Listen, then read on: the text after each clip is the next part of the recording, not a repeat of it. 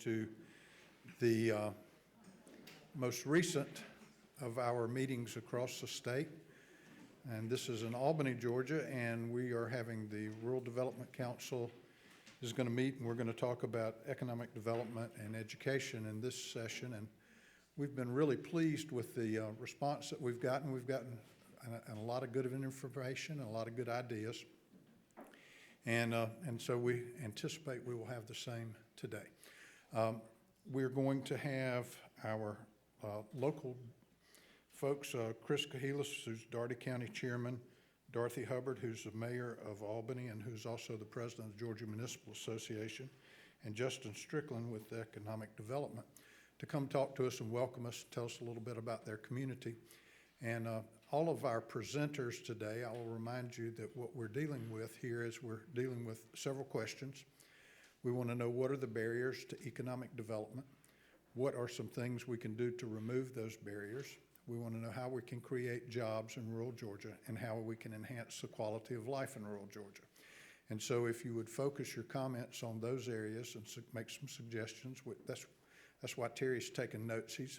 He's co-chair on the agenda, but he's actually the secretary. So with that, I will ask Chris to come up and give us a welcome.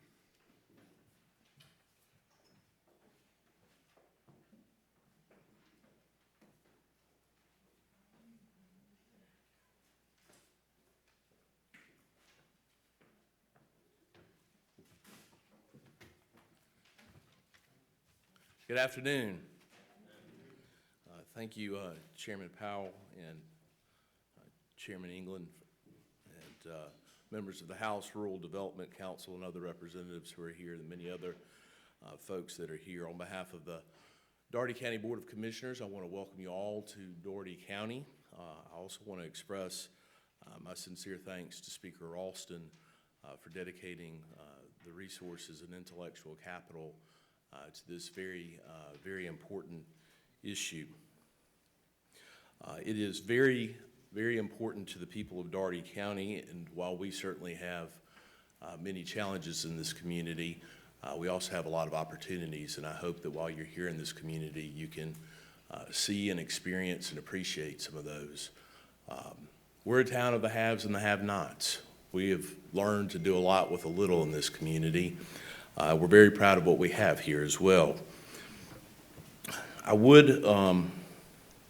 Some of the things that we're very proud of here in this community is we believe in partnerships and we believe in regionalism.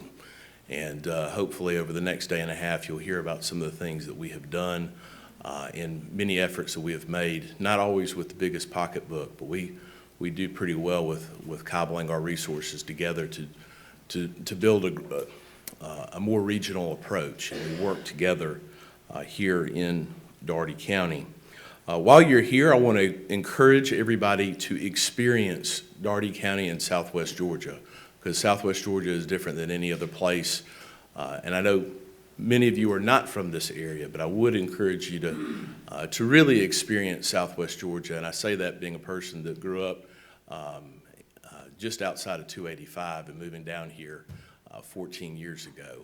I shot my first gun when I moved down here, and that was a new experience, and I was hooked. And I moved down here 14 years ago with plans of moving back to Atlanta, and instead ended up meeting my wife, having 4 children, and now I'm the county commission chairman. So it does have some significant experience and enticement value here, and I say experience Southwest Georgia because it is like no other place.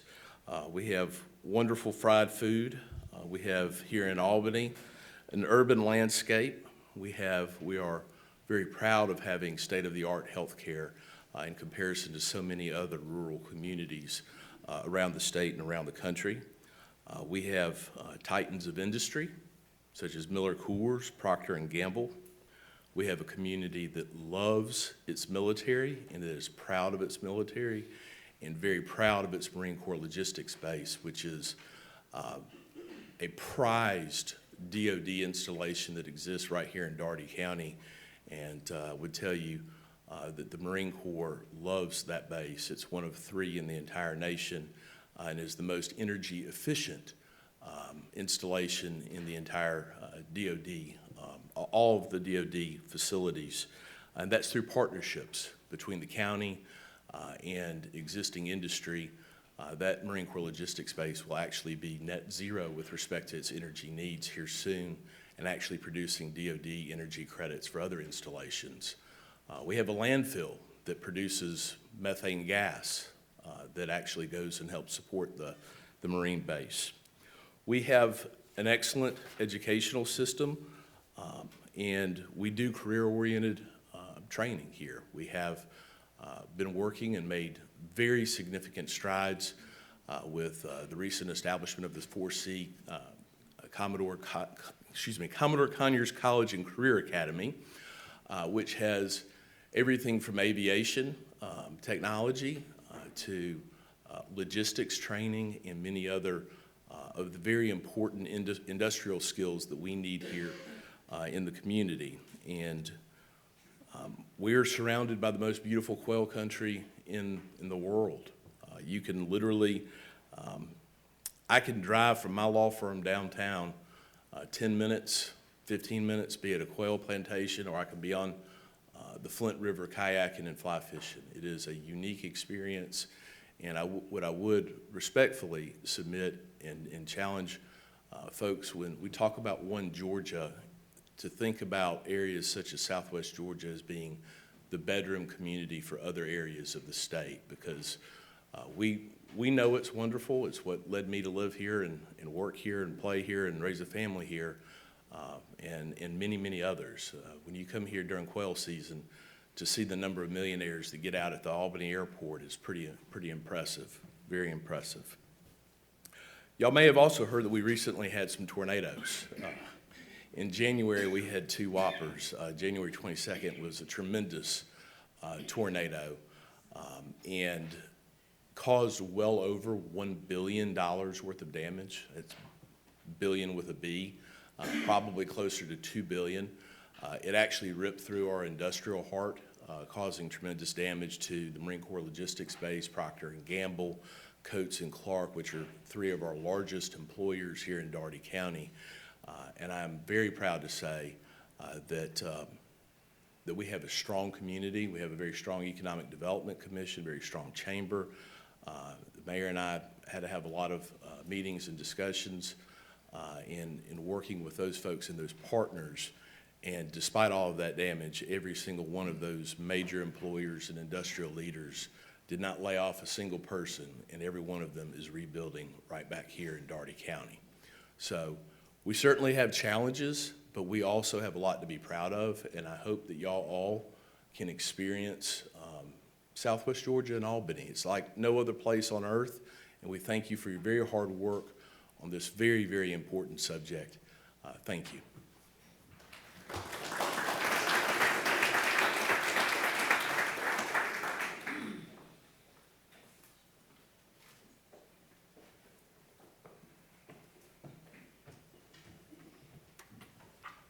The thing about being second is that I can say ditto.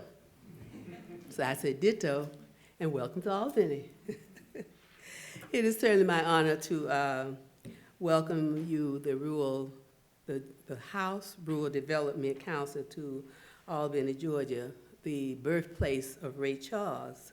So we are delighted that you're here, and we're delighted that you have Georgia and Southwest Georgia on your mind. Having said that, we know that when you come to visit us, you can feel our hospitality floating through the air. And I can guarantee you, especially those of you from the Atlanta area, that in the next 2 days you will not be in a traffic jam.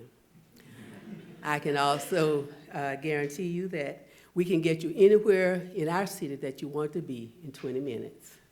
So we hope you will enjoy your stay here.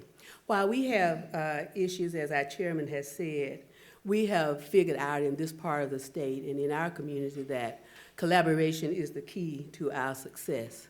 So you will find that we, the city, the county, the mayor, the chairman, the Economic Development Commission, all of us in education, all work together.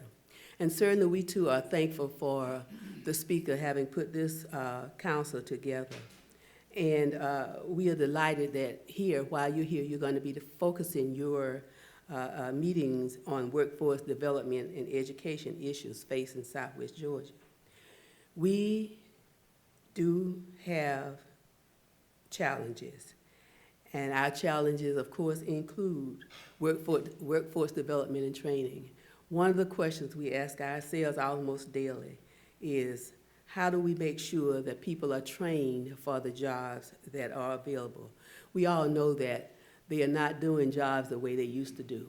So we have to be ready and, for the jobs that are available. We also want to stay connected to the rest of the state and the rest of the world. And one of the ways we do that is through technology. But we do, in this community and in this area, we worry about crime and crime prevention. We worry about the people who live in poverty. We worry about those who are homeless and who have behavioral challenges. And often we have to also worry about how to get our products to the market, because many times we are on deadlines, and when we have to go through some cities and some state highways where the speed limits drop drastically, our transportation people tell us that sometimes that becomes an issue for rural Georgia. And even though our challenges are many, I believe that our opportunities are equal to our challenge. You heard our chairman tell you about we are the home of Procter & Gamble Paper Products Company. We make the best paper products in the world. We are the home of Mars Chocolate North America. We roast 90% of the peanuts in the Snickers bars that you all love.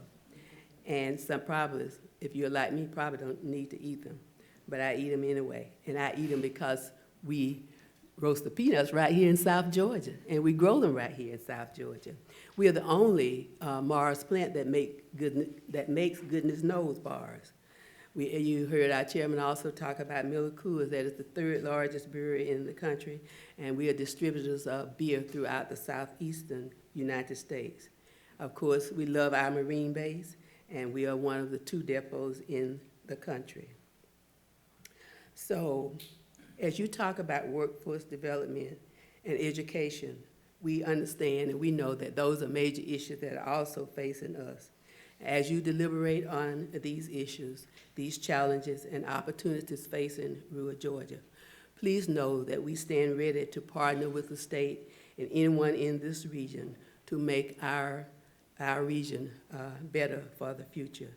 We look forward to the report from the Rural Development Council, and we are willing to partner with you to help you to get wherever we need to be. Yes, we are glad that you have Georgia on your mind, and we are especially glad that you have Albany and Southwest Georgia on your minds, and you are welcome to Albany, Georgia, anytime. Thank you.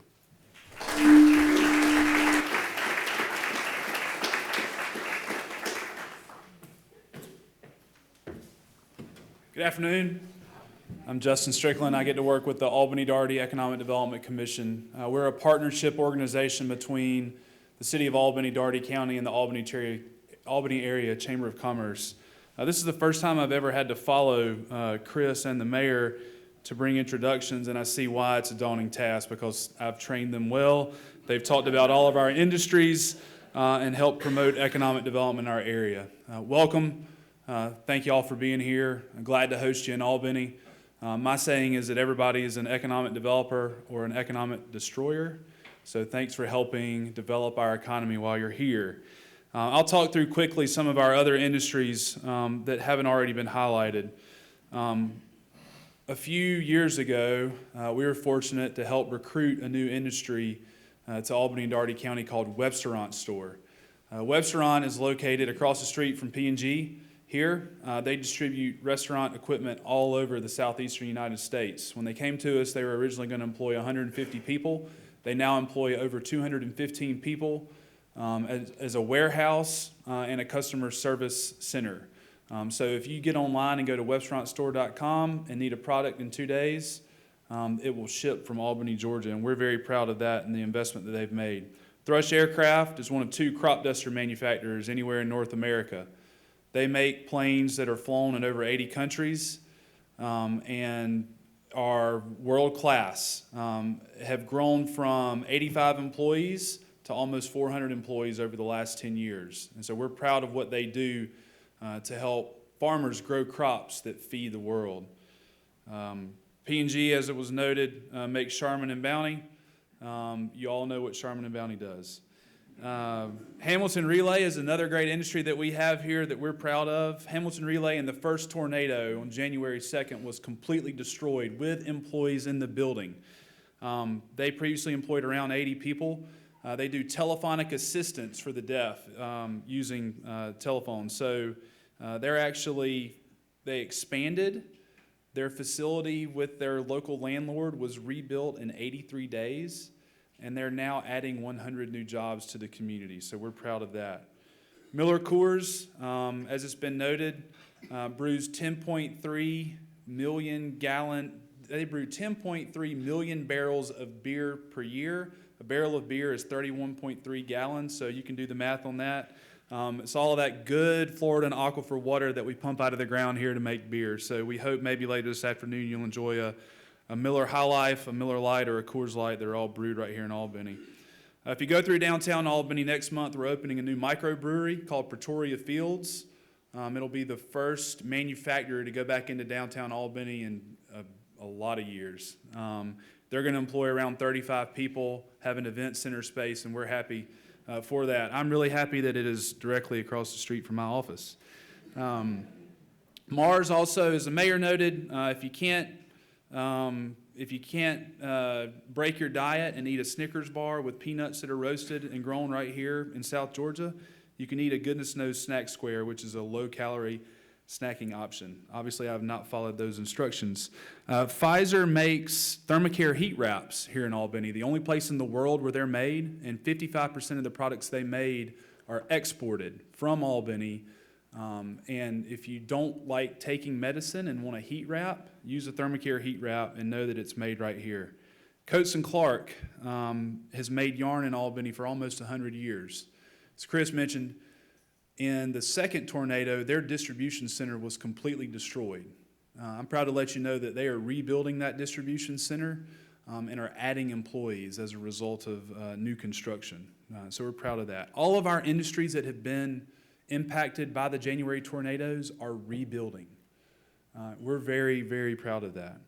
And one other, this time of year we need to note, one other incredible operation that's been in Albany for many years is Sunnyland Farms. If you're looking for Christmas gifts for your office, Sunnyland Farms makes some of the best chocolate-covered pecans you'll have anywhere, in addition to a lot of other pecan products.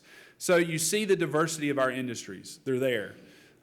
We have advanced process manufacturing, distribution. We reset all of the equipment and all of the low-caliber guns that the Marine Corps uses. So if there's an instrument of war that the Marines use, it is either reset or rebuilt right here in Albany-Daugherty County, and we're very proud of that. On the workforce development front, we've been very proud that our community has collaborated together to build the College and Career Academy with a baseline of soft skills and 14 different pathways. Our 9th and 10th graders can get the training they need. And then after going through that program in 11th and 12th grade, they can go get an associate's degree. I wish somebody would have grabbed me in 9th grade and told me that you could have an associate's degree by the time you graduate from high school. That would have prevented that extra year in Athens. We also have helped with the addition of the 4C Academy grow our dual enrollment students in high school by more than 100 kids this year. So late last year, we had 19 kids involved in Move On When Ready. That name has changed to dual enrollment, and we've added 100 kids in the College and Career Academy, so we're very proud of that. Our Chamber and EDC partner together on what we call the Albany-Daugherty Industry Roundtable. All those industries I told you about meet together every other month. We're meeting with them this Friday. And they identify commonalities and challenges where they can help the community and help each other grow. Our small manufacturers meet with our large manufacturers, and they learn how they're making products and how they're shipping products. But they've also partnered together on a workforce program called the Industrial Operations Technician Program. Albany Tech, right here, helped put a program together, the first of its kind in the state of Georgia, through the technical college system of Georgia, where if I got tired of this economic development gig and wanted to go work for one of our manufacturers, I could go back to school tomorrow for 2 semesters and then receive a preferred interview with some of those manufacturers. We think it's a great program. I spoke on it earlier this week at the High Demand Career Initiative Conference that the state did. It's easily replicable in other communities, but it takes your community working with your manufacturers in order to design a program that can be administered by your technical colleges. We're also on the cusp of starting a CDL academy. Some of our industries have identified a need for truck drivers, so we're working through that, and y'all are the first people to hear about that. And then Albany State University has recently decided to focus, they have recently made it a focus to be more involved with industry, and we're looking forward to the results of that, of having 4-year college training programs that benefit our local industry. Employment levels is something I wanted to talk about. In Daugherty County, our current unemployment level is 6.7%. The Southwest Georgia region is 6%, and the state is 4.7%. While we're lagging a little behind, over the last year, we've added almost 1,000 more people into our workforce. 300 less people are unemployed right now than they were last year, and we believe the focus on those workforce development programs that I previously mentioned are helping with those numbers. Next steps for us as a community. Right now, as you're meeting in this community, we have also leadership from the Pentagon and from other Marine Corps bases who are meeting at our Marine Corps Logistics Base for the Base of the Future Symposium. Our base is a model for how communities can work with a Department of Defense installation, and we're proud of that. And they are meeting to learn how we partner as a community with the base and how they can replicate that around the world. We're also working on some new emerging industry technology, including 3D printing and additive manufacturing, that I'm really excited about. And our regionalism approach that I'll get to talk about later with Locate South Georgia and our collaborative efforts across all fronts in the community, I think have Albany and Daugherty County poised for growth. So we're thankful that you're here. Look forward to working with you today at this meeting. Thank you.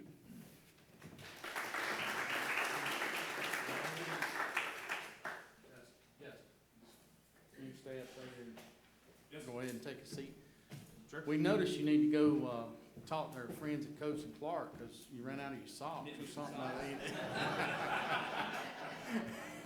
I'm sure they got enough yarn over there to make you some. We're gonna go into our roundtable portion, and as Justin just alluded to, we're gonna talk about regionalism and what it can do for communities and groups of communities. And we have 2 other presenters that will be joining him on stage.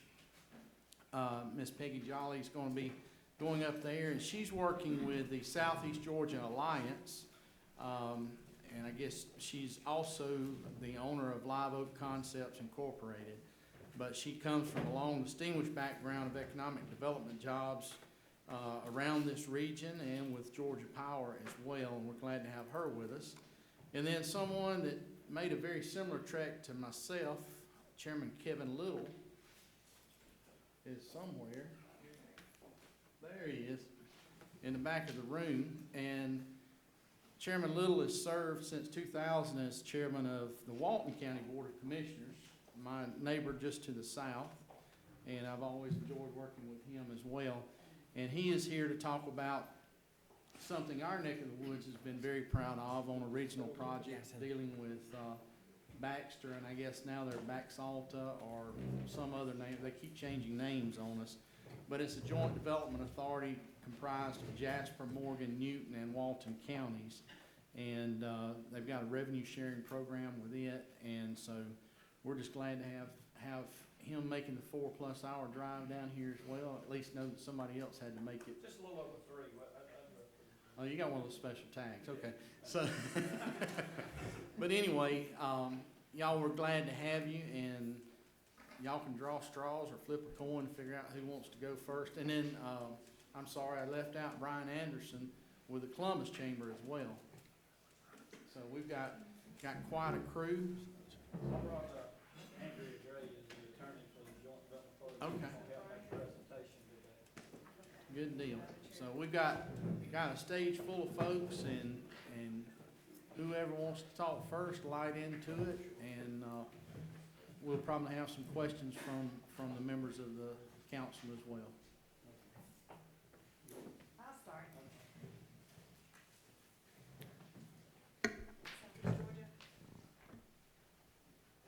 So I think the program where we're asked to do was give about a 15-minute overview of our regional efforts, and then open for discussion after each of us had introduced our programs. And since Albany has it all together, we could just condense it. Just kidding.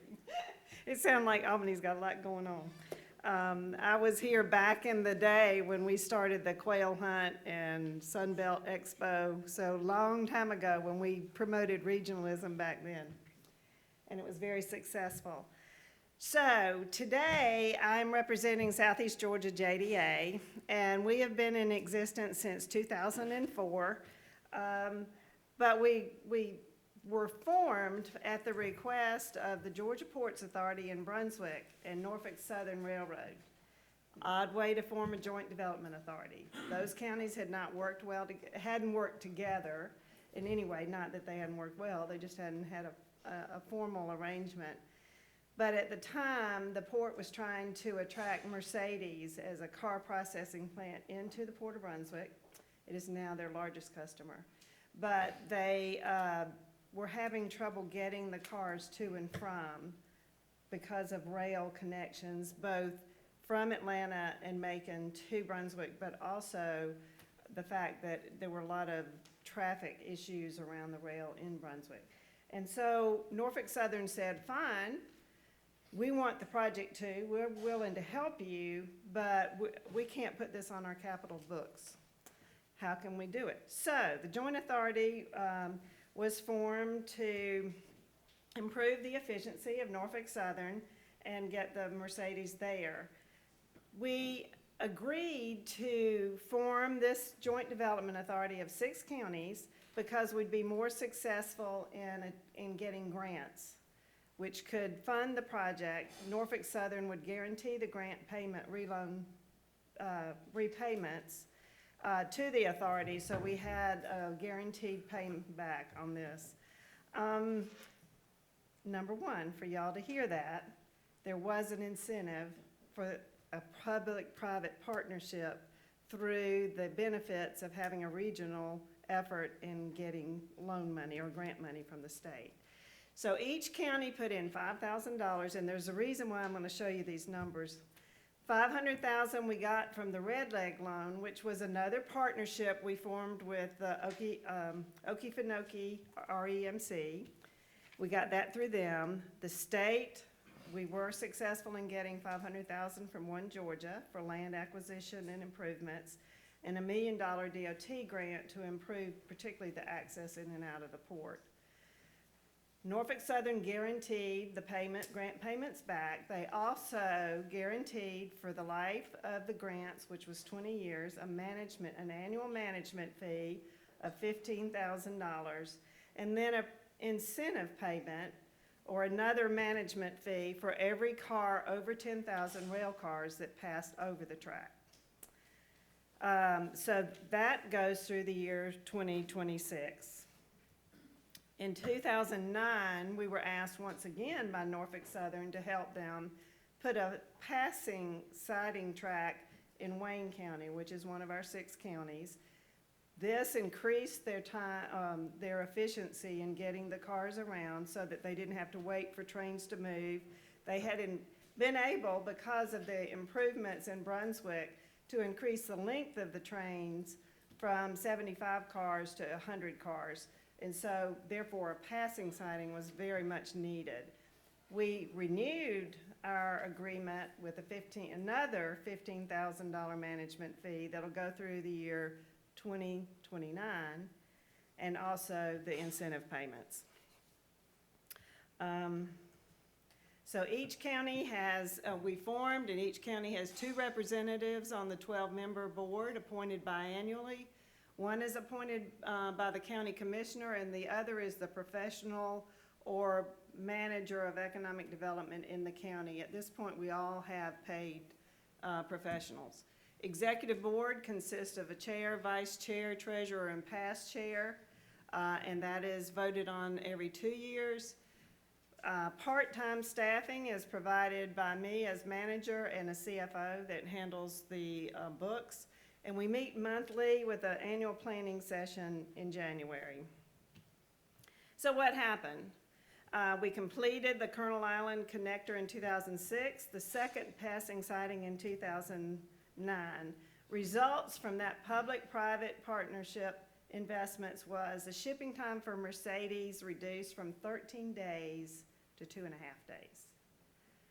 As a result, Mercedes agreed to locate in Brunswick from Jax and double their exports through the port. This, along with an increase in grain shipment, at the time that was more of a product, now it is going away, basically. But mainly the auto has created hundreds of high-skilled jobs and millions in capital investment. And today, the Brunswick port now ranks as the busiest in the nation for the import of new vehicles. And I can't stress enough the public-private partnership of this regional effort. And that's something to remember. All right, so last year we asked Georgia Southern to do a 10-year impact study of this partnership that we had created. They used the direct information from the Ports Authority, from Norfolk Southern, from the auto processors, and from grain companies. They studied the direct effects, which you see what that covers, the indirect effects, and the induced effects over the 10 years. We went from a $28 million statewide impact per year to a 35+ million impact per year. So over $7 million a year in increased state impact. The regional impact went from about $17 million a year to right at $23 million a year. So it just alone in the region, because of that initial investment, a very small investment of about $3 million, we're now seeing that doubled every year in return. So what do we do with that money? We have sponsored events which increase economic development in the region and outside the region as well. We've gone to Jacksonville and entertained brokers there and introduced them to the opportunities of sites in South Georgia. We've already had project result from that event. We've provided funding for each county to be a member, founding member of the World Trade Center. We have 3 members right now that are on a trade mission to Germany with that group that will then host the group from Germany in March, and we'll be a part of that in Savannah. We have set up a revolving loan fund for the 6 counties that can be used either of 2 ways. One is that each county has up to $50,000, 0% interest, 10-year payback for any project that they need help on. We've already loaned out one such $50,000 grant for a company that needed help in purchasing equipment to expand. But that also can be used as a lump sum on a project that would have regional significance and that they all wanted to participate in. We've established a grad site certification fund to help repay some of the certification fees for counties to each have. We want a grad site in every county because we know that brings projects. If you've got enough of cluster of grad sites available. We're working to produce a futures closing fund that we hope to have enough money that we can participate with the state on any major project because we have the funds in hand. And we're creating partnerships with regional colleges and technical colleges to create training programs based on some information that we received from a regional workforce study, which we funded last year. We commissioned nationally known consultant Kate McEnroe to do a workforce study to give us a better whole handle on what skills we have in the region and what skills we need to be working on to produce the jobs of the existing industries that that have told us what they need. So it's going to be a very productive study in a number of ways. But one thing it has done, it has made us think regionally. Because Charlton County has only 13,000 people in the county, I believe. Make sure I've got that right, 13,555. And they have a workforce or a labor force of 4,300. If you're talking to a prospect or to a site location consultant and you say, I've got 4,000 people for you, they're gonna say, I'm gonna look somewhere else. But if you say as a region, and we've documented that the workforce travels an hour by our interviews with existing industries, we've documented that they'll drive an hour, then all of a sudden we have 91,000 employees just in the region. But if you expand out to the true draw area, we're up to 833,000 because we reach into Jacksonville. So all of a sudden, we become very competitive with towns like Athens, Georgia, or Florence, South Carolina, or Panama City, or any communities of 200,000. It gives us the ability to market to bigger projects. We just had a marketing trip to see consultants in Chicago, and they were all over this. They said, yeah, we get it.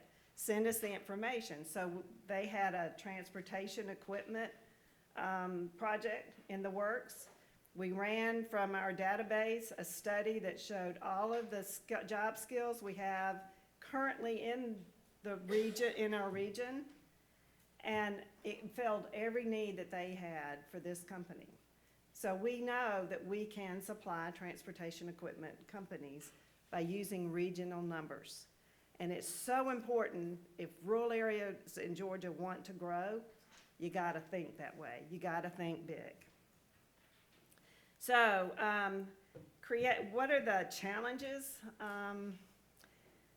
If you all really want to look at how to help rural Georgia in these regional efforts, look at South Carolina's program. We went to visit the I-77 Alliance because we liked what they had to say. They're just south of Charlotte. It's 4 counties. Similar to us, we're just north of Jacksonville. We're 6 counties. But what amazed us was there is a competitive program in South Carolina that regional authorities can apply for. If you apply, it can be up to $250,000, but you have to match it. So whatever you apply for, you've got to match that money. Makes sense. If you're willing, don't just give them a handout, make them work for it. It can be public-private. They can use it for infrastructure improvement, site acquisitions, marketing, branding, staffing. It just is such an incentive to make this regional program work. And we have to have money to put in the product or we can't sell. And so I used to be a statewide project manager. I know if you don't have a site, I'm not going to bring you something. So you've got to have the sites. You've got to have grad-ready sites. Seek partnerships with private stakeholders to fund the program through the matching dollars. They are more than willing. I can tell you, we get matching funds for marketing efforts all the time from engineering groups, from the railroads, from different organizations that want to see us grow. We reward success, don't penalize it, and this is one of the things that has bugged me throughout my career. I was on the original Jack Hill Senate committee hearings that went around the state in the mid-90s, early 90s. And at the time, the job tax credit was the innovative thing to put into place, and it did make sense. But I think we need to rethink it. I think a county that has done well and is seeing some success like Albany, maybe the job tax credit isn't what it needs. Maybe it needs to offer incentives to companies that are paying a percentage over the average wage in Albany. That doesn't penalize any county. If it's the average wage in Colquitt County or in Tift County or in any of the counties, if it's paying 10% over the average wage, 15%, 20%, they get a rising incentive on that. Look at the film credits. I think that cashback program for money spent is also something. But we've got to not penalize these counties that are doing well. And it doesn't make sense, and I'm not picking on Bullock County. I love it. I lived there at one time, love it.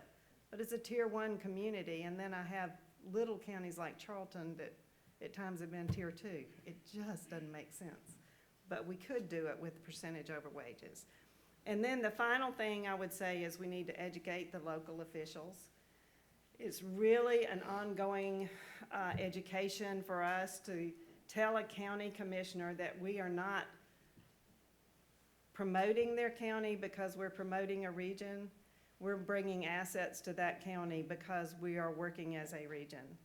And it is not going to slight them in any way. They'll probably get leads that they wouldn't get otherwise. The Alliance itself is a lead generator. It is not a project management group. I assist the counties when they need assistance in projects, but I don't do anything other than bring them leads. So for a county, a local commissioner, they just need to somehow grasp that when we're saying there's 91,000 in our region, we're not slighting a 13,000 population. These are our partners, and we could not have done it without them, so I always want to give them thanks. And that's it.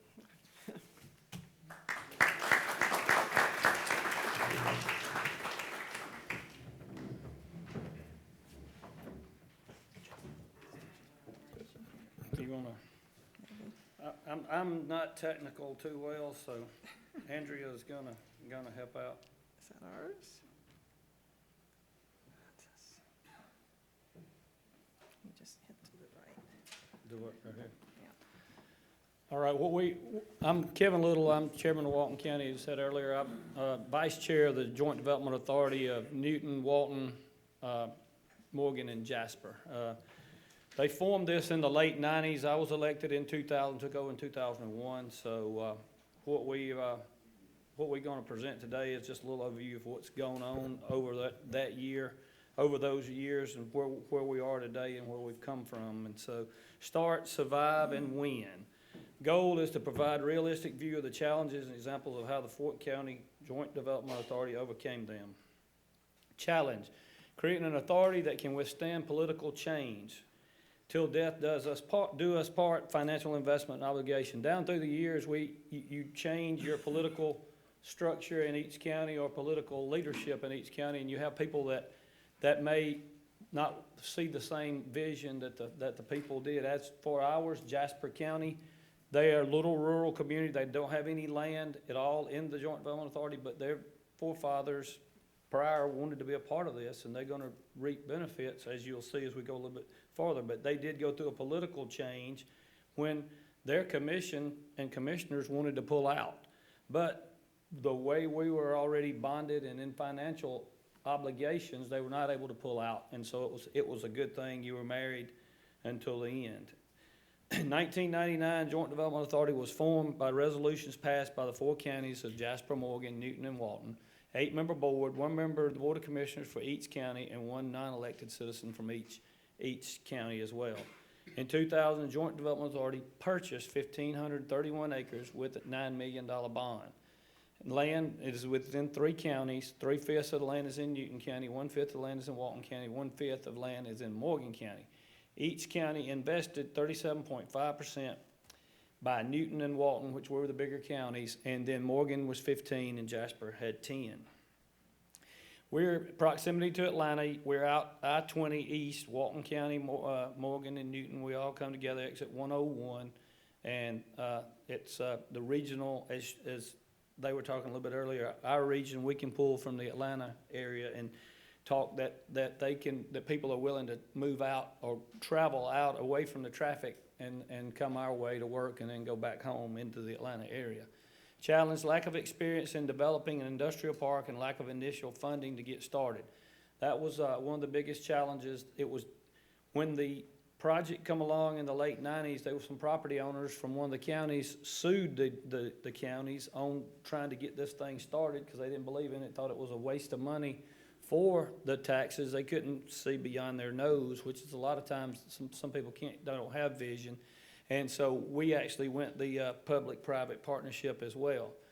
In 2000, Joint Development Authority entered into a purchase and option agreement with Technology Park Atlanta, who had done a lot of technology parks up in the Atlanta area, metro area, and had a lot of, history of doing things. Option for TPA was to purchase all the property in Stanton Springs over 20 years. TPA purchased approximately 340 acres through 2015. They provide marketing, master planning, consistent zoning, site studies, and coordination of site certifications and maintenance of the common areas, which is very important. That was something that we were not able to do as the counties. We couldn't provide this, but our private partnerships was able to step in and provide that funding. And how we were able to fund some of the sources were within their takedown of the land. We actually built a parkway in with some assistance from DOT and had this worked in. And so this is the 1,500 plus acres that we have out east and off of I-20. It's another Shire, which was Baxter. Baxter Pharmaceutical, it was spun off to be Baxalta, and now Shire has taken over that facility and purchased it, and are hoped to be, they're in the process of hopefully get approved by FDA early next year. They was hoping by the end of this year, but it don't look like it, but they hope they'll be able to produce product by first quarter of next year. Funding and installing initial utilities, that was something that the counties, as most of the rural, not large amount of funding was available, so we were sharing the burden with, as they said earlier, grants, GFA loans, partners with other government entities to help make this park attractable to economic people from all over the world. Is that? That's you. Oh, that's still me. All right, 2002 and 2003, water and sewer infrastructure extended to Stanton Springs via an intergovernmental agreement with Jasper, Morgan, Newton, and Walton. Newton County Water and Sewage Authority and City of Social Circle, and it was funded by a $500,000 grant and $435,000 GFA loan. What we did is City of Social Circle, initially, there's a roadside park the state of Georgia had in, so they had sewer already at I-20. And early on, if we were gonna land a small company or whatever, we were gonna initially start, we had contracts with the City of Social Circle to get us up and going, that we had sewer at the site. And also while we were in the talks with Newton County, because it's a good ways, can't remember the mileage, but it was a long ways from the last line of Newton County line. And they were able, that was able to, one thing for us to be able to promote that we had water, sewer, and all the utilities available. Sharing the profits between 4 counties when the land is in 3 counties.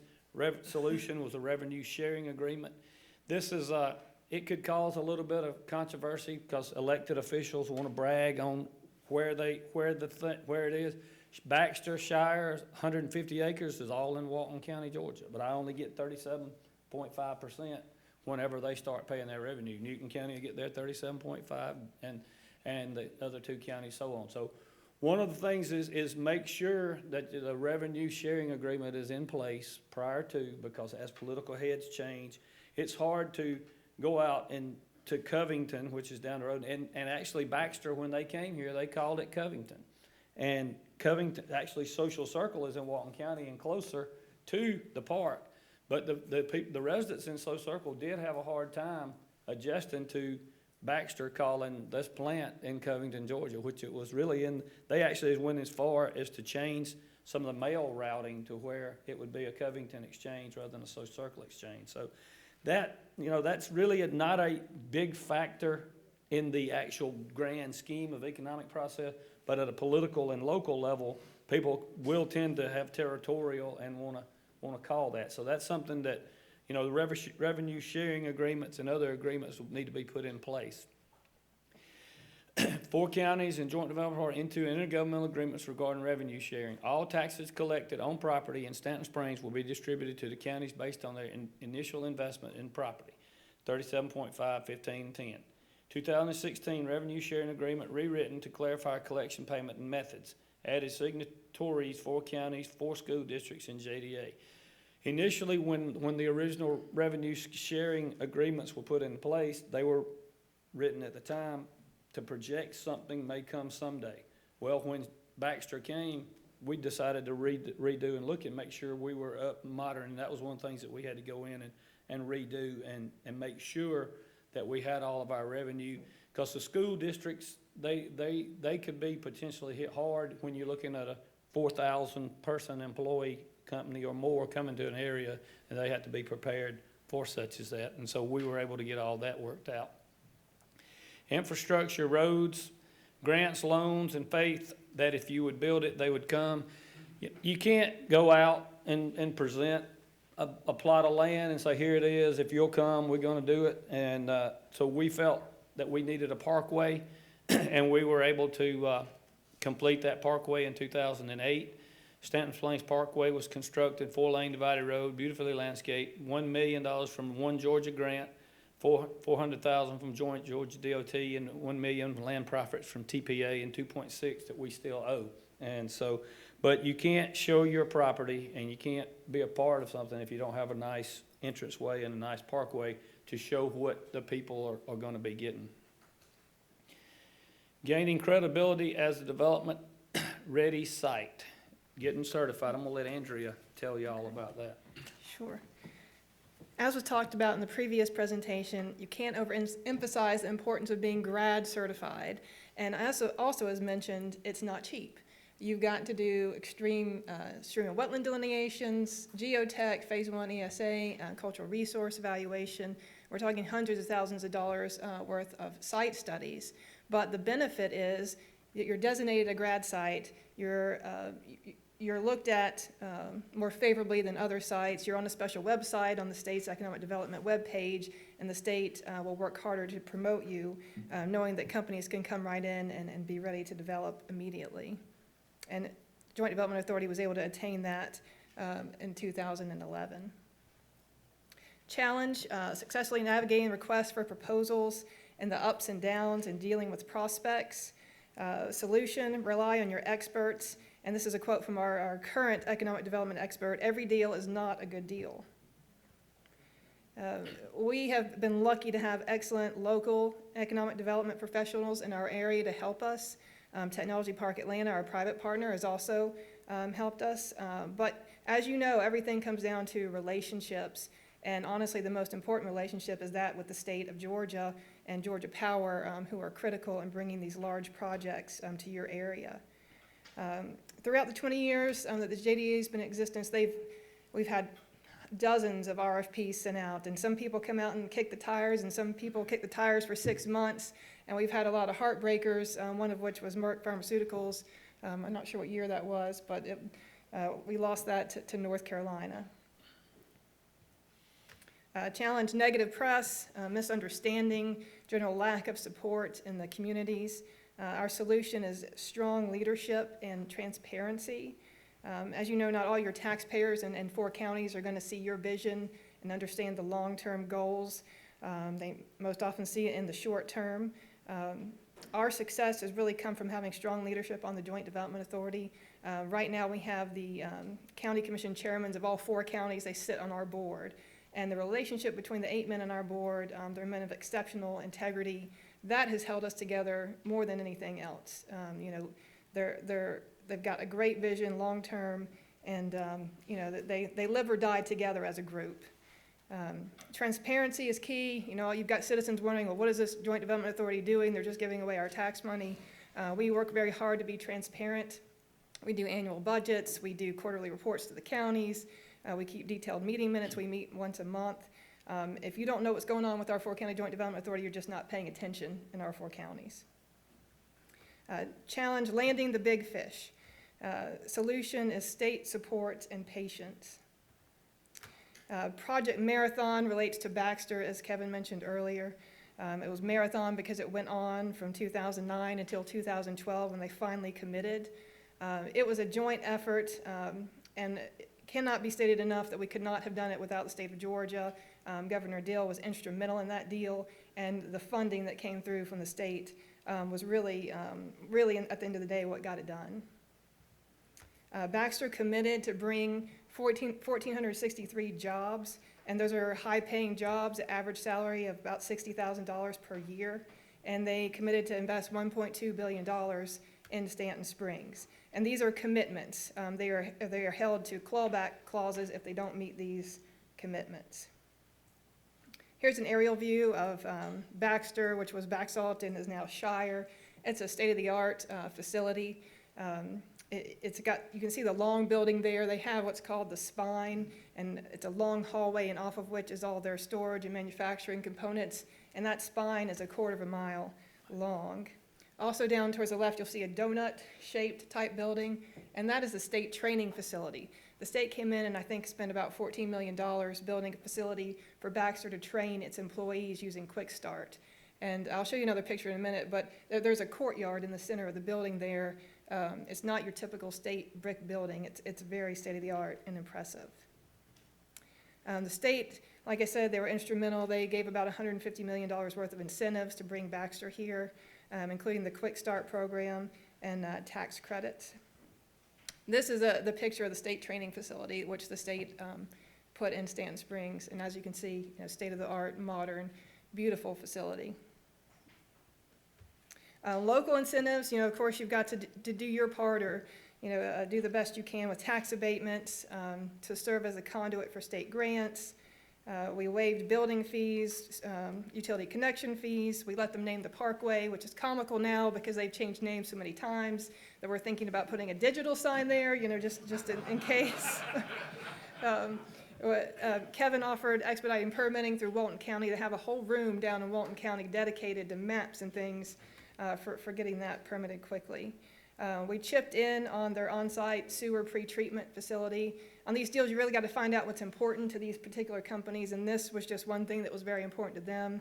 They manufacture drugs through blood plasma, and so the waste coming out of that plant can't go directly to our county water and sewer authority plant, so they have to have the on-site pretreatment, so that was important to them.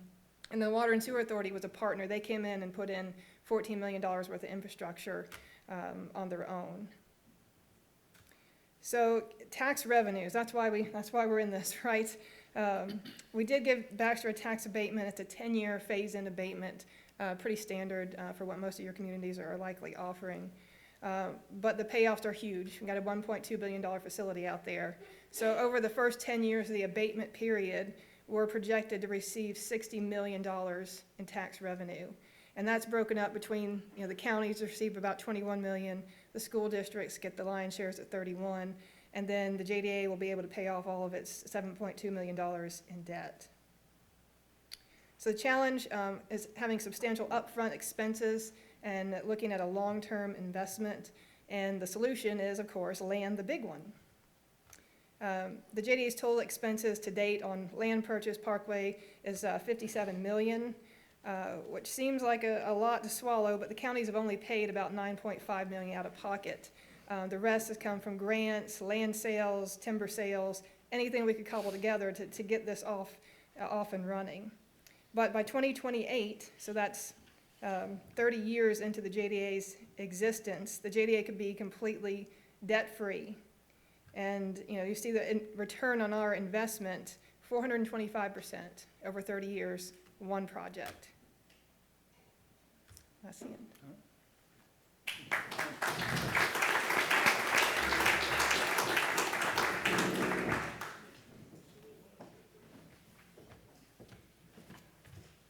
Good afternoon. Chairman and members of the Development Council, thank you all for your work, what you're doing here today to understand what faces us both in individual communities but also regions. Am I already up? Are we getting there? You need me to do it?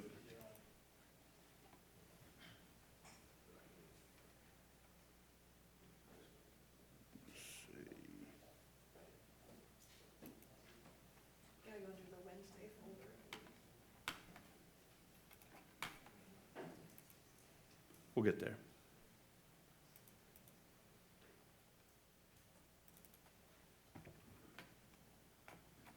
How much room to move the mouse up here? Okay. I want to talk to you a little bit about the Valley Partnership, but specifically this partnership is anchored by Columbus, and since we're the largest county, largest city, we are a consolidated government. And this is sort of what the partnership, it's not a big representation, but this is the counties that make up our partnership. This partnership's been around 20 years. We're really, the big and little story is certainly what we represent in this partnership, in the sense of, if you take Russell County, which is in Alabama, and just look at the Georgia counties, it's really Columbus, Muskogee, surrounded by very small, very rural counties.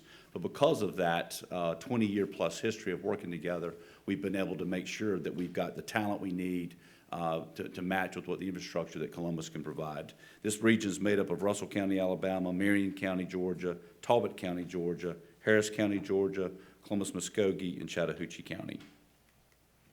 This is all the partners. I've heard a lot today from my fellow presenters about partnerships.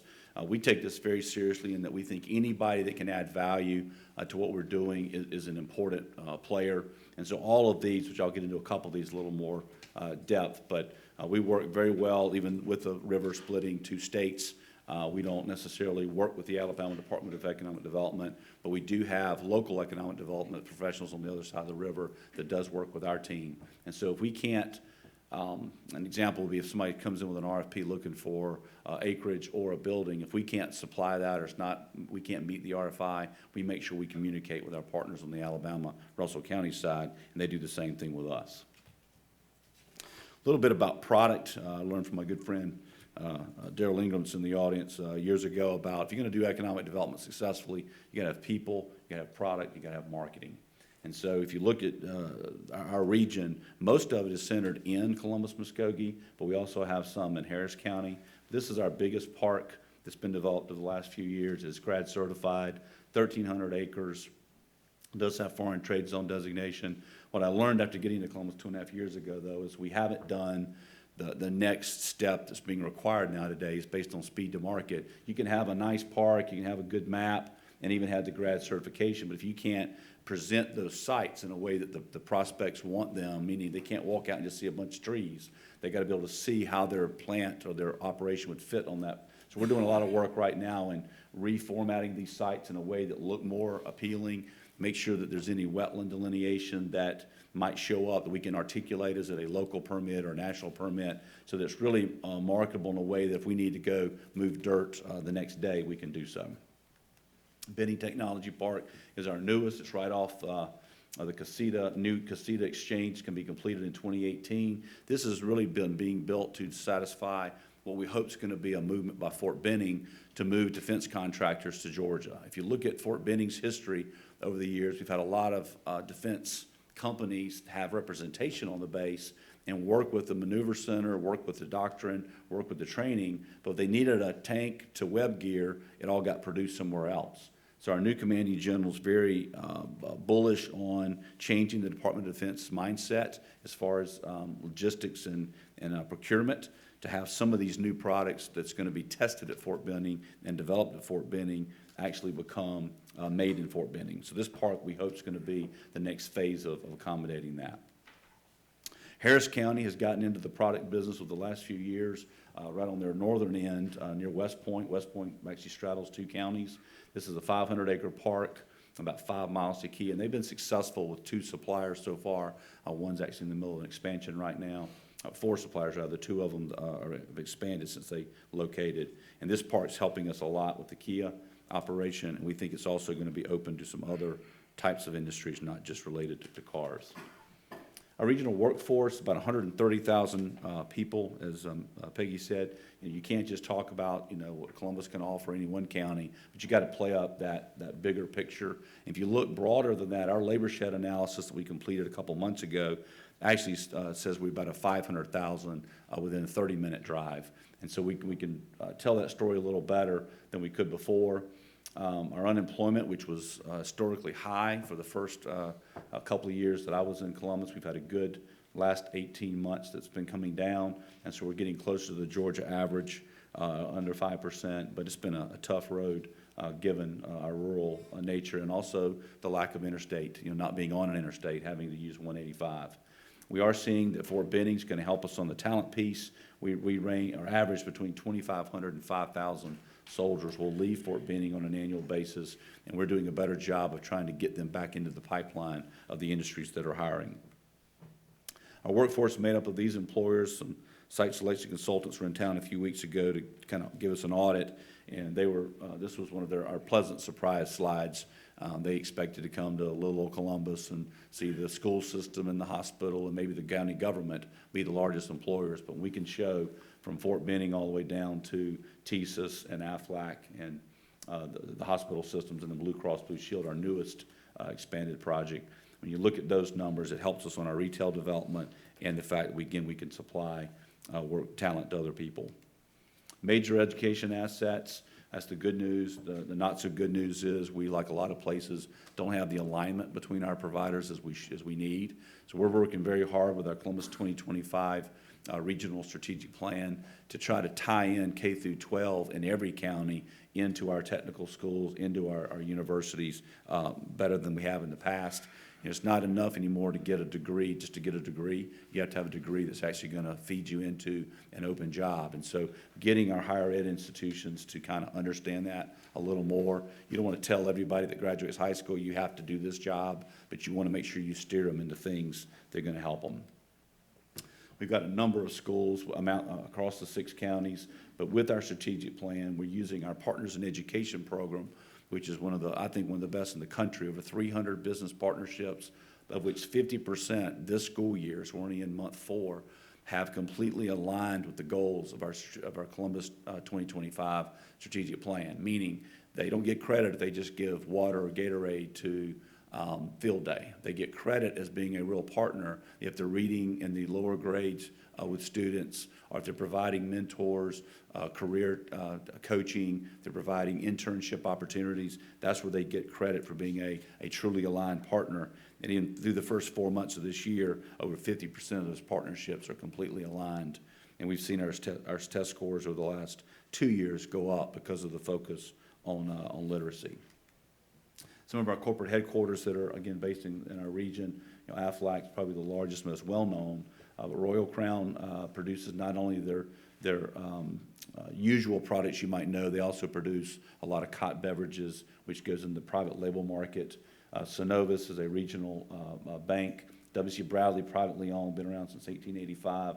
They're both in the real estate business, charcoal grills, and Zebco fishing products.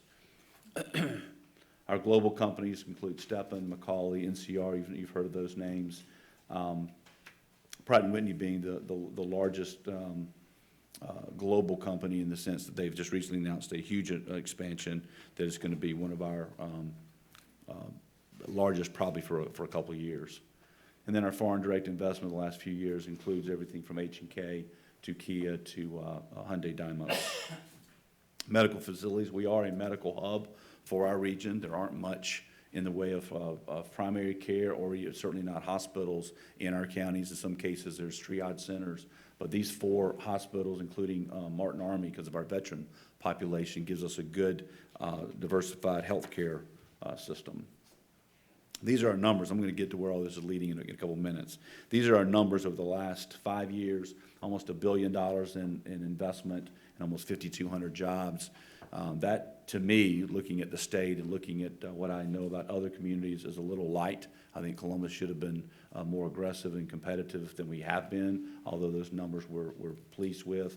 But we think with our pipeline development and telling our story a little better and being better aligned regionally, we are to be able to improve those numbers going forward.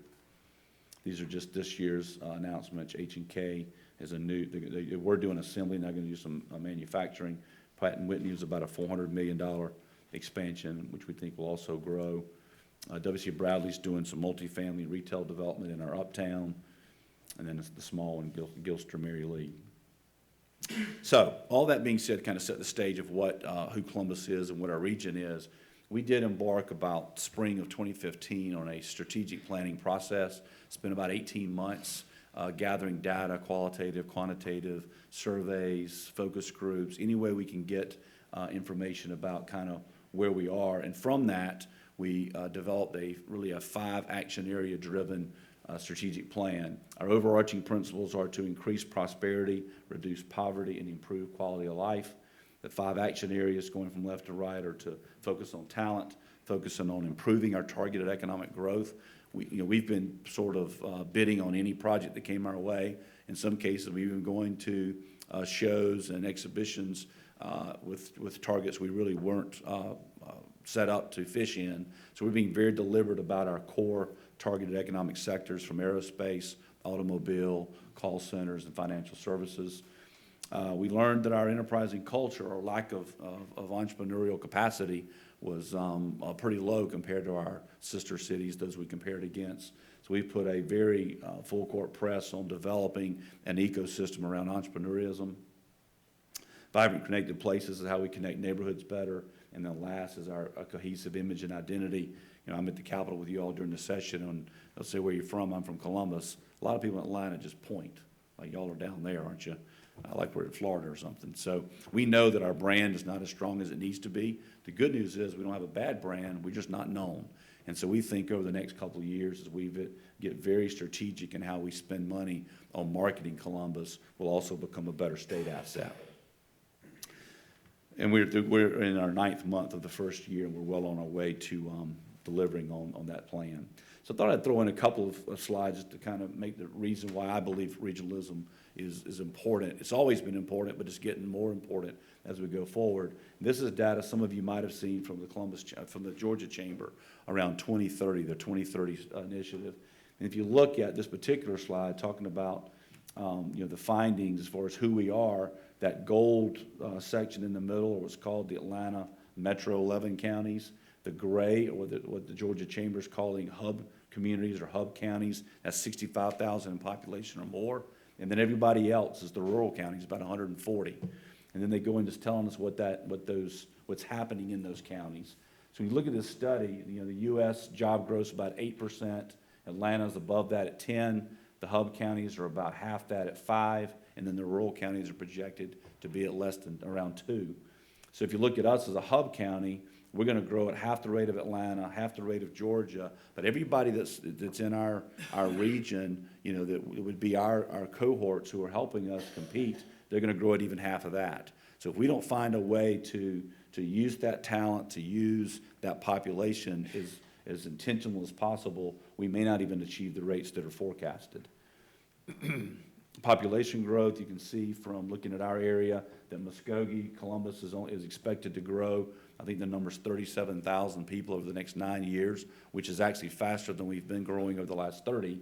But everybody around us, except for Harris County, they're going to grow at a decent rate. And then Chattahoochee's got some growth projected because of Fort Benning. But we've also got a lot of the counties listed as white, which are projected to lose population. Adults not working, this one really stood out in our study that we did as far as, I think in Columbus particularly, we found that over 40% of our citizens live on non-wage growth. And so I wasn't familiar with that term, but when you look at that, that's people living on all different types of entitlement programs or subsistence programs, and that's going to be difficult to grow if you've got that level of talent divide.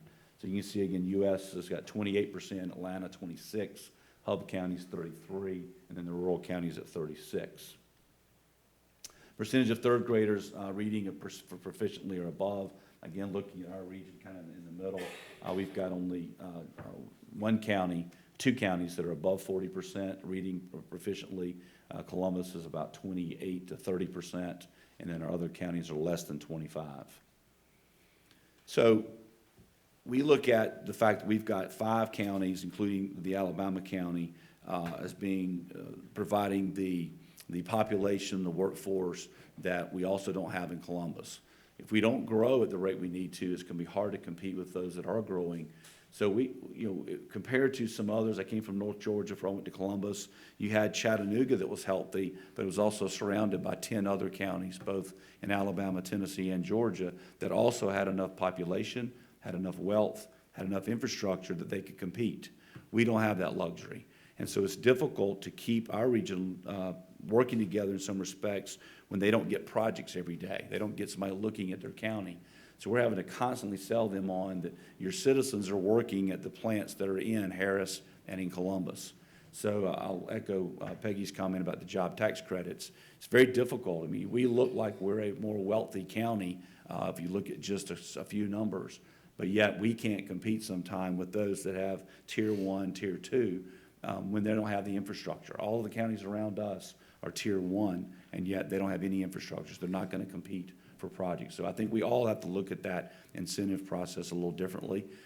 We're able to not only be viable, I think we can thrive because of our regional partnership, but it's going to be a even more competitive environment as we go forward, competing with Metro Atlanta, Charlotte, and the other bigger cities. So we have to use our regional process, use our cooperative nature in building partnerships in order to be competitive. Thank you.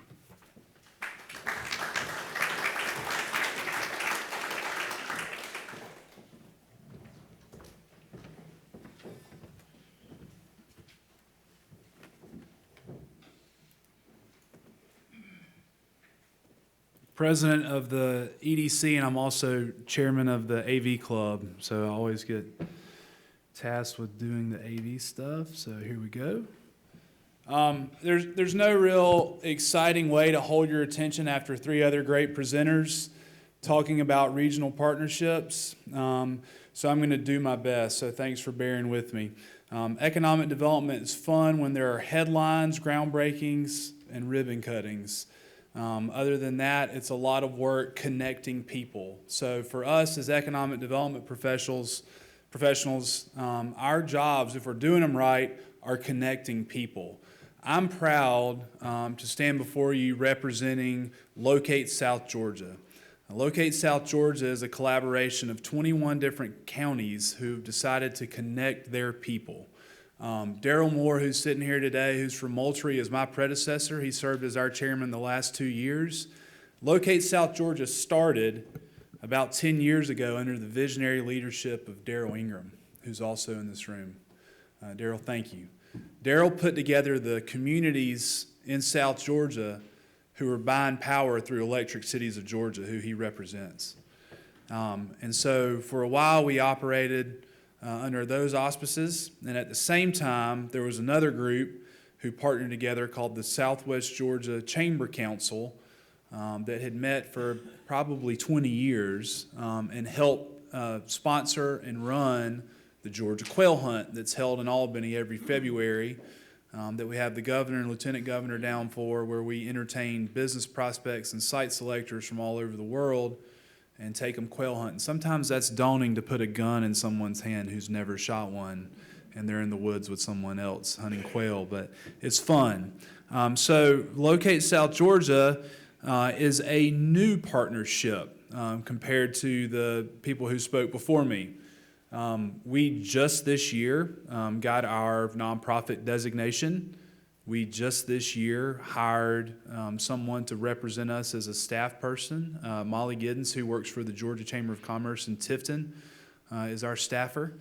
And we have just started putting the wheels, see the logo, that's the marketing pun, putting the wheels to making Locate South Georgia work. So at first, we were hit with the notion from some people that 21 different counties would be impossible to bring together. Now, if you imagine 21 different economic developers in a room, sometimes it's hard to make a decision. But what we found is that of those 21 counties, there are 725,000 people in them that employers and site selectors could draw from when they're helping locate an industry. We call it co-opetition. We have to cooperate with our competition. And a lot of times, as you know in politics, competition is just across the county line. So we feel like bringing 21 different counties in rural South Georgia together to partner on a marketing endeavor is highly important. And I'll tell you why, I'll be honest. We look up the road in Columbus and we see what the Valley Partnership does. We look at coastal Georgia and we see that their communities are collaborating together and have a great marketing effort. We can't get left behind in South Georgia. So, in that vein, We're spending a lot of money on marketing currently. We kicked off a new marketing effort, and that's why I don't have a whole lot of fancy slides to show you today. We kicked off our marketing effort 2 weeks ago to help rebrand Locate South Georgia. We're going to launch a new website in February of next year with new marketing collateral and new data, and we're happy about it. So what I can tell you today for Locate South Georgia is stay tuned. We've done a lot of work behind the scenes, the unsexy side of economic development, to help get us to a point where we're ready to present to site selectors and to businesses the notion that you can work in South Georgia where you can go a mile a minute. I was at another conference this week, they said we don't have rush hours, we have rush minutes. And I like that. We've learned that through working on workforce plans, that people drive from as far away as Columbus and Waycross to Albany to work. And that's about the territory that Locate South Georgia covers, from the Alabama line to Douglas. So we're very proud of the work that's gone into it. One thing I will note that we made a priority, and this happened through the Georgia Chamber, is we used Locate South Georgia to start Locate South Georgia Leads. Locate South Georgia Leads is in its second year, and we have 30 people in a class who are learning leadership values, learning more about South Georgia, and putting those ideas and notions to action.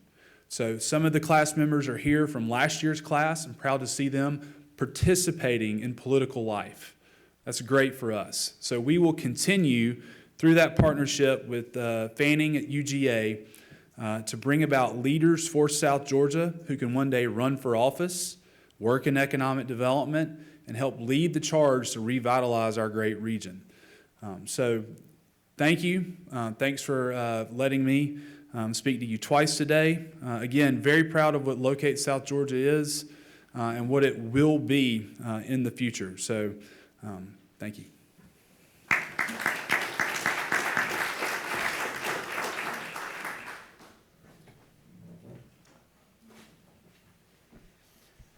I think those were all great presentations. What I'd like to do now, sort of open it up for the roundtable discussion and start off with some questions from the council, and y'all just chime in, and we just want to talk, if that's okay.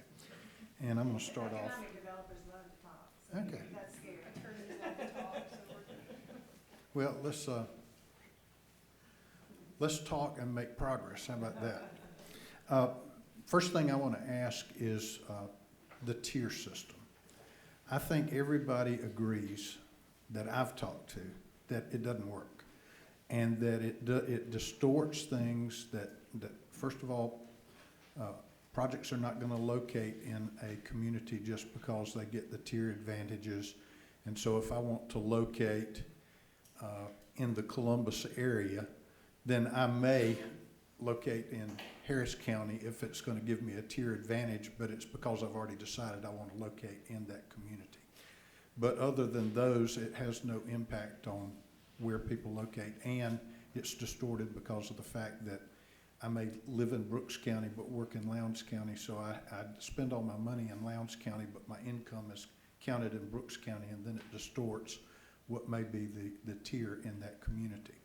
So having said all of that, if we were going to, well, let me just ask you, should we just scrap it or should we replace it with something else? What should we do regarding the tier system?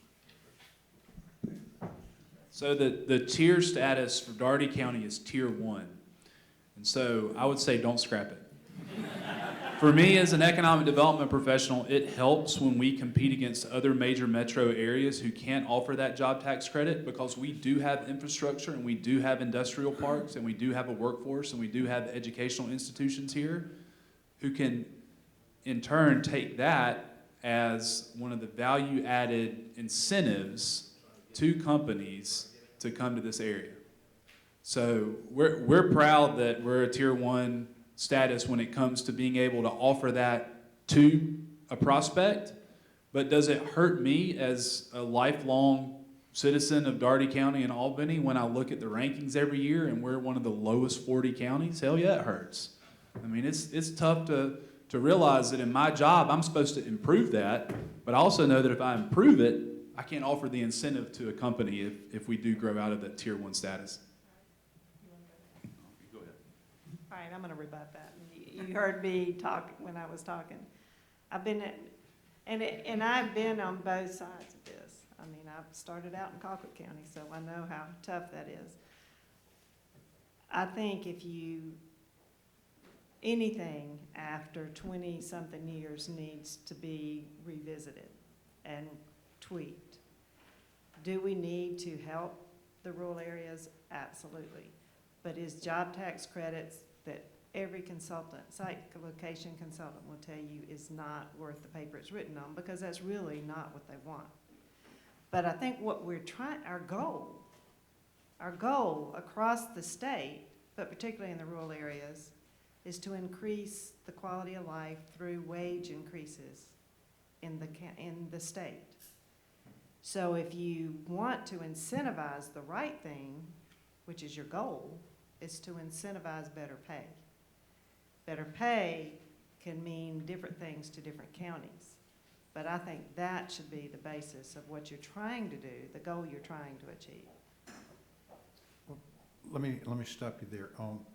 The suggestion that you made, and I think it was echoed by some of your cohorts, is that if we made the job tax credit representative of the community rather than just a statewide job tax credit, would that not accomplish what you're talking about? Is that, all right, you get the job tax credit if you pay more than the prevailing wage in that community, and so that does what you want to do, which is increase wages, and it targets that community, and every community is based on, rather than having to compete with Atlanta or whatever I'm competing against myself.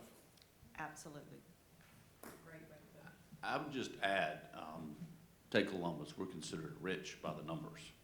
40% of our citizens live on non-wage earnings, 22% poverty. So if I can get a $12 an hour call center job that might employ some of those citizens, aren't we becoming a richer county and a better state? So I would look at it as almost like our, we have a matrix that if you come to us, I'm going to spend X capital, this many jobs, this much wage rate. We put you through a matrix, and it tells us what range of incentives we're going to give you, because we've done the calculated return on investment. Why wouldn't we do the same thing with state incentives? So that if they do go to a tier 1 county, I'm all for helping my friends, and they need it because they may have they're a tier 1 for a reason. But it might be that you look at it with the state team, which is very good, and they say this particular incentive, this particular project needs a $3,000 per tax credit or a $3,200, not just this blank 4 ranges. You might get a better chance of competing, because they looked at Albany. The only other competitor might be somewhere in Texas. So now you've taken out the whole Georgia equation, but we're going to hold it to, that's not a bad example, take Columbus. You're only going to get 2,500, but Texas is going to get 3,100. Or that value. So to me, it doesn't really help the smaller, poorer counties by the numbers. It simply makes it difficult to calculate the incentives. I'd rather you all say you have up to X amount in job tax credits that the Georgia Department of Economic Development works through the system, matches our incentives, and we go get the project. That's how I'm better, a wage formula is better than what we have, but I think we're better just to look at it as a case by case and who you're competing against. I'm not gonna add much, I agree, but, Walton and Newton are considered rich, as he said, and we have Jasper and Morgan, who are the lower tier counties, and so that's to our advantage in the Joint Development Authority, because we're able to use their tier system for our incentives. Okay, my final comment on that is that you cannot tell a company where to go, just like you all started out. But what you can try and figure out, which is what Bill just said, was what is it going to take to close the deal? And I used to have a boss that said, it doesn't matter how hard you work or what you have in place, if you don't close the deal, you haven't done anything. Chairman Little, get into the weeds just a little bit on the projects up there. You just mentioned something I don't guess I was aware of about the tier rankings that you can jump across, even if it was located in Walton or Newton. Because you well. can still take advantage of. On some of the grants and some of the advantages out there, Jasper has helped us and Morgan Okay. has as well, because of their tier, where they are. All right, the other thing I wanted to ask you, I think y'all had mentioned 4 school systems, but you actually have City of Social Circle that has a school system as well. And then with the project Baxter / whoever they are today, flashing billboard sign, changing, how do you handle the millage piece as far as it goes with the Social Circle city schools? And then if the City of Social Circle were to decide to levy a millage rate, would that site be affected or is it exempt, since it lies within their city limits? I may have to defer to her. What it is each, wherever the plan is at, is in, you know, if it's in Walton County, so we will use the Walton County millage rate. And the Walton County Board of Commissioners millage rate and Board of Education will be the distribution factor. And that's not in the city limits of Social Circle, so unless they're under some type of contract with us, they won't be getting any of the tax dollars from that. Okay, It will go to the okay. county. All right, I guess I misunderstood in the presentation that it actually was in the city limits, but it's just Social Circle mailing address, that's what you're saying? That's right. Okay, all right, thank you. Other members? All right, questions?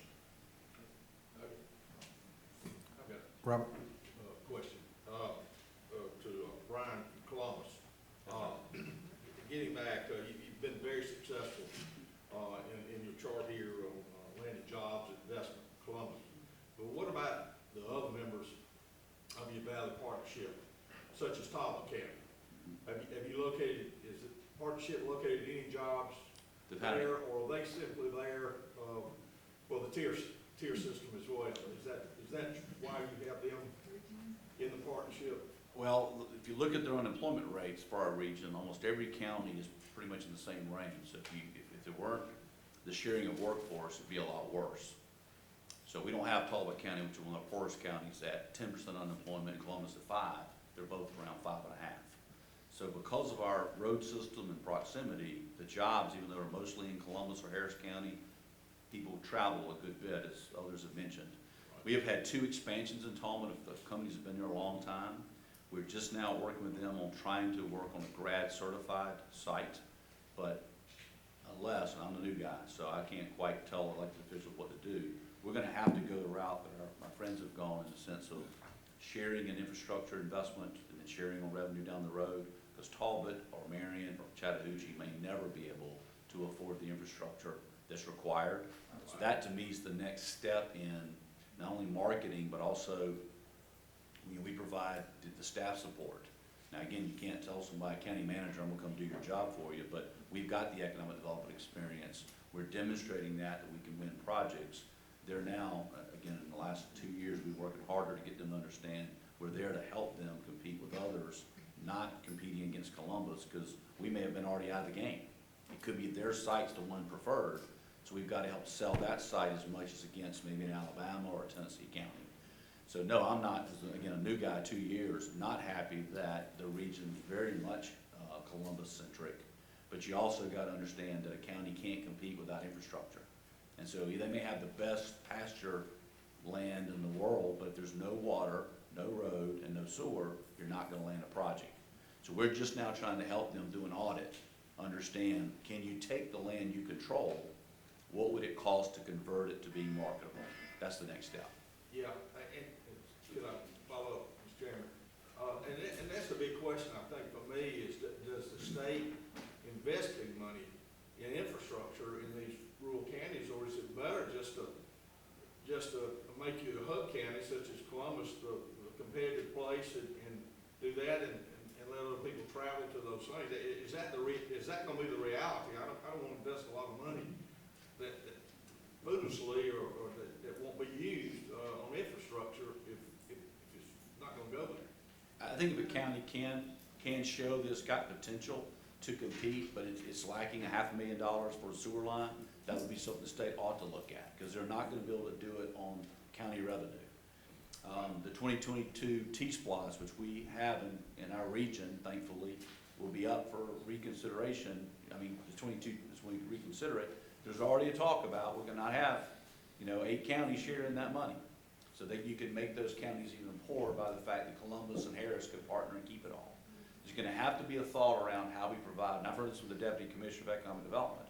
We're not site heavy as a state compared to some others. South Carolina is pad ready in many, many situations where it's either state or, I don't know who's spending the money, but they're showing sites you can build on tomorrow that is controlled a lot more pervasively than we are.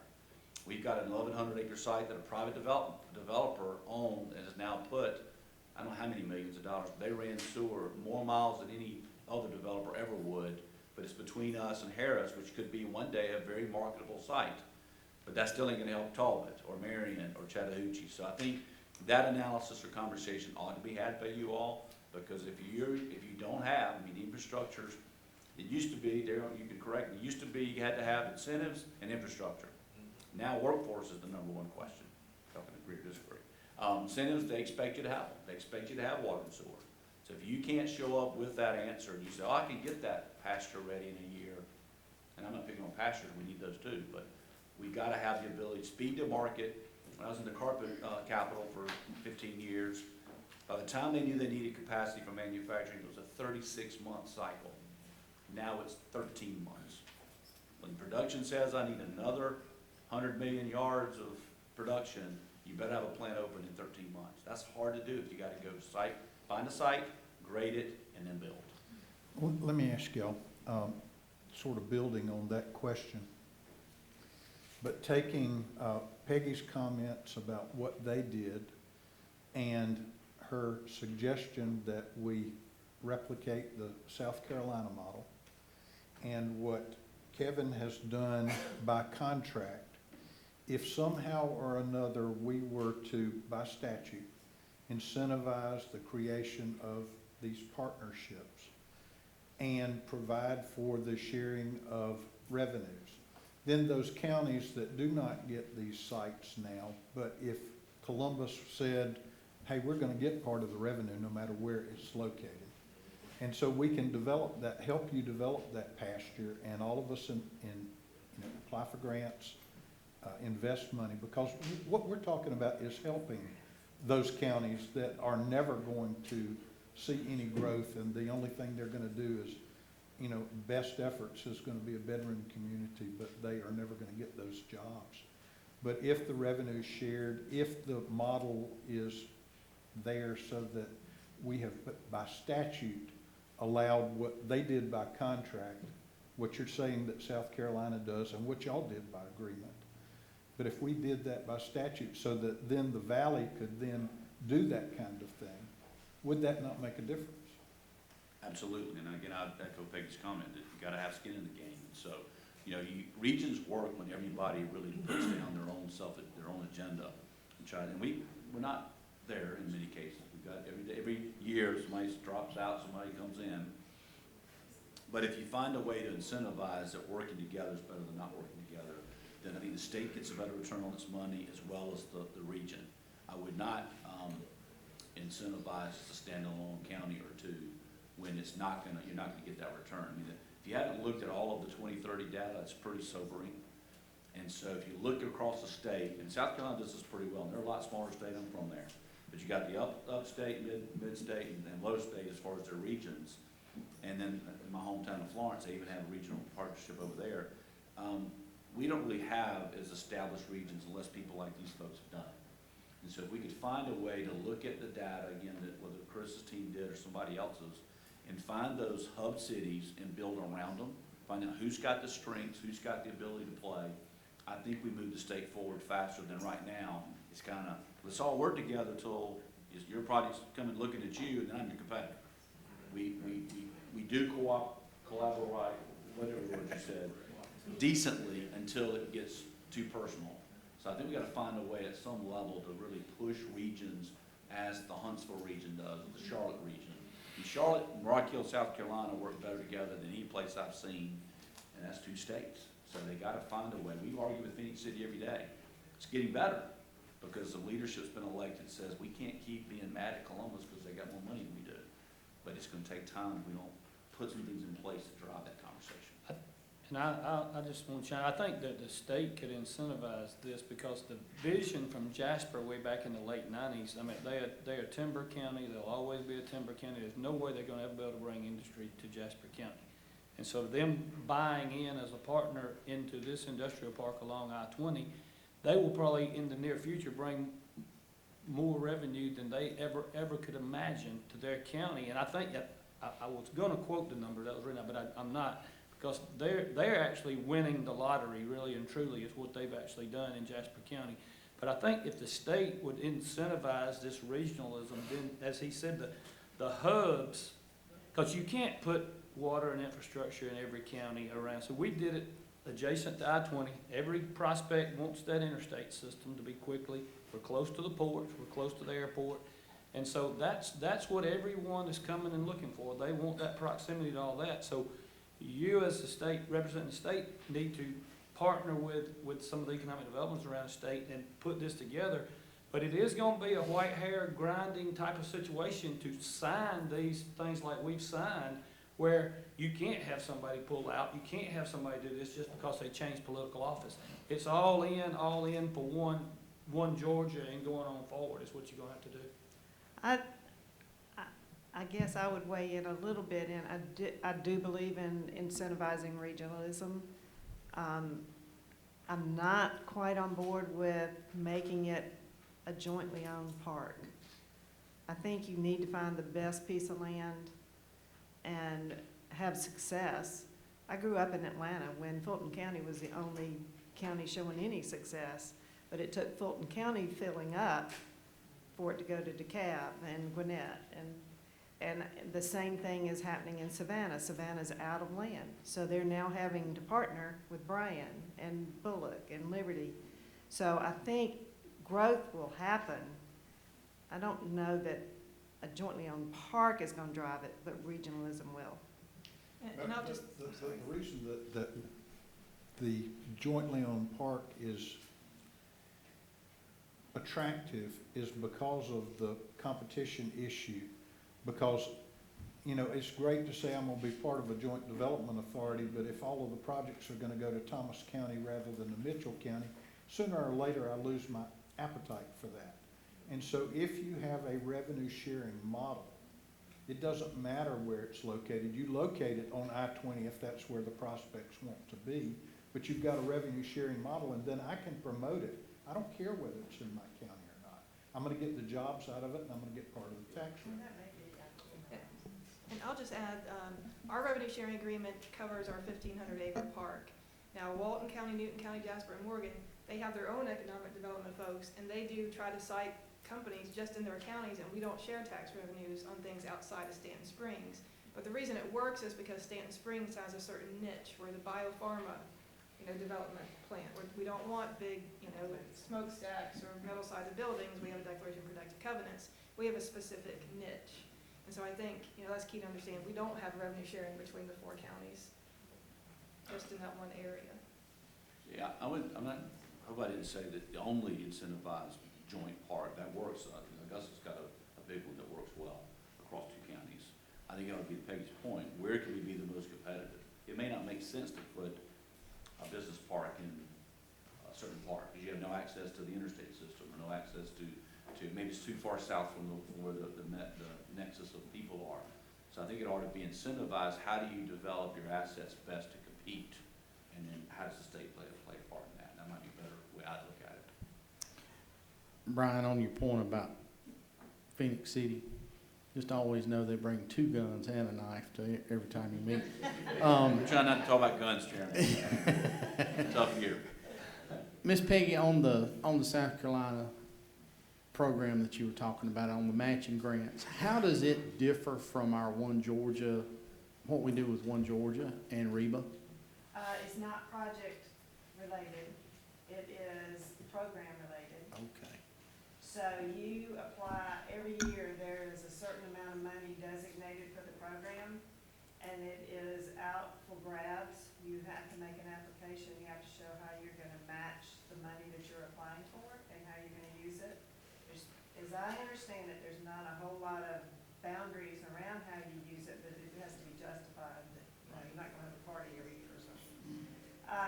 And then if all of it is not used, say somebody applied for $250,000 and could only use 200 for matching reasons or whatever, there's, in November, if it's left over or whenever their, fiscal year is, then the rest of it is opened up to those who have received grants. They can reapply and get additional funds. Okay.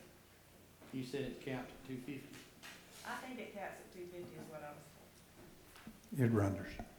Thank you, Mr. Chairman, and I appreciate your words on you lose your appetite. Let's talk about a different model.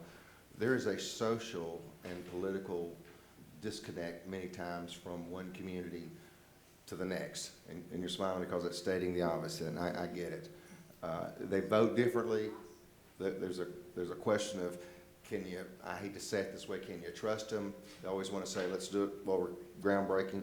So I guess what I'm asking, we see that in Oconee County and Clark County, we see it in Harris.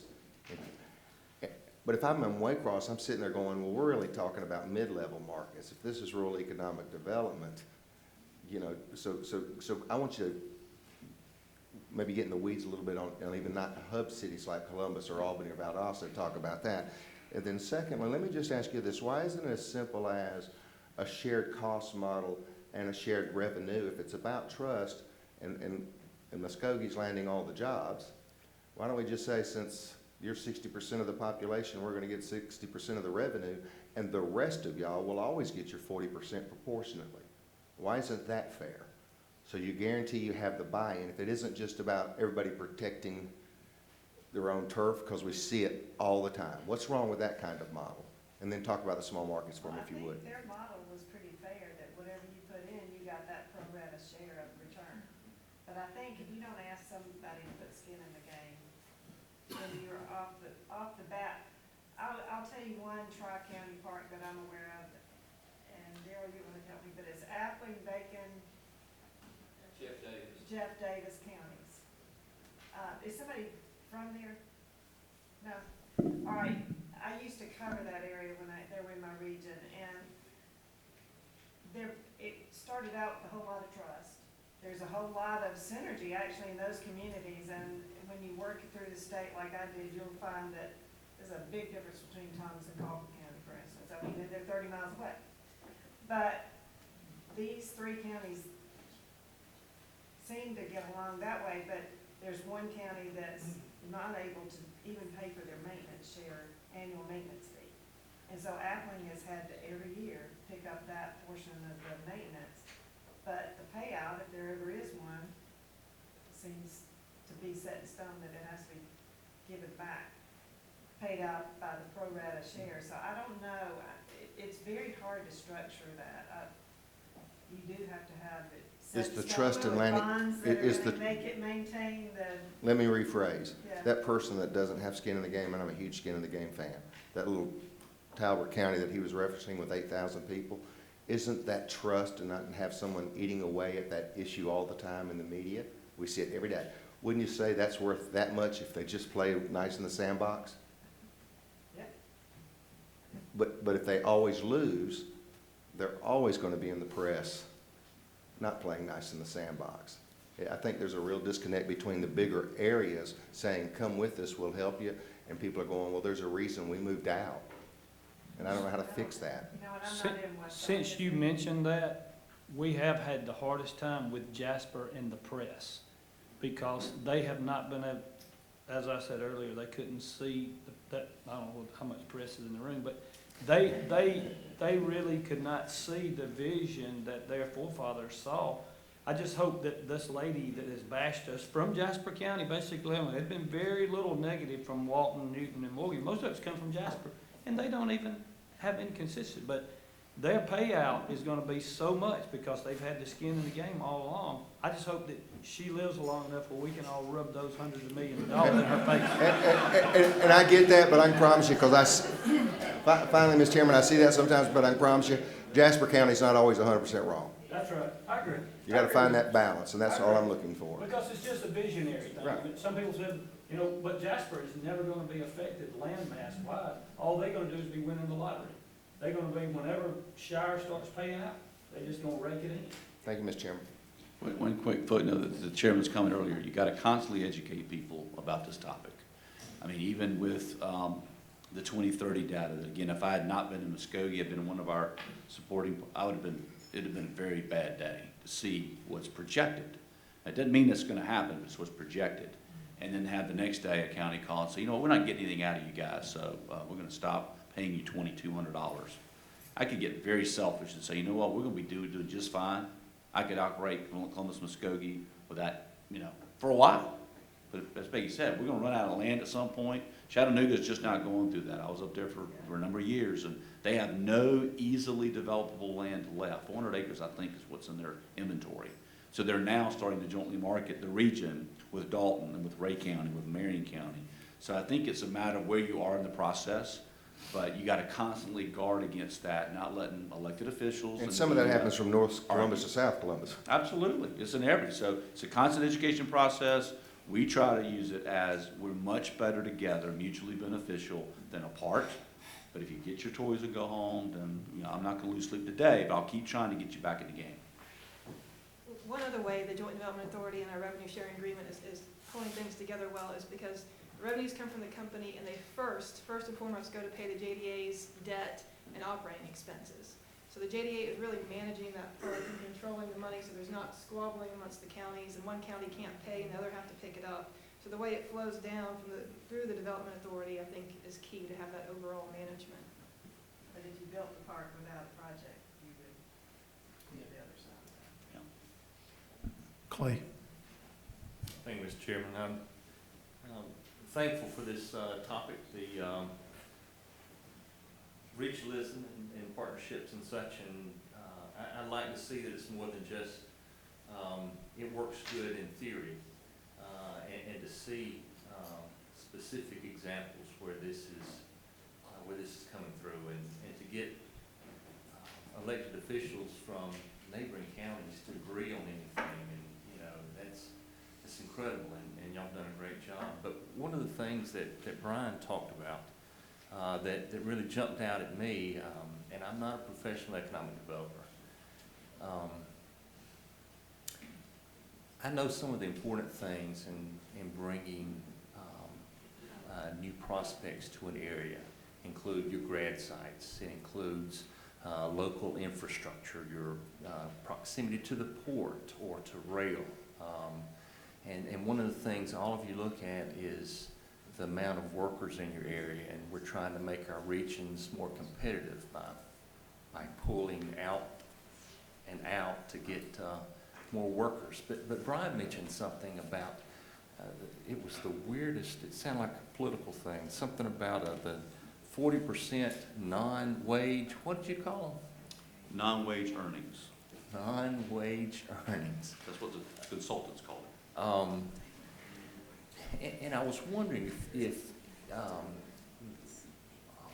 with the success that you have seen in your regional partnerships, and those, and I know you've looked outside your region, and you know I mentioned I-77 and some of these other surrounding states and what they offer. Have you seen, experienced either in your regional commission and your regional partnerships,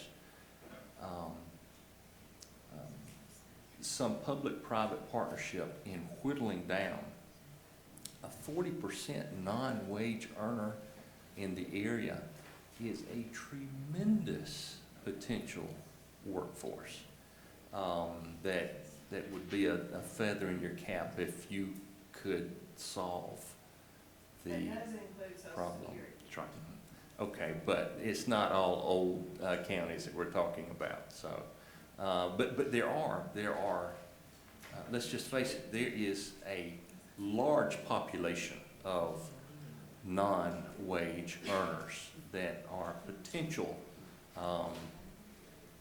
earners that could benefit, and I don't know if you've seen partnerships with technical schools, with other specific things to roll these back into earners and enhance your regional appeal. I have seen, I think your program's probably all over the state. I'm aware of one in Savannah where the technical college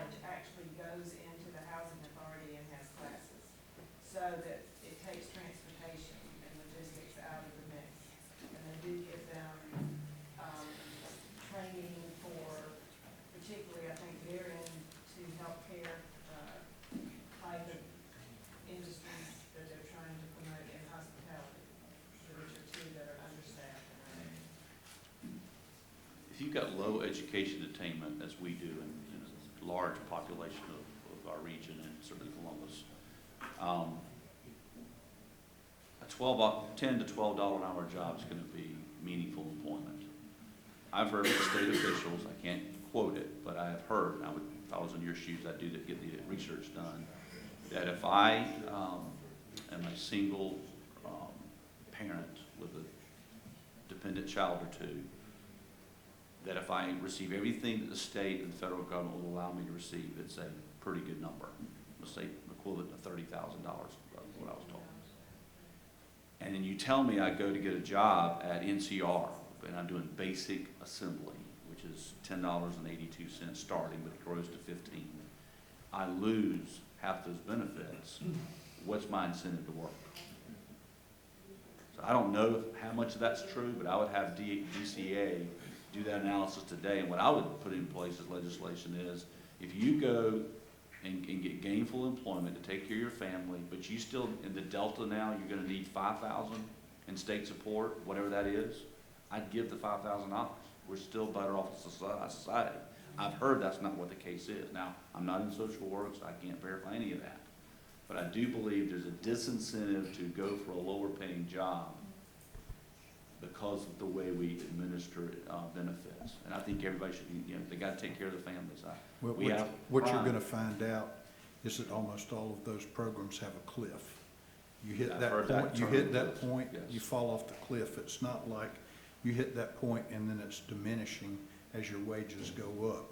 And so there's a real disincentive to work under the way the programs are structured now. And it may be federal law we can't change. I don't know. My point is, we know there are people in Columbus, and I can ride around multiple neighborhoods with 25-year-olds that at 10 o'clock in the morning, we know ought to be at work somewhere, but they're not, because why would you work if it's, there's a disincentive? Or the other part is you don't have the education.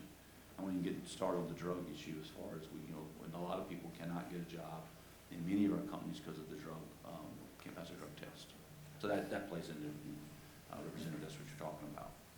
And we are working on it. We're trying to figure out local ways through WIOA, Technical College. I mean, I think there's plenty of ways to get skill set development, to get some ways to wrap around services, but not if there's, again, that disincentive that you're gonna make it harder for me to earn a low-wage job and live still the way I live now.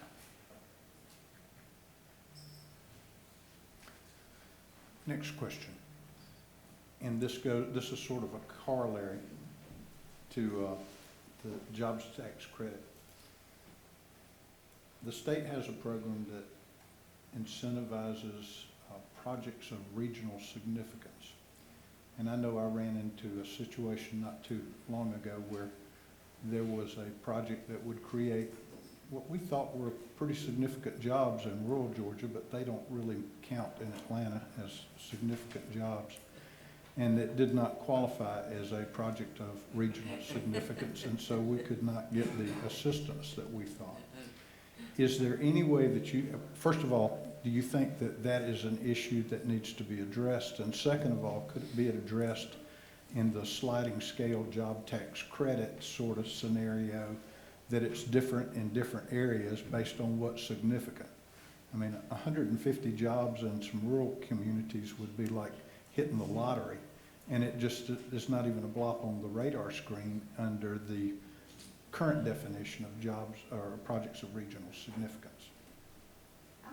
Daryl, can you weigh in on this? Because I know you've been at the table when you had to decide on those regional significance. Grab a microphone, Daryl. Oh, I meant Daryl Ingram, but Daryl, you can too. Well, I had a couple of comments, appreciate the opportunity. We've talked about the tier system before, and the tier system was created in 1994 to give companies an incentive to consider rural areas of the state. That's why you have the stage tier system, and this is the Rural Development Committee. A couple of things. I think there are some tweaks that you can do to it. I am chair of one community, just like Justin. I think some of our other panels are what we would consider hubs according to the Georgia Chambers area, so there's larger communities, larger areas. But I think you can probably change the criteria for the tier system, because there certainly are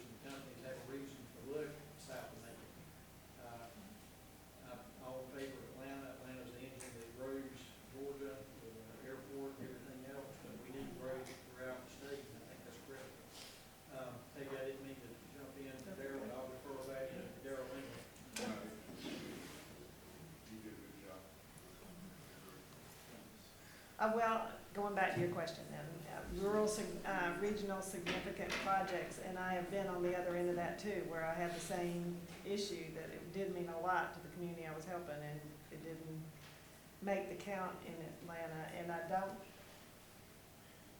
you know, I think, if you take the big picture, and maybe there is a way to roll in some kind of extra points for getting incentives, that if it's on a point system, that if it's in I'm gonna call it regional statistical area, because I like that for our JDA, that we're not considered a hub city, but we are RSA.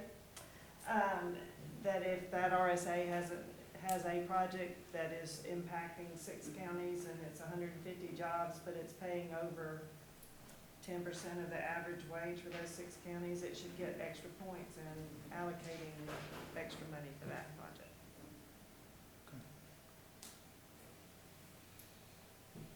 Questions from the committee? I have questions. Patty? Well, good afternoon. I'm Patty Bentley, State Representative for House District 139. That includes Taylor County. And I served as a county commissioner in Taylor for 8 years, and we were a member of the Valley Partnership. But once I left to go to the state, they ended their relationship with the Developments Authority. So has there been any discussion with Taylor County in the past couple of years to try to convince them to rejoin the Valley Partnership, considering now that Taylor has all these solar panels in the county that's going to be generating a lot of revenue for the county? Again, as the new guy, I won't take the whole panel's time with this, but we are talking to every county that has an interest, including Stewart. I think, again, the broader the coalition, the broader the mutual partnerships that you can bring to the table, everybody wins. So yes, it changes with elected cycles. But me being new, our team trying to change the focus. Columbus 2025 is going to bring a lot more private income or wealth to the process than we had before. It's not just so governmental. So I think, and then the private benefactors are fine with us matching that with government public money in the other counties. So that's another way we can take Columbus's, again, those that have done well, and spread it out into the region that maybe hadn't done in the past. So we're kind of retweaking what that marketing for counties like Taylor would look like. And so hopefully they'll be, and I'm telling the ones that I've worked with already that may have dropped over time is what you put in may not be an issue. We don't, if you're going to put the per capita investment of $1,500, that's not a reason not to do it. So we're willing to sponsor, if you will. I mean, there's the private side of the equations, willing to put money to make sure those counties that do have employees that work at some of our plants, that share our roads. I always say share roads, water, and air. Outside of that, political boundaries are only there for political reasons. So let's make sure that we're serving our workforce and our families without getting caught up in political boundaries. So I'm hopeful. Okay. Now, I know with Columbus State University being in the region, has there been any outreach to other state universities that may be part of the region as well, like Fort Valley, for instance, which is part of my district, but was a little bit further from Columbus? Has there been any consideration to maybe create some partnerships with state universities as well? Under the strategic plan we're operating, our biggest action area has about 200 volunteers already in play, already working together around talent development and workforce. The hope would be that as we've learned what's happened between Harris and Columbus on Partners in Ed, or how Columbus Tech has put classrooms out into the counties, my hope is that that'll continue to spread. Columbus State, Columbus Tech, also working with the other schools in the region. That's not been there before. There's been no collaboration across the higher ed institutions. So we think this plan gives them a very easy way to plug in without getting caught up in the old, competition. So dual enrollment's a great example. Pathways, why do we need to have duplicative high-cost pathways if we might be able to centralize some of those. I'm serving on the House Transit Commission. We've even talked about how we make sure our transit system gets beyond the regional constraints of the federal government. Why can't we partner with Talbot County to run a dedicated route system that Metro can put transportation into Talbot so that the workforce there can come to work where the jobs are. I've heard the superintendent there say, why should my kids stay in school? Or they tell him, why should I stay in school and graduate? There's no job for me when I graduate. We hope to be able to say, you can be an aerospace mechanic or electrician at Pratt & Whitney if you just need transportation and you earn enough until you can buy a car. So we got to think about all those kind of getting deep into the issue rather than just, if jobs are there, people will find them, because it's a lot bigger, it's a lot more difficult than that. Wraparound service, we have CSU students who are homeless. Why can't we have our housing authority working better with the university to provide housing if that's what it's going to take? They've been in school for 3 years, they got to get one more, they can't finish because they're homeless. It's going to take all of us doing very intrusive and intentional things if we're going to get the talent and the economic development that we all want. And lastly, if there's anything I can do to help with Taylor County, please do not hesitate to reach out to me. Thank you. Thank you, Mr. Chairman. I'd like to build on that just a little bit in that I think as we hopefully encourage regions and build regions, that you have them look at the master plan for all areas related to economic development, and I think that's education. That was part of the reason why we did our workforce study, was to make sure that our particularly technical college, Coastal Pines, and also Coastal College of Georgia were putting in place the right programs to meet the job skills we need, so that somebody doesn't, and you know, I know it's a chicken before the egg, and that's what we were told all the time, but we have people signing up for beautician classes, that's what we're gonna offer. Well, we're saying that's not what we need. We need aerospace, we need transportation related industries training. So we're working with them to make the case that this is where our future is, this is where all the demographics are saying we're gonna grow, but we gotta have the workforce. So I think it needs to be a strategic plan across the board for every region. Well, and we have heard that in a lot of the meetings that we've had as far as communities that have been proactive in the business community and sitting down with the educational system and saying, this is what we need, what you're giving us is not what we need. And they are doing that out of enlightened self-interest, but it's getting done. The question is, what do we need to do at the state level that makes sure that that's happening, whether the business community is willing to go fight for it or not? I would require every region to have a true study to prove what they need, document what they have, and then require that the educational units look at it and consider when they put in place programs. You can't make them do it, but you can at least make the case.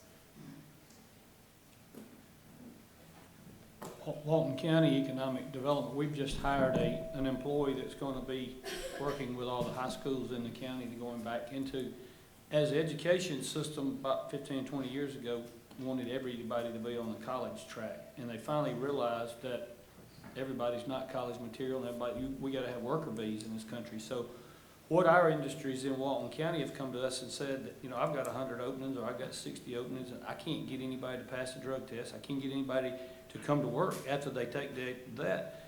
And what they're doing is if somebody comes and applies, they walk you right through that day and get you started that day if you pass everything, because they want to get that incentive paycheck into your hand as soon as they can to try to keep you there. So what we're doing is what our industries in Walton County want us to do is to go into the high schools, identify as many people as we can that are potential worker bees that will and show them what careers can be offered at Hitachi Electronics, at Walmart Distribution, at Tucker Door. There's companies in our county that you can have a whole career and you don't have to go to technical school, you don't have to go anywhere. They can teach you those skills right there. And that's something that we're working on, because we can't go sell Walton County or even our region if our regular companies there have got 160 or 70 openings. And so that's what we're working on. I don't know what the state can do to answer your question on helping that, but But we've got to get back into the high schools with the 14 and 15-year-olds to let them know that a manufacturing career is not a bad thing.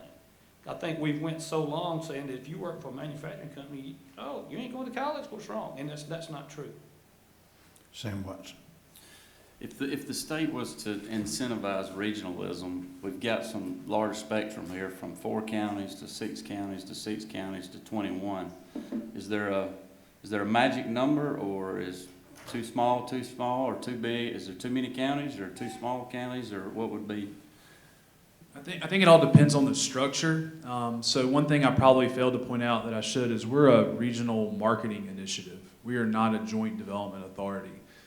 So we can function with 21 different counties coming to the table because we spend the money that we raise each year on marketing events, to market to site selectors and project managers, and also on different marketing collateral, including our website. So we're a little different from a joint development authority.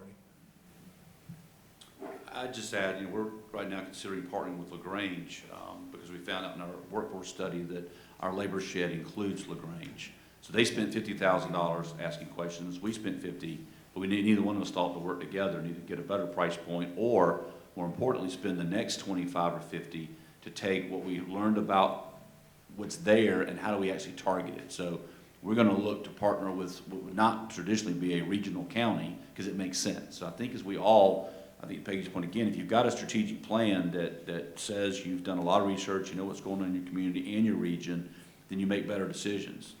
I'm going to be careful not to talk about comp plans, but we all have comp plans, and yet most of us go do a strategic plan on top of that. As a former county commission chair, I never understood. Anyway, I'll leave that alone. A plan needs to be there, it's usable, it's functional, and it makes you get the desired outcome. So in our case, we don't see LaGrange as a competitor. The labor shed said right now, for all the jobs we need filled, there are enough people with the right talent in that big circle. But only if we steal enough workers from LaGrange this year, and the next year they steal enough from us. We can't keep passing that versus growing our own. And then, so if we go land 2,000 more jobs in 4 or 5 projects, where are they going to come from? We got to steal them from Alabama. So what I would rather do over time is say we need this many jobs filled over this period of time. The pipeline's going to take care of that. Put the money to make sure that happens. And our system is not that way. I mean, if I did anything in my career, I killed cosmetology in Whitfield County. We had 400 slots for 10 jobs. Made no sense, but it took 2 years to do that. I guess I've been involved in several joint development authorities. One was the 13-county this will kill you, Mid-Coastal Unified Development Authority. That was from Swainsboro to Savannah, mostly along I-16, but went south some too. It was too large, it was too diverse. There wasn't a lot of joint labor sharing. I think your economies define your region. I think your mission defines it. If it is purely marketing, maybe it could be 21 counties. I think that is awfully large. But I would say 4 to 6 counties is as large as a JDA should be, because you really do have to work hard at project concentration and making sure you've got the product. We worked 2 years before we ever came out just in getting the product, our workforce study done, our sites delineated and made sure that they were ready to market, and our branding and all that. So it really takes a lot of collaboration, and when you get too many at the table, it just takes too much time and effort, I think.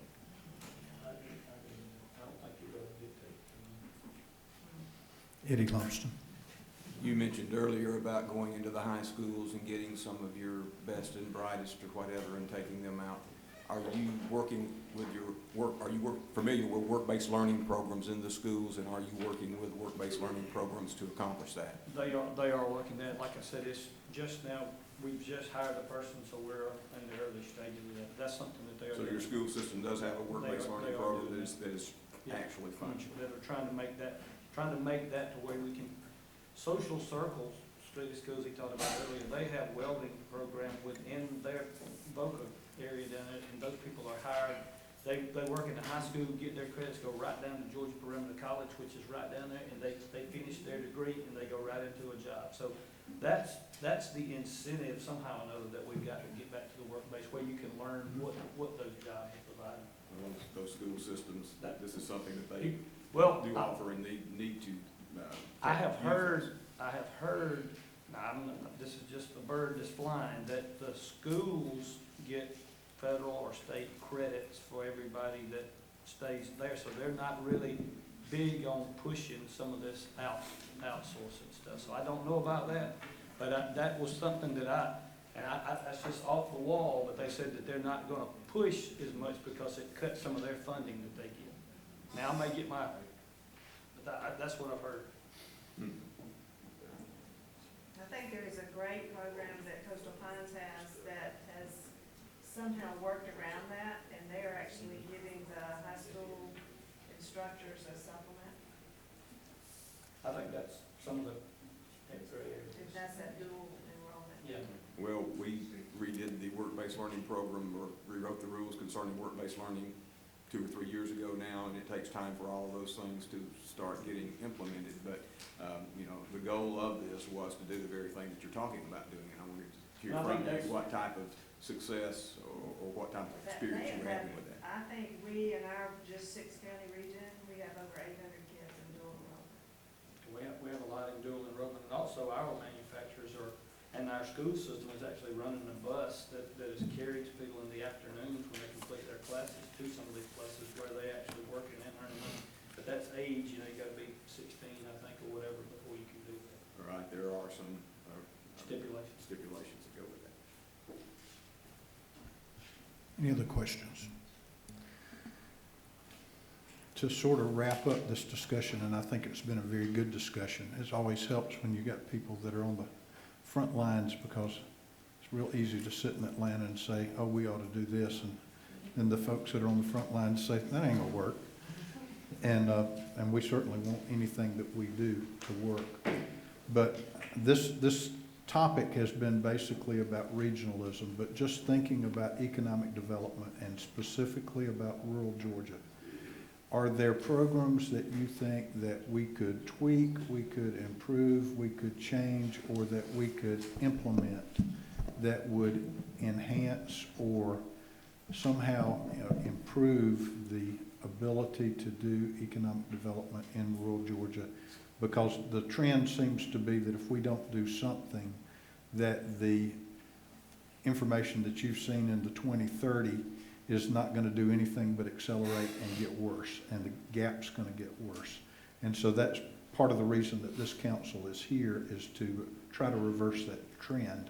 So do you have any ideas other than regionalism that would affect? I'll kind of speak off the cuff, Mr. Chairman. Well, that was an off-the-cuff question, so Okay. I expect you to. Yes, sir. There are regional commissions already structured in the state of Georgia. They vary in their work efforts across the state. For instance, the Middle Georgia Regional Commission, I know, helps my colleagues who are in economic development write and structure grants for DCA and for federal programs.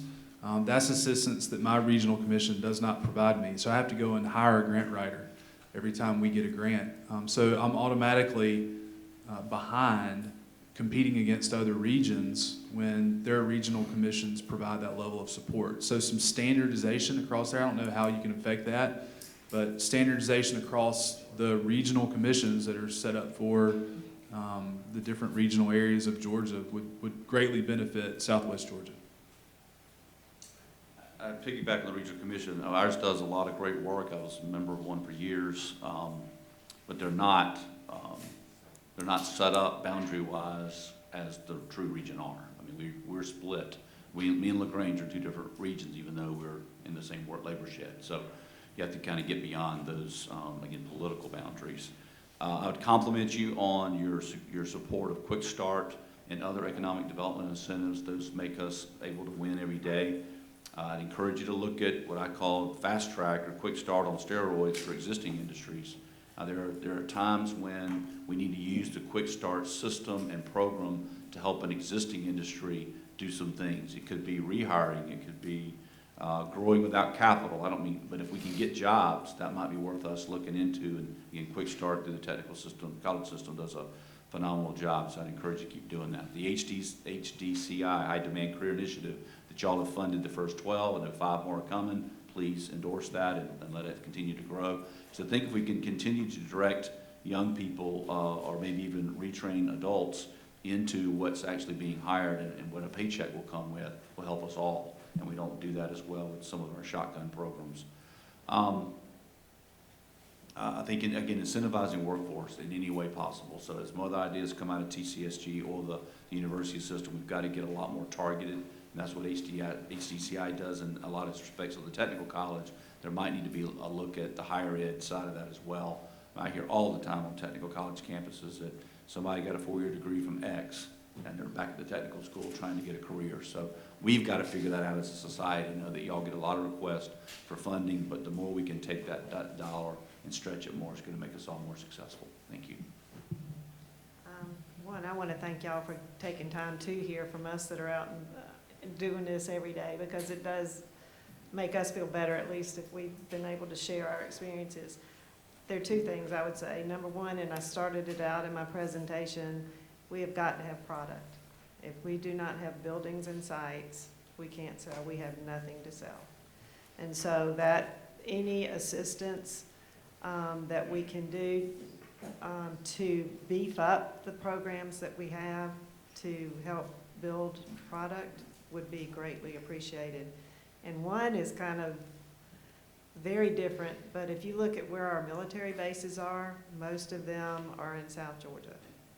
And if we don't protect those and leverage what we have there, the jobs that Camden County has the most nuclear engineers per capita in the country. Who would have thought? But if we are not capitalizing on that. So I think we need to look at the assets we have and really protect them and grow them. I think, as we said before, infrastructure is key. You know, building a parkway to nowhere is what landed us our project. And so I think investing funds and efforts into helping building that infrastructure, building roads, building site paths, I think that's really key to bringing the companies in. Again, as they've all said, I want to thank y'all for having us and us listening. It's a hard and diverse state, and I can't really fully understand what southern Georgia has had to deal with, even southwest or southeast, because where we are in northeast Georgia, we've been in a mega boom now for 25 years, so we've got plenty of population, we've got plenty of workforce, but that's the reason I fall back onto the education and make sure that we are letting these people at 14, 15, as they're thinking their career paths, know, and I don't know how the state, that's the reason we're trying our program to see if that will work to where we'll be able to produce our own workforce is what we're hoping. We've asked y'all a lot of questions today, and I'm sure that sometime tomorrow you're going to have an epiphany and say, I wish I'd said this or that. And I want to let you know that you are free to share those ideas with us, because this is we're going to have a preliminary report and preliminary recommendations, and we anticipate having some preliminary legislation to introduce in the upcoming session. But we are also going to continue working next year, because this is not a get it done in 1 year type project. And so, we would welcome your feedback, and we're still listening because we're still working. So thank y'all very much.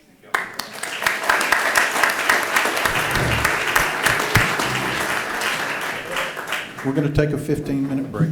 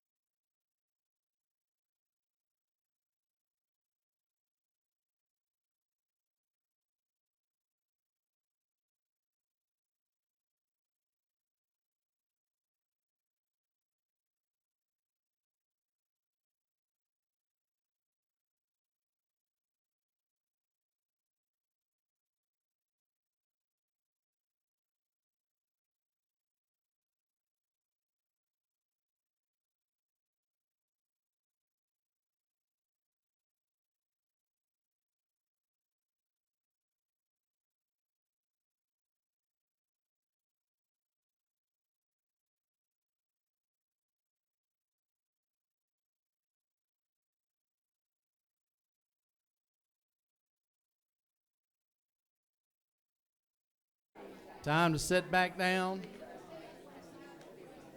We were perfect on schedule going into break, and Chairman Powell has let us get off schedule coming out of break.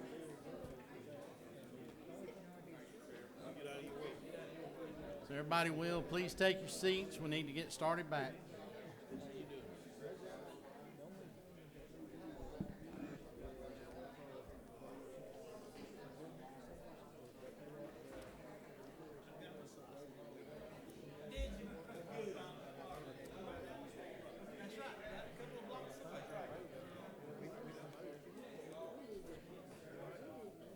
Please take your seats. Don't make Jay get angry.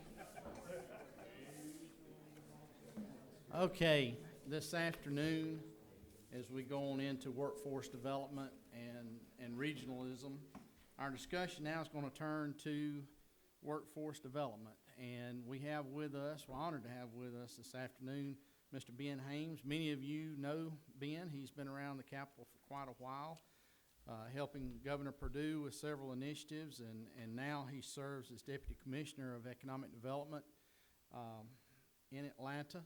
And I think one of the easiest things sometimes introducing folks is just say they're a fine fella, and Ben Hames is one of those. So, Ben, welcome. Thank you for being with us, and we look forward to hearing your presentation and maybe giving you a few questions. Great. Well, thank you. It's an honor to be here. Honor to address this distinguished council, and I want to be sure today to answer your questions. I want to thank the council for sending along a number of detailed questions, and I'm going to try to err on the side of making sure that I'm responsive to those at the sake, at the expense even of covering everything that we do. I'm going to try to be responsive to those. One of the questions, well, perhaps before getting into the questions, appreciate the focus on rural Georgia. As an Haversham County native, this is near and dear to my heart. Obviously, we all understand the challenges that we face there. It's also a very interesting time in terms of workforce development in general in Georgia, in the country, and even across the globe. Here in America, we are at a 17-year low in terms of unemployment. Our unemployment rate is at a level that most macroeconomic professionals tell us is below full employment. So when you look at those unfilled positions across the state, depending on where you look, usually if you look at our Georgia Department of Labor numbers, they're somewhere north of 100,000 positions.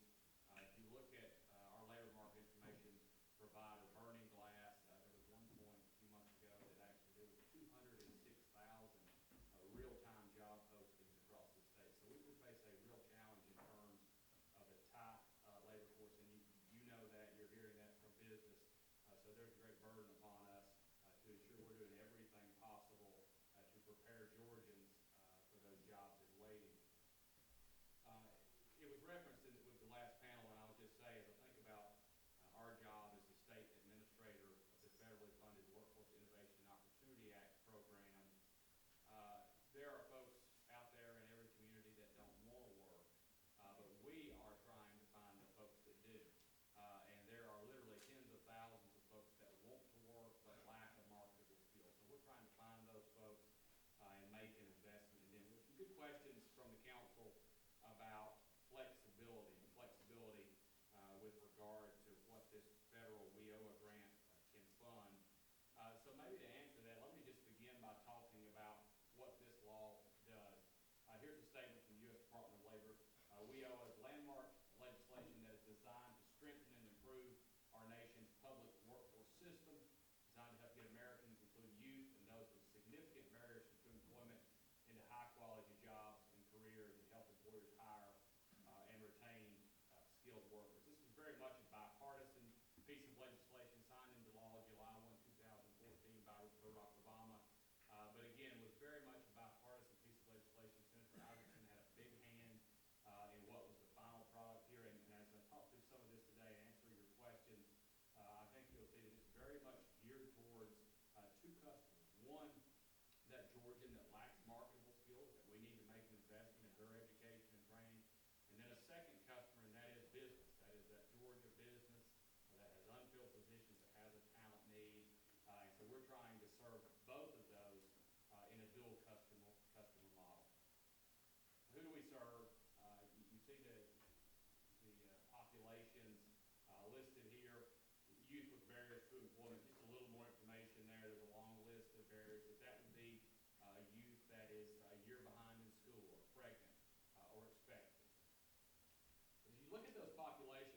I want to key on what you see there between the asterisks at bottom, dependent on participant eligibility. For all we talk about meeting business needs and working to fill talent gaps, this system, when you get down to the mechanics of it, it really comes back to that individual. It's about finding John Smith who is eligible, and you have to go through that process. And so that's the piece that proves to make things challenging for us in the sense that this is not a discretionary program like a Quick Start that we can throw at that promising opportunity. Everything is always going to cut back to participants that are eligible, and those are the places where we can use this funding stream. We do have a set aside before we send the area down, the monies down to the local areas. I'm going to talk more about how that money is spit out because I think that directly answers some of the questions from the council. We do have the ability to do some demonstration projects to innovate at the state level, to find a promising opportunity, to develop an opportunity at the state level, to work with the service provider, to work with the training provider, and prove that out. One of the areas that we've been really excited about is our partnership with Vet 2 Square. We've put a number of people through this program that works with veterans transitioning into the civilian workforce. This is a program designed by Dr. James Wilburn out of Georgia Tech. He is a PhD. He was a 20-year veteran coming out of the military and really not knowing what to do next. Thankfully, he has turned that anxiety and his painful transition into an incredible program that's serving a lot of other folks, that's serving them well. 97% of the folks that have gone through his program have gotten a job, and the last number I saw on average salary was just north of $57,000. So a really neat program that we've been able, again, to do a demonstration project at the state level. This one has worked and worked well. We've had great outcomes. So we're now pushing this down to the local areas and asking them to partner with Vet 2 and get more veterans in so that we can help them successfully transition to the civilian workforce. At the state level, with the governor's reserve or the state set-aside funding, we can also do some things like the skilled trade initiative, Trade 5. So I've already heard quite a bit about this today, and it's very apropos for a rural council focus, but we are very focused on the promising career opportunities in the skilled trades. You all know that we have a pipeline issue in these areas. Depending on where you look, we probably have one person in the pipeline for every 4 or 5 set to retire in the skilled trades. One of the positions in particular that we looked at last year was industrial maintenance technician, a job that was in great demand in advanced manufacturing outfits across the state, touching every part of rural Georgia. The number we had over 300 open positions. This does not require a college degree, not even an associate's degree, and that average salary was a little over $50,000. And as you know, $50,000 goes a long way in rural Georgia relative to Metro Atlanta. So again, great opportunities. Those are the kinds of opportunities we're trying to highlight with the Trade 5 program. This is an issue that Governor Deal identified long ago and began to focus on this through then Go Build Georgia. We've since rebranded as Trade 5. But I think it's called on now. It's really gotten traction. We had some great corporate partners from the beginning, but we're hopeful that we're picking up even more steam as people become aware of the great promising career opportunities in these areas. And then on the other hand, some of the debt and the lack of job opportunities in some of the traditional 4-year tracks. Just last week was with folks from Accenture and was looking at Georgia students coming out of 4-year degree programs in biology and psychology. Here in Georgia, 1 year after they get out of those 4-year programs, we're looking at an average wage of $8 and change and $9 and change. Inversely, one of our partners, a large plumbing concern, they advertise for 5-year plumbers in the metro area at $80,000. Those are the kinds of disparities we're trying to highlight with Trade 5. Some questions about how we fund local areas across the state. I just want to talk a little bit about how that works, and this is our map. You'll see the local areas there, color-coded, numbered 1 through 18 and then 20. We failed to renumber our 19 areas at the last opportunity. I guess area 20 maybe was married to that number, but nonetheless, if you see a 20 there, you're not missing something. 1 through 18 and area 20 there on the coast. So those are our 19 local workforce development areas. That area map is drawn by locals. And a question was asked, would the state be more effective or have greater impact if these dollars were used towards something larger in scope? And one of the, I think, thoughts there was along the lines of transportation or some of the issues that particularly we see having a large adverse impact in rural Georgia. So let me talk about how this works. You know, as the money goes down to the local areas, they have an ability then to work with their board to tailor their offerings to the local need. As a matter of fact, that there actually is a burden on that board, which is a majority business board, to do just that, to understand the workforce needs in your area, to understand the workforce watershed, and then to ensure that you have the right programming, the right partners, the right programmatic capacity, to be helping individuals in your area become work ready, and then to also, on the other hand, meet the needs of that second customer business. But again, the funding, however you draw the map, comes back to what I showed on the first slide, and that is participant eligibility.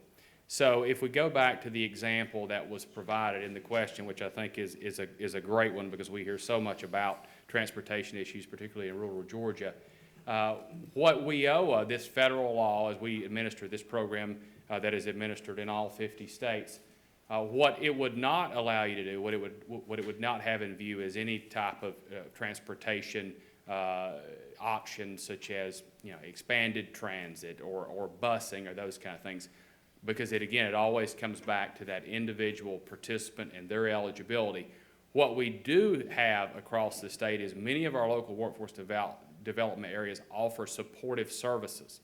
And those supportive services are services that would help an individual be able to take advantage of a training or educational or on-the-job training opportunity.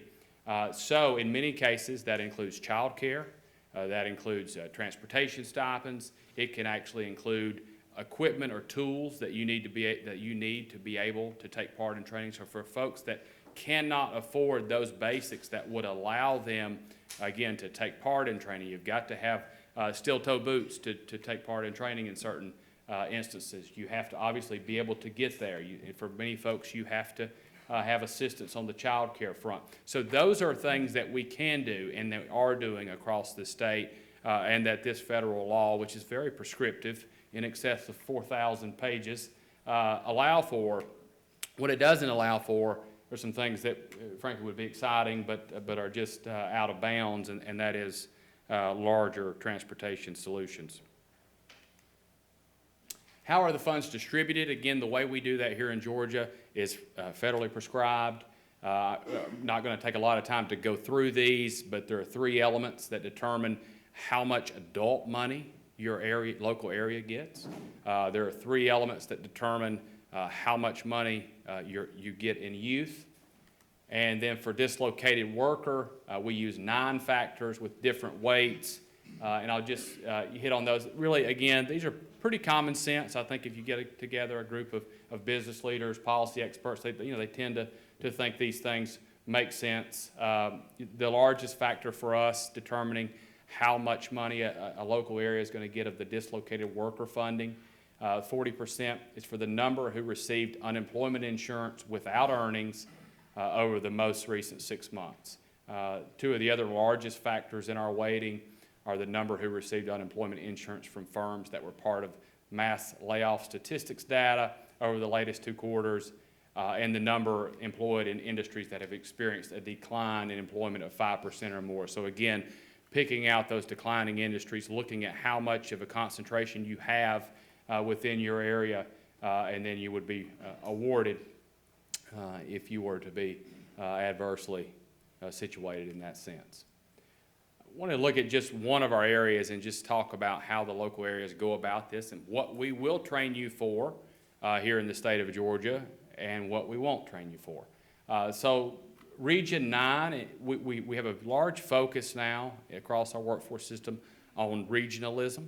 You saw the map previously, it had 19 local workforce development areas. We also are doing a lot of planning work in the 12 economic development regions. So we really picture for us in the workforce system 2 maps overlaid over one another, the 19 local workforce development areas, and then a number of those areas pulled together to work in regions. So in Metro Atlanta, for example, where you have 5 areas, they're working together as a region. In our area 16, it actually is a region. So this is our Region 9 and Local Workforce Development Area 16. Here's the largest industries by employment. So this is just an order based on number of jobs.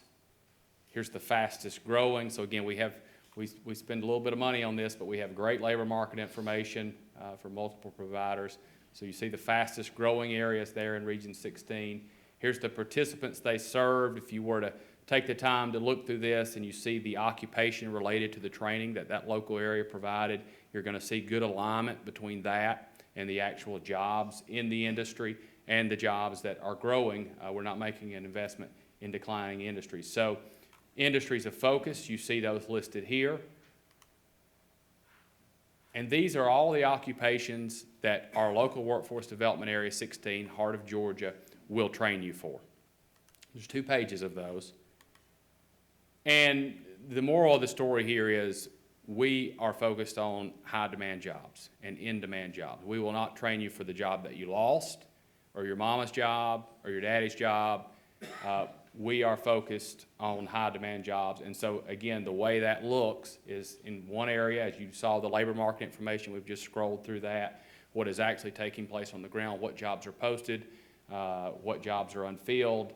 It spits out this kind of in-demand occupation list, and these are the areas where we're making investments in that local area. And you would see that as required by the state and by this federal law in every area across the state. That, though, places a large burden on the local workforce development board. And I want to talk a little bit about the board process. You know, I said before that we have a pretty good dashboard in terms of the things that we are tracked on. They make sense. If you get together a Chamber of Commerce crowd, a number of business leaders or individuals such as yourself, they tend to have respect for the things that we're looking at and measuring on a day-to-day basis to determine how we're doing. Likewise, the board structure, I think, is generally a good one. So you see the composition here. You see a lot of different folks in terms of, you know, we have to have someone there wearing that hat. You're going to have a representative on every local workforce development board representing the Georgia Vocational Rehabilitation Agency to ensure that we're serving disabled individuals. You're going to have someone from the Georgia Department of Labor. You're going to have a local economic development professional. But key, I would also say, is that it's majority business. So the list in that sense, I'm giving you everyone that, you know, together make up this entire board, but in fact, altogether, it is majority business. So again, something that if constructed well by the local elected officials, you should have a good representation of the industry in that area. So that's a powerful force ensuring that what we're doing is relevant, that it's connected to what's in demand and in touch with the trends. One of the things that we're very focused on this year, as a matter of fact, the largest investment we have made in years is in the regional work of the High Demand Career Initiative Sector Partnership. So again, you heard me talk about our new focus on regionalism. And so you see the 12 economic development regions that you're familiar with here. We are pulling together all the folks in each region, all the workforce developers, the educators, business, pulling them together and asking them to understand what the needs are, to ensure they have the right programming, and then on an ongoing basis, we feel like this will ensure that we are meeting what is most in demand. As our local leaders pulled together, these are the areas that they determined they would focus on. So again, this was a very collaborative process, but it was also a data-driven process. They had a lot of labor market information at their fingertips. And so, too, this is really the area that they chose to focus on in this first round. So Region 1 up in Northwest Georgia is focused on advanced manufacturing jobs.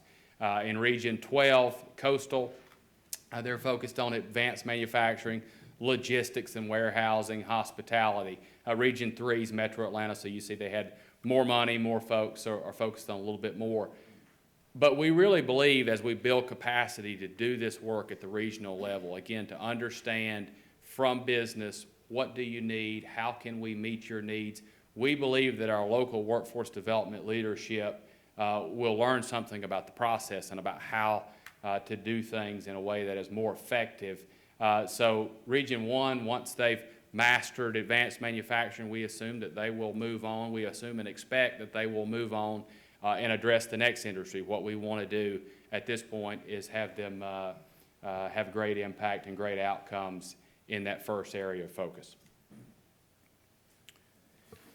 One of the other things I'll say about what we have been focused on is work-based learning. I just recently reviewed some research from the National Governors Association, and they held that one of the most promising workforce development strategies for rural America is work-based learning. That is that training that marries the individualized training on the job with structured educational content, and that's something that we've been very focused on. So some of you are familiar with our Work Smart Georgia program, focused on apprenticeships, co-op, internships, work-based learning by many names. But we are focused on helping companies develop those kind of programs, helping them grow those kind of programs, staff those kind of programs.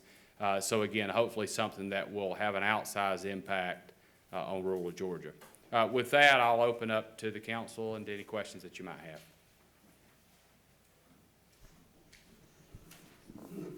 Well, while I know everyone is studying everything and my co-chair is having his phone make noises over here, technology still stumps him some days. We get a set amount every year, as I recall, from the federal government, 80, 90 million? Yes, sir. And is there the ability, if a state put in something, are there additional matching funds of any sort that are available as well? No, sir. Okay. So hitting on the transportation issue, I think the question it was more focused on the individual, because some of the things we've been looking at some of the transportation issues around the state were Uber type or Lyft type, and ability for individuals to use those type of services, which would be person-centric, to be able to get to and from. So you are saying that there would be the ability, if that local or regional board authorized it, that funds could be used for that individual either to get to job training or actually to a job till they kind of get on their feet. Did I understand that? Yeah, that's an interesting idea. That's probably something that we could put to our federal partners. I mean, obviously, that's something that I would imagine someone has thought of. Those costs wouldn't be in line with anything offered now in terms of taking an Uber ride of any distance on a daily basis. But that's an interesting idea. We certainly could look into that. Even a taxi cab if it's available, but I just realized, and not every place is gonna have a taxi available, or not every place is gonna have Uber or Lyft available. But there might be the opportunity for an individual or a group of individuals to set up some sort of transportation type alliance. And in many cases, a lot of our local areas, just to get a little more into the mechanics, they don't actually fund all of your transportation need or all of your child care need. In some instances, it's $10 a day for child care. So it really just ends up being an offset, Right. which obviously if you start looking into, well, we want to pay for folks to be able to maybe take an Uber or a Lyft, the Uber or Lyft driver wouldn't accept, that offset funding. But it's something that bears looking into. Interesting. Well, and it's just been one of the things we've heard from numerous individuals. even going into senior citizens needing to be able to get to grocery stores and that sort of thing, which this doesn't even come close to touching. But one of the other things we have been hearing though are businesses having jobs, willing to offer jobs to individuals, but the individuals not having the transportation to get to the job, and so therefore they can't employ them because they can't get there. Or they have a $1,500 car and for whatever reason it won't crank that morning, and so the employer's sitting there with an open position that they can't get filled that day. We're trying to think of every way that we can go about using existing resources to be more flexible, I guess, in a lot of ways on getting those individuals to work and keeping them at work. We hear every version of that because this is such a big issue that impacts so many. I know one that I've heard multiple times recently is, a lot of employers will report hiring someone and they'll show up for 2 days to 2 weeks, and it's basically, practically speaking, it's how long they can bum a ride or borrow a car, and then it's like, you're gonna have to work something out. You can't borrow my car again or ride in the back seat. Well, and if Bubba got $10 for letting him ride in the back seat, he might be willing to do it a while longer too. You never know. All right, members of the council, Ms. Penny. I'm Penny Houston. I represent Berry and Cook in Tiff County. I was looking over the things that the governor's reserve fund initiative does, and you had the 97% success rate on your veterans. On the programs that the local workforce development, do you do any kind of, can you tell me what the success rate of those programs are? Sure, yes, ma'am, and we could provide that afterwards as well, Okay. a full chart. But All right. would you like me just to characterize the overall state performance? No, I'm talking about districts. I prefer it by districts, because Okay. I look right here at Southwest Georgia Workforce Development Board, and they carried over $2.7 million. Is the carryover in all districts that much? Are we not using all that money? So the money comes in 2-year cycles for the local areas, and what they're basically able to use those funds over a 2-year period. So I'm imagining, without sitting there looking at exactly what you're looking at in the funding stream with you, Representative Houston, that's probably year 1 money carrying into year 2 to be used in year 2, hopefully. Okay. In some cases, if not all the money would be used in that year 2, it would come back to the state in the 3rd year. So it comes back to the state In year 3. In the year 3. Yes, ma'am. Okay. I was just looking, one year they had 2 million, the next one's $1.6 million, and I just wondered what happened to it. But you can tell me whether these things are successful or not. Yeah, yes, ma'am. And overall, if you look at our performance over the last several years on all of the metrics, and By again, districts, I want it by districts. sure, and not we by will site. provide that. Yes, ma'am. Okay, because I know we heard the person talk about workforce development in Dalton, and it did, what they were doing was so much different from what we're getting down in South Georgia. Okay. And the next question is, you said something about helping children skip or make up a grade, or girls were pregnant, or. Well, those are some of the barriers to Barriers. employment that would Okay. trigger our ability to invest in a particular youth. You had a great program in Coffee County, the STAR program. You don't fund that anymore. Why? Right. So just as I talked about Vet 2, that veterans program that was so successful, we're now pushing that down to the local level, because the way that the state set-asides are intended to operate is to, again, do demonstration projects to prove that something works well, with the idea that the local area would see the success and would then step up and make the investment. In that case, we were unable to get the locals to step up Well, the and local make is that still investment. going on, and I just Okay. wondered if that district had any money left that they could have funded it instead of the county of Coffee County picking up the tab. Right. If we just leave the money around. We could look back into that. To my understanding, the locals never had any willingness to Well, step it's still in there. going on. don't Well, know. I meant to say the local workforce development area. Oh, the local Yes, ma'am. workforce development, did they leave it, and So I think the only WIOA funds that were ever used for Star Academy were at the state level. And again, I think we had solid outcomes there. But it was an expensive program as well. It's expensive, but we've got outcomes, and we've got, so I'd like to look at that. I'm sure the representative in Coffee County would like to know if there's any money left over. but thank you. All right, we got time for one more question because we're bumping up on the post. Ms. Darlene? Thank you, Mr. Chairman. I have a question about the oversight. There's a lot of money that goes through that program. I get it that they're federal dollars, but they're just as important as state dollars.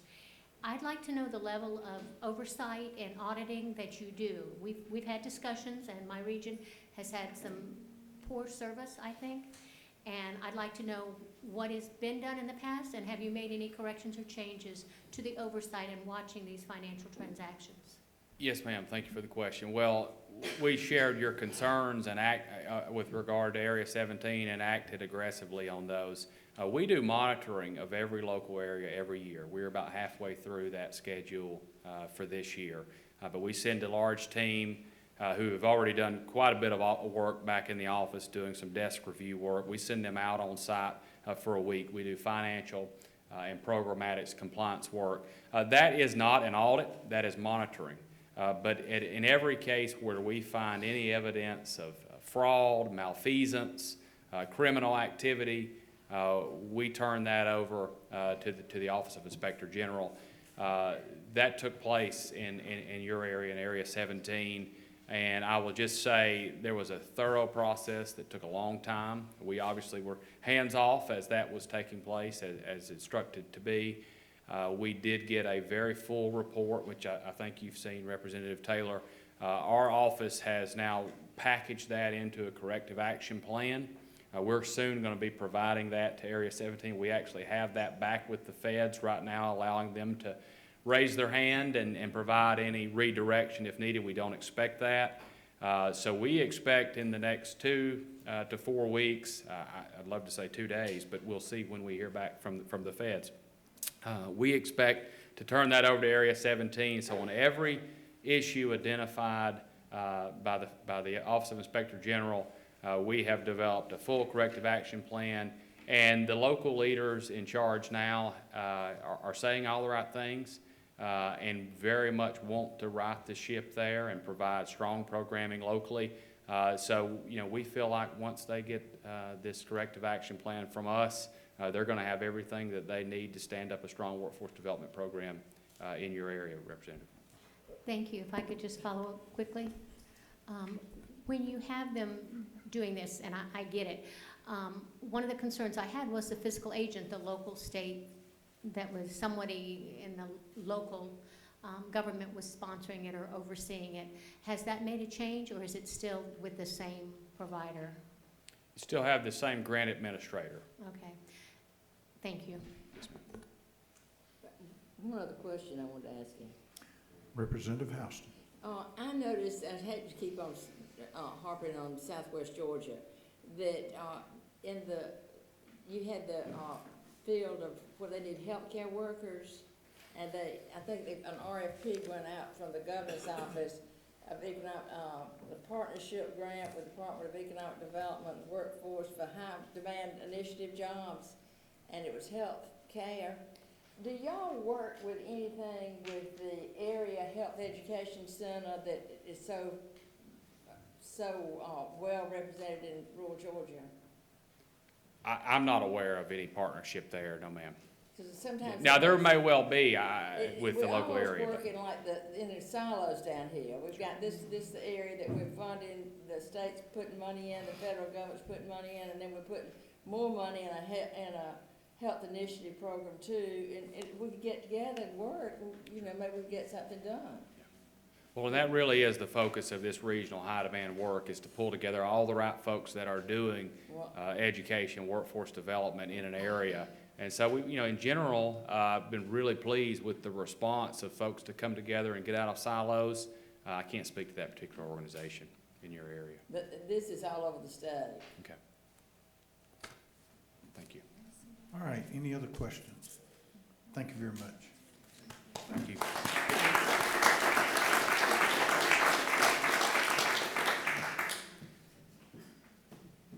We have heard in some of our previous meetings about how important, in addition to whether it be broadband or access to health care or education, workforce development, how important it is to have talent in our communities in order for us to be ready for economic development. And that talent now consists of millennials, and they have certain characteristics, and Kate Atwood from the Metro Atlanta Chamber, and who is the Executive Director of Choose Atlanta, is going to talk to us a little bit about what millennials are looking for in a community, and certainly if we want to attract millennials and be ready for economic development, we need to listen. Thank you very much. Welcome. Thank you.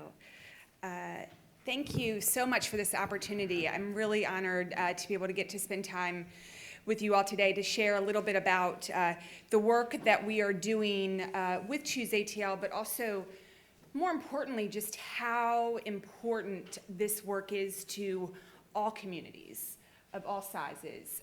It is based around this is not my deck.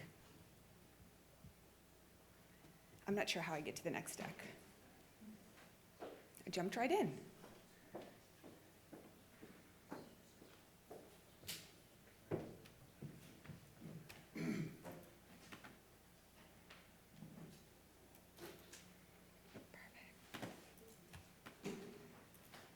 Thank you. But just how important this work really is, I talk about it a lot as, a major paradigm shift in economic development, and one that is occurring because a few things are happening, primarily the movement of the millennial generation into the workforce. And I know sometimes we get sick of hearing that word, millennial, but it is very significant because they are really the first kind of generation that anchors themselves from the industrial age really to the technological and digital age. So we'll talk a lot about that today. Choose ATL is an initiative out of the Metro Atlanta Chamber of Commerce. As most of you guys know, and most of you have worked with our wonderful Chamber of Commerce, we are kind of rooted in 3 strategic pillars, which is to grow, advocate, and promote. Choose ATL kind of runs along a lot of those, because one of the things that I want right from the get-go for all of us to kind of change hats a little bit is, I think the biggest shift that you'll see from kind of maybe what you've heard already today and what I'll talk about is that our approach to attracting talent is very much directly talking to the talent themselves. It is kind of a key kind of pivot for us to do. We can build these wonderful policies and these wonderful programs, but if we're not talking about it and communicating it and being intentional about how it is reaching the talent themselves, we won't be effective. I did just want to get Katie Kirkpatrick to wave her hand. We're very lucky to have Katie, who is our Senior Vice President of Public Policy. And again, Choose ATL works with our economic development teams, our policy teams, and really across all boards to develop the plan that we have in place. Choose ATL really came from a really cause or a need, a dire need that Atlanta saw happening after the last Great Recession. I think it is such a relevant conversation because, again, all communities are feeling the difference between building a regional or a local economy on kind of this, if you build it, they will come, which was very much a driver with boomers in prior generations, because things like job security and other kind of, consideration points were a little bit higher. The millennial generation just looks at that differently. So if you build it, they will not necessarily come anymore, as I like to say it. And Atlanta felt that. We saw at around 2012, 2013, that we were coming back from the last recession, growing jobs. We had wonderful, vibrant culture and a great cost of living and quality of life. But the problem was the young people, the millennial workforce, were not choosing Atlanta. So we had more jobs open that needed to be filled. Not only that, but that we were losing a lot of the talent. So this was like a real kind of call to action to the leadership in Atlanta to want to have to respond to that need. And Choose ATL was born out of that. I think what makes Choose ATL different, and this is, I think, one thing that I hope you guys take away from today, is that the marketing campaign element, or this idea that attracting talent is some kind of temporary fad, that we need to do something cool and short-lived, is really not the right mindset for this work. We've built Choose ATL to be more than a campaign, to really be a dynamic program that can respond to the long-term implications of the paradigm shift that's happening in economic development. I think just in the 2 years that I've been doing this work, I have learned about a couple of dozen or so around, just of similar initiatives around the U.S. that are kind of trying to model themselves, with that understanding. This is just a time when we have to kind of all agree that whether we like it or not, the millennial generation is kind of changing how we have to go about our work. So we understand that we are facing the challenge and rising, to the occasion in Atlanta, and I hope today you all feel empowered as well. But we also know that it's not going anywhere, and so this is early stage work.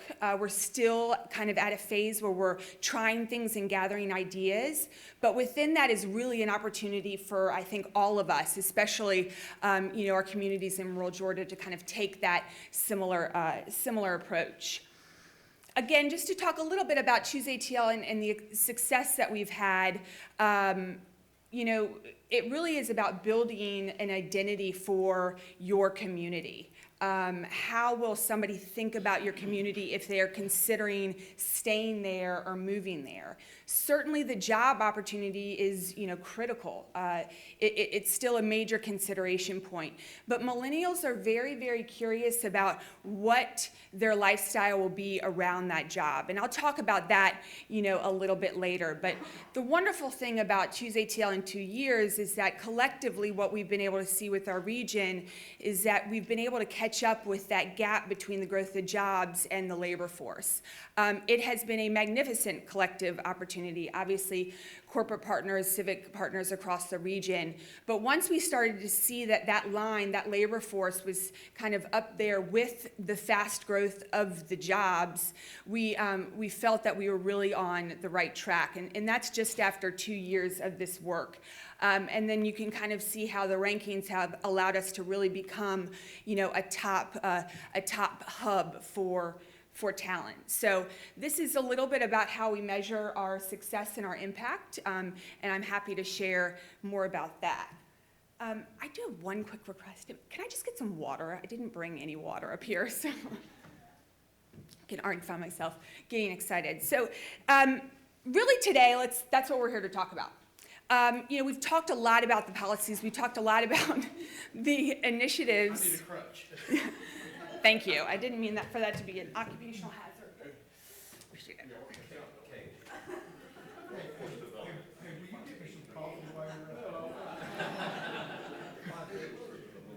Oh, sure.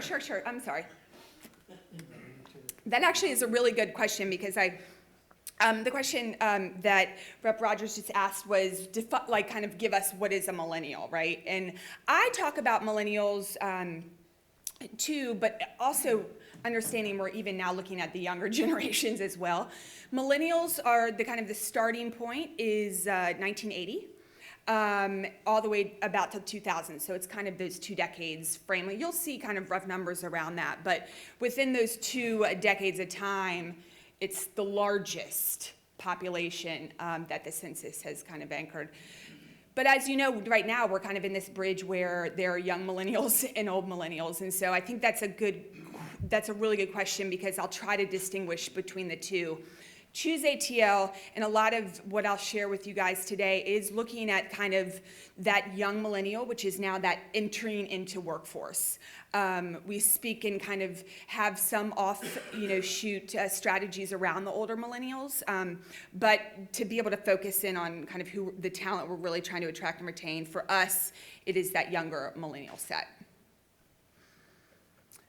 So this has been kind of our framework. And again, I realize that this is, there's going to be a bit more kind of marketing jargon in what I talk about, because I really can't emphasize enough that the key to this work is being able to look at how you reach the target millennial directly into themselves. And I think a good way to kind of think about that is, you know, if Coca-Cola comes up with a new product, but they don't tell anything about it, how is anybody going to know that they have a new product, right? So we really have to kind of, you know, turn that corner and make sure that we're being intentional about reaching the millennials. So we look at our strategy kind of around three main pillars. Raising awareness. This is going to be, people have to, if you want to attract and if you want young people to consider living and working in your community, they have to be aware of it, right? And we'll talk about the things that you can kind of build initiatives around how you will raise awareness. That's really rooted in culture. And when I talk about culture, I mean kind of lifestyle and things that you know we think of outside of our jobs, right? So that can be outdoor recreation and sport. It can be music. It can be, you know, markets. You know, farmers markets is kind of a huge subculture right now. It can be breweries. There's such a breadth of what that can be. But start to think about what that is in your community and how you can make that a part of this work. And then target curiosity. I've heard a lot already today about, you know, well, we're doing okay with the workforce that's here now, but man, we need more. You know, we need to attract more. Or, God, you know, everybody just seems to leave. How do we retain them, right? So targeting curiosity is where that work forms. These people are already, you know, these young people are already aware, but they want to know what's the value of them staying. And that's where kind of talking more about job opportunities, and I think all the great work that you're doing around incentives and policy work really comes into play. But don't just build the incentive. Tell the young people about it. Think about how you're going to communicate. And we've built a very dynamic website, that chooseatl.com, that is that portal to talk about the jobs, alongside, you know, how, you know, Atlanta and Choose ATL can help you become or stay and join the workforce. And then build loyalty. And I love this one because, you know, the most important person in this work for you all is really that young person who has already chosen your community. Making that millennial your biggest ally is like step one, because this is a generation that very much follows their peers, right? This is a generation that likes to be involved and have access to the front line of impact and of ideas. So really to think about how you can engage the young people in your community around this effort, even if you are just at phase one, even if you have nothing to work with, start there. That is something that we've done, and it's something that I've talked a lot about to a lot of different communities on the importance of this work. But loyalty is found around the community, and you have to start to think about how you can, in the work that you're doing, again, be a bit of an asset in building that community. You know, that is built environment. We'll talk a bit about that. That is civic engagement. That is giving them access to have impact and to be engaged, you know, in the growth of your community. And we've had some real fun success in the loyalty, and I think that has helped us really kind of take, you know, the work that we're doing to the next level. So quickly, top tips. It is time to be intentional when it comes to growth. I think that's why Tim was so nice to include us in this day. So it's time to really think seriously about how we can build programs, both that target, both kind of behind the scenes and in front, that are all about attracting talent. Start by engaging the young people already in your area. I would love like nothing more than to come back next year, and I would even be willing to help do this, and this room be filled with young people, you know, amongst your communities, and having a day where we're talking and discussing and ideating. They will show up if you give them that opportunity to engage. Traditional advertising is not the answer. Again, I say this a lot when you're thinking about marketing. This isn't about putting, you know, even a TV ad or, a print ad. This is a generation that receives their messages through social media, that gets their information from their peers and in other ways. So we have to think about it a little differently than kind of typical, advertisement work that we do. And then be authentic.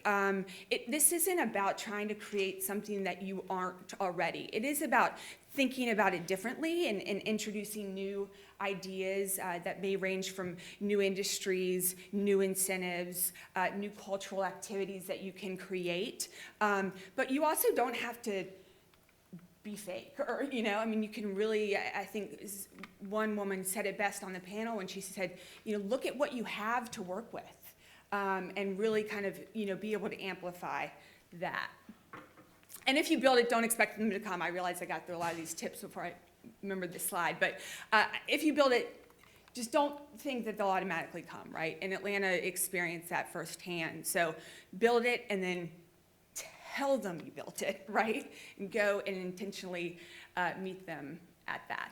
So today we're going to talk a little bit about housing and community, connectivity, and industry and careers. And these were kind of the 3 high points that I was asked to talk about. There is so much information out there and there's so many new ideas that it's kind of hard to be able to sum this up in 30 minutes, but I will say we'll talk about kind of just, baseline understandings, and then hopefully either in continued conversation or you can kind of take back certain nuggets that work for you. Housing and community. The number one focus here is really how important quality of life is, and that is, cost of living, but also, where they are choosing to live. And this doesn't, necessarily mean that the architecture has to be some modern contemporary or look this way or that way. The key is that they like to be in a convenient location to their daily activities. That is important to them. The convenience is kind of more important than necessarily square footage. So when you're thinking about the built environment and you're thinking about how you can kind of work on the economic development level around building an attractive, place for young people to live, just remember that. They like walkability. They like to be able to kind of get from one place to another without a lot of travel. Now, that doesn't mean that they have to live in like big, big urban cities. Yeah, I mean, it really, that is, I think, something that the message is out there that's all they're attracted to. They actually, not a lot of them are living really around the big urban cores. But even within their smaller communities, they like the idea of kind of having that, town center element, that place that is open and that is shared, kind of with their community and with their neighbors. And then that leads to kind of the idea of community. I think a lot of us kind of come into this work thinking, well, they're always on their phones, they're always on their devices. They don't necessarily care about neighbors and community relationships. And I think it's actually the exact opposite. I think because they are so tied to technology in a lot of parts of their lives, they really, really value communal shared spaces. I think that's why you see a lot of co-working spaces are really popular. So any type of, green space or market space or, kind of a place that they can feel is theirs and they can come and share with the community is very, very attractive to this audience. Careers, let's talk careers. And I'm not going to talk too much about this because I think you guys have, you guys are probably a bit more of the experts in this when it comes to policy and programs. But I want to reiterate a few points that have, already been made.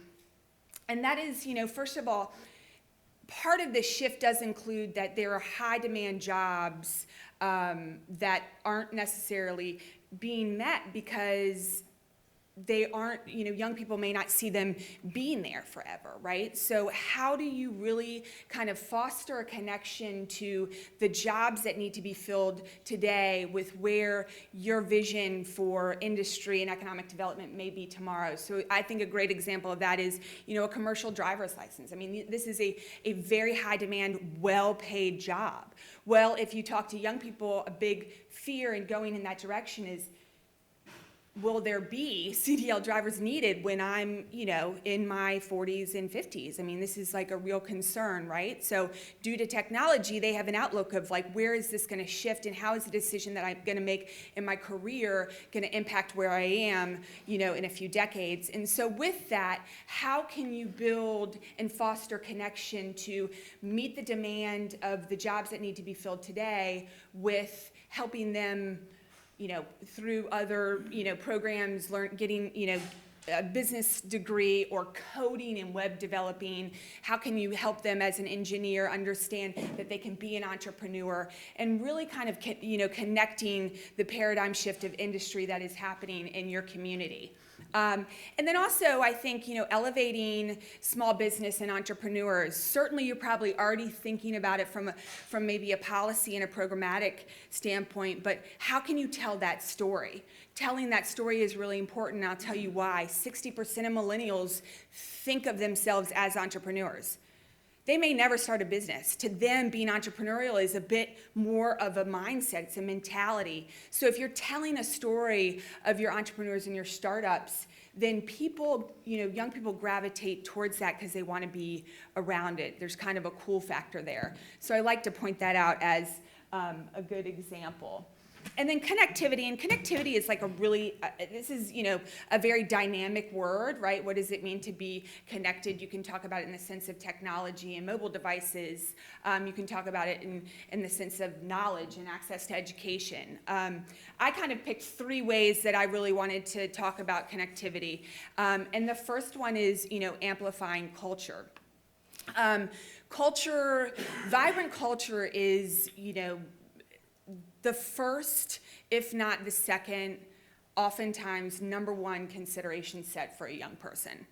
They want to know kind of what the color of their life will be. They are still very, and I reiterate, they're still, obviously very, very much looking at the jobs and the career. But when they are looking at the place that they're going to live and choose to build their career, they really do want to know about culture.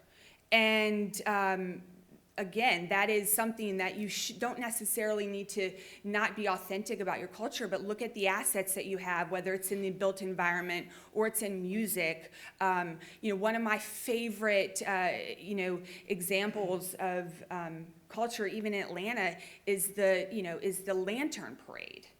I mean, this is an event that was created 3 or 4 years ago, where it is all about families and young people in the community building their own lanterns and then walking their lanterns down, in our case, the Beltline. I mean, how popular it has gotten is amazing, and it didn't take some big name or some big industry to bring it, right? It was something that just brought the community together and gave them kind of a piece of culture to really build. So amplifying culture, and I use the word amplifying because, again, it is just to recognize that whatever you're doing, make sure you're communicating what you're doing. Open channels to continued education. This, I think, has been in almost every talk, so I won't talk a lot about it, but be thinking about how you can communicate the opportunity for, different kind of education, even if it is, not what I think the young people are continuing to hear, and that is, it's 4 years or there's really nothing. So I think we all agree that that has to change. Let's just make sure that whatever you're able to offer, incentivize, whatever programs you're building around that effort for those education and workforce programs is messaged and communicated to the young people themselves. You will win faster if you are intentionally letting them know what you are doing. And that is really, really important. And then encourage regionalism. I love this because, millennials They value experiences as currency. And what does that mean? They like to be mobile. They like to try new things. When you are trying to market yourself as a community, it is really not about the kind of the old way of tourism. It's really not about hanging your hat on one kind of attraction. You know, it is telling, again, the story of what it's like to kind of live there, and young people love that. So we were talking earlier about how can we create an experience where we're taking young people from all over the state. Because let me tell you, we have young people in Atlanta that want to come down here. They want to, be a part of this. They want to, experience something different.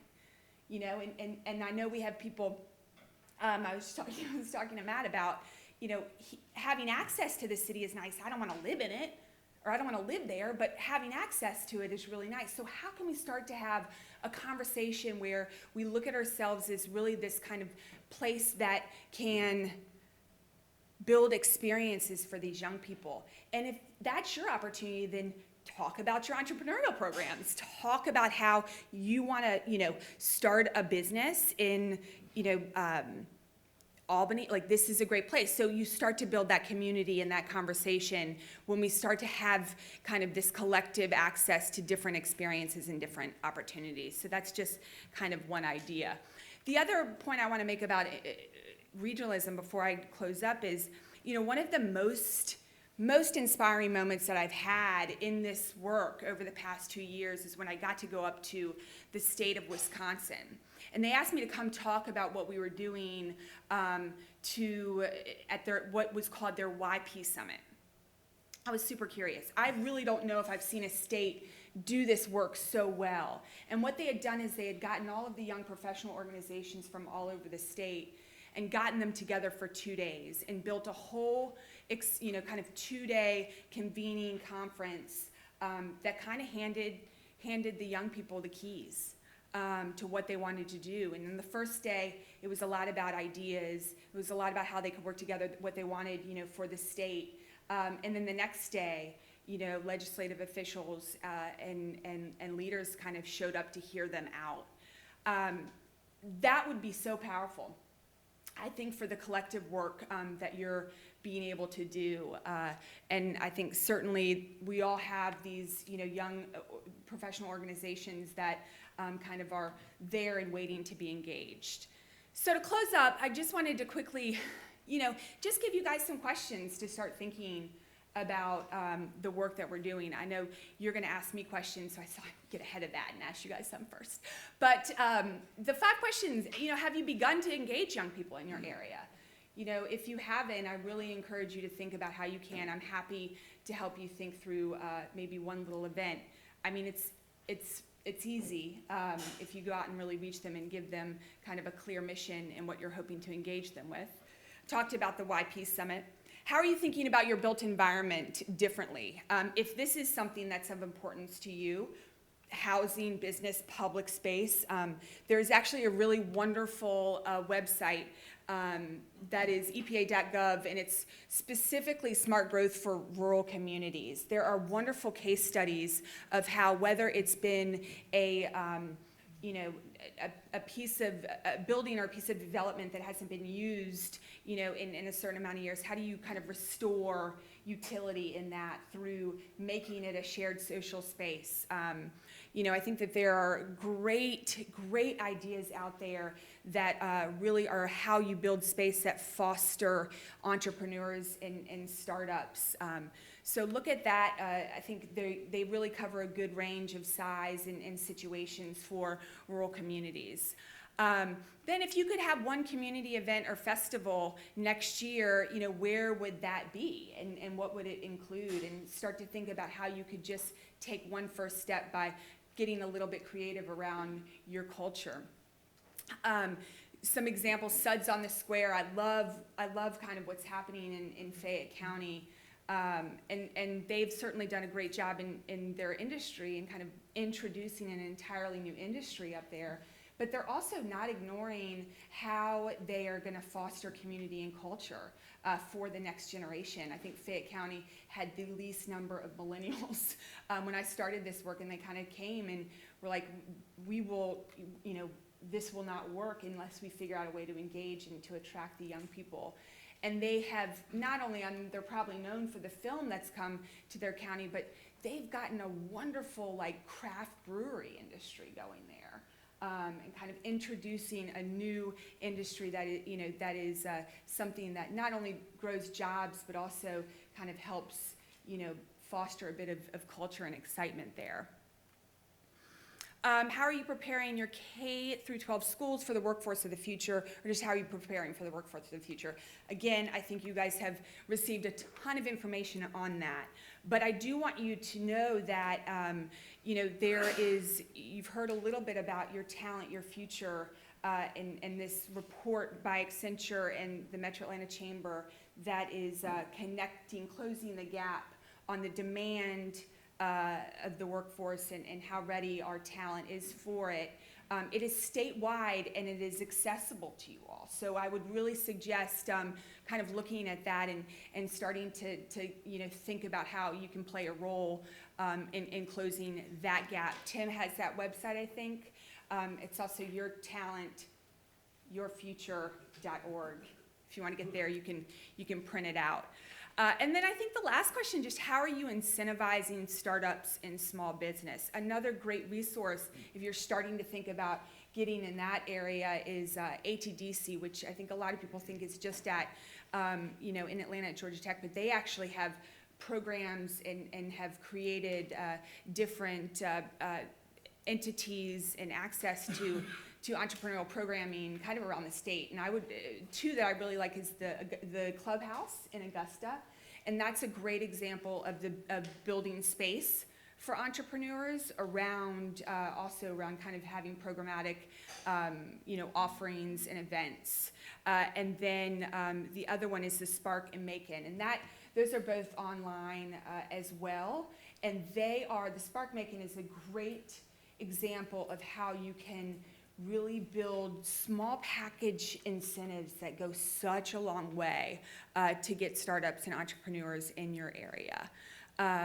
So I know that was like a lot kind of thrown at you, but I really hope more than anything you just kind of go away with some kind of different thinking about this work, because I really, really do think it's going to be important, as much work as we do kind of behind the scenes, that we're really intentional to think about how we grow our communities in our region, kind of in front of the screen as well, to meet these young people where they're at, and gosh, just to tell them what we've found most of them don't know yet, because we are, a community that doesn't like to brag about ourselves, and we're kind of quietly proud about being Georgia. And this is a generation at a time where we can no longer really be quiet. So we have to start being bold and telling kind of the world what we have to offer. Some time for questions?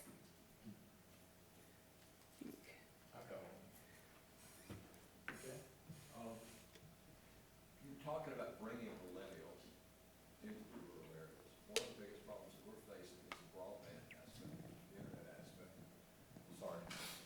One of the biggest problems we're facing is the internet aspect. Can you address that? How much of a negative is that? So I can't address it necessarily from a policy standpoint, but I think I can address it from like a consumer, from a millennial standpoint. I think it's critical.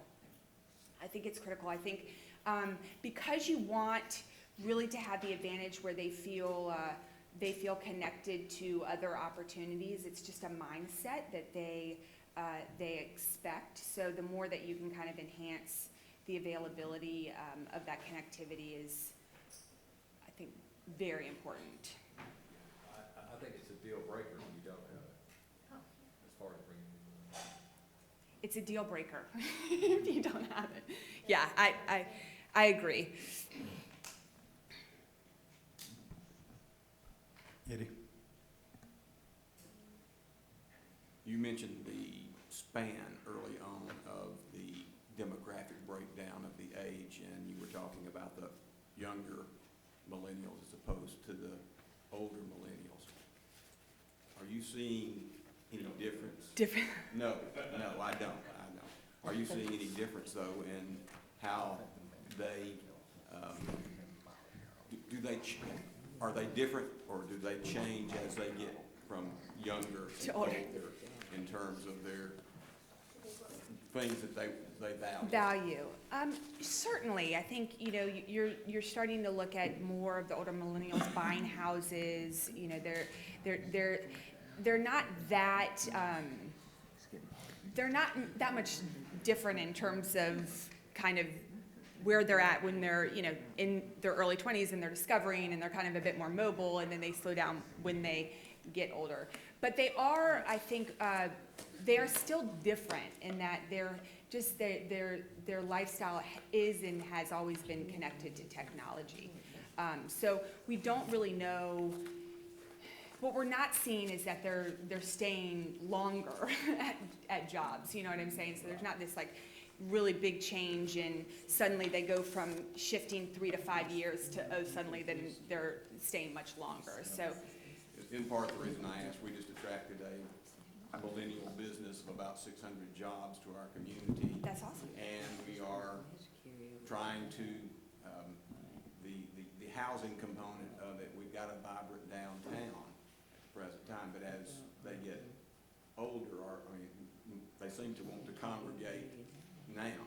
Yeah. But as they get older, is that going to be a trend that continues? We haven't seen that change, but what they do is, again, they do want more space, right? When they start to have families, I think that's something naturally that we're seeing happen. So they move around kind of the area in terms of affordability of housing due to the need for more space. But they are still wanting that communal space, even if it's in a kind of a sub, even if it's not just the downtown, right? So is there a park that's a bit more convenient in their neighborhood? They're still very much valuing that communal space, even if it isn't that, big nightlife area. I have a question. Patty? Patty Bentley. I would like to know if you can give me some suggestions on how to encourage millennials to get more involved in the funeral industry. I'm just asking. We don't have very many young people to keep this business going. Yeah. Gosh, that is a question I've never received, but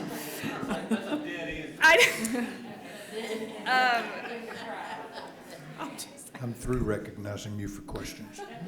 Yeah, look, marketing, technology, it's across the board, right? So I think look at it. This is a wonderful question. I'm gonna give you something because I think it's, it's an important one, but they are less really, and this is what makes job matching hard for this generation, is because they aren't really entering it into it from an industry lens, right? That's a big difference that we're seeing. You kind of would pick your industry and then you would kind of grow up in that industry previously. It's more around skill set and matching up, but skill set is needed in every industry, right? So if you want like the most dynamic website in your business, that's how you get young people in the funeral industry. No, so I'm not sure about that, but entrepreneurship, maybe there's just a way to. Don't worry about it. She asks that question of everybody. Yeah. Thank you. Thank you very much.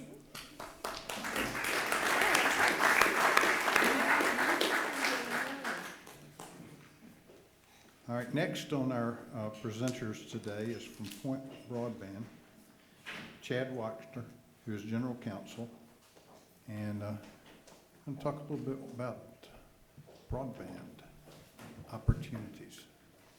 Thank you, Chad.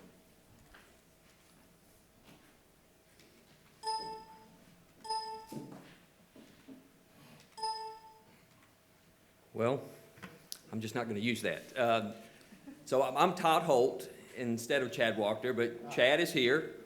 Chad, raise your hand. So Chad's our general counsel. Manny Lalakis is our CTO, and Jake Gant is our VP of Operations. So we thought this was important enough to bring some of our executive team with us today. So thank you, Council, for allowing us to participate in the meeting today. I serve as CEO of ITC Point Broadband, and it's interesting, the questions, at the end of the millennial presentation, a good question about broadband. And the ITC portion of our business is important to understand. ITC has been around for about 130 years, and it's got a legacy of telecom, software, technology, broadband, wireless businesses. Some of you may be familiar with PowerTel. PowerTel was one of our companies, grew it to be $1 billion value company, 1 million subscribers. We were in the Southeast U.S. building the wireless business there. We built a company called Nology. Nology was the very first fiber optics triple play solution launched in the United States. We were doing cable TV, high-speed internet, and telephone services through fiber optics. Built that in the Southeast. IPO'd both of those companies. We were blessed and fortunate to be very successful building those businesses. So we're an entrepreneurial company, but we've been fortunate to have some real success in this space. Our latest venture is Point Broadband. Point Broadband is a little bit, it's got some elements from PowerTel because it's wireless, and it's got some elements from Nology because we use fiber and we're doing internet. We are a wireless internet company, but what's important to understand is that all wireless internet companies aren't the same. When we say wireless, most people think, oh, it's satellite. This is so different from satellite, and the main reasons why are as a satellite's 10 or 20,000 miles in space, and it doesn't have fiber connected to it. So it's 20,000 miles from its customers. We're a mile or two from our customers, and we've got fiber connected to our towers. So it's just that last mile or two that's wireless.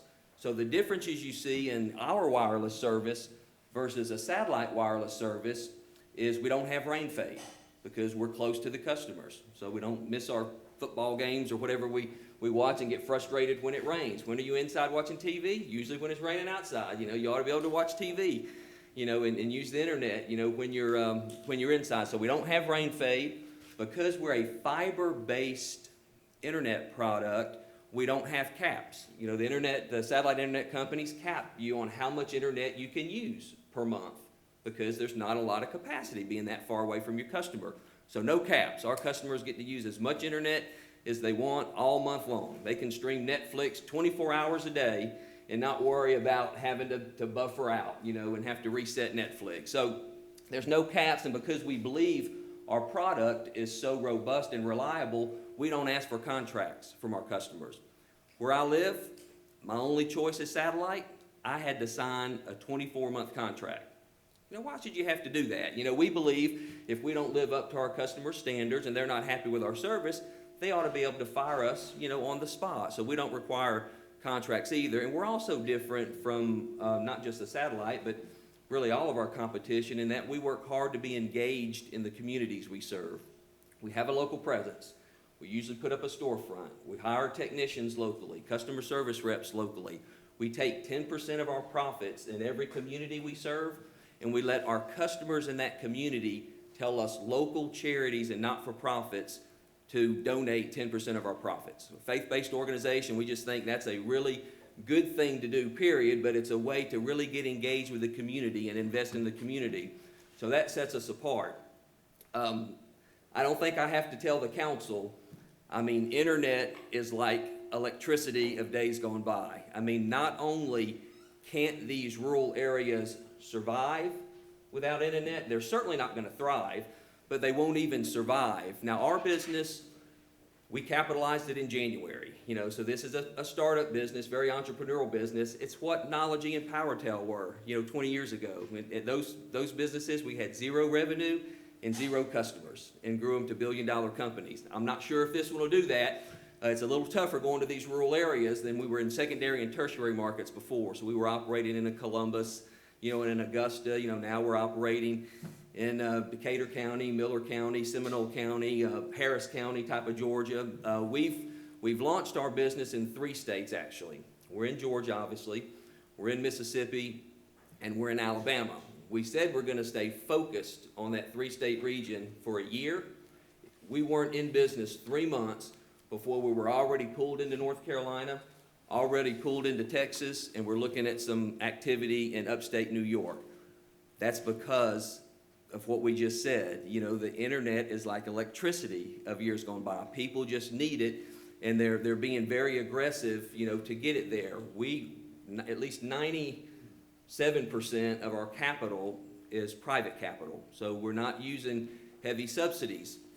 The only hybrid subsidy we have used is there's a electric co-op in Georgia, a very innovative, progressive electric co-op, and they came to the conclusion that their customers in the small communities they serve, their customers were going to leave if they didn't get internet into those communities. So we received a low-interest loan from the co-op to go build our network in those communities. But we are finding that there are many places that we just can't go. The economics just do not work. Even doing it wirelessly, you know, it's different than when we built fiber. We used to build fiber to every home and to every business. Now we're building fiber, you know, to the tower and doing wireless from the tower. That's a less expensive architecture, a less expensive deployment, but it's still too expensive to do 100% private in the most rural areas. So, you know, we haven't taken grant money. We haven't taken anything other than just a really small piece of you know, loan money, you know, from the co-op, but we do believe that we will utilize subsidy in the future. The upstate New York opportunity. New York has been very aggressive providing grants, you know, to bring broadband to upstate New York. So we filed 5 applications. We believe we're definitely going to get 4, you know, and hopefully we'll get the 5th. That's a $26 million subsidy to go, you know, build our networks in upstate New York to get customers, you know, hooked up on internet there. The feds have been somewhat aggressive, you know, with their subsidies. There's the CAF, Connect America Fund. There's the RUS and USDA loans. We've got a $3 million application filed right now. Actually, I think it's $5 million application filed right now for RUS, you know, to do some work in Florida. So we are hopeful that the state of Georgia, because we're headquartered in West Point, Georgia, you know, so the majority of our towers, I think we've got somewhere around 30 towers, and again, we just started in January. We've got about 30 towers deployed, and over half of those are in Georgia.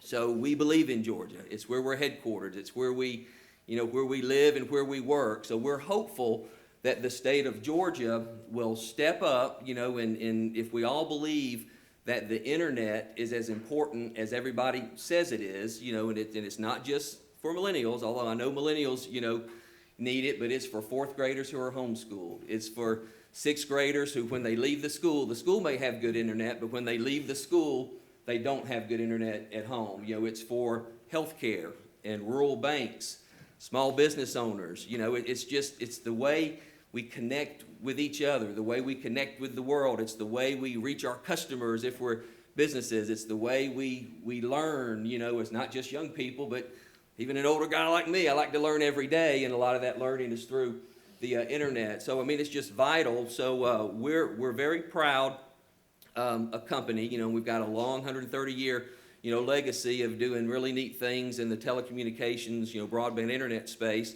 and we want to aggressively build rural America. And we want to focus in Georgia and the surrounding states to get started, but we have found that a lot of these areas require subsidy, and whether it's the feds or some of the states, they've been pretty aggressive participating and partnering with us and other companies to do that type of thing. So I know we got behind on the time schedule, so I'm trying to have my rural southern accent talk faster than it usually does, but I'm going to pause right there, and I think you've got a sense for who we are and what we do, but I'll pause right there and see if there's any questions.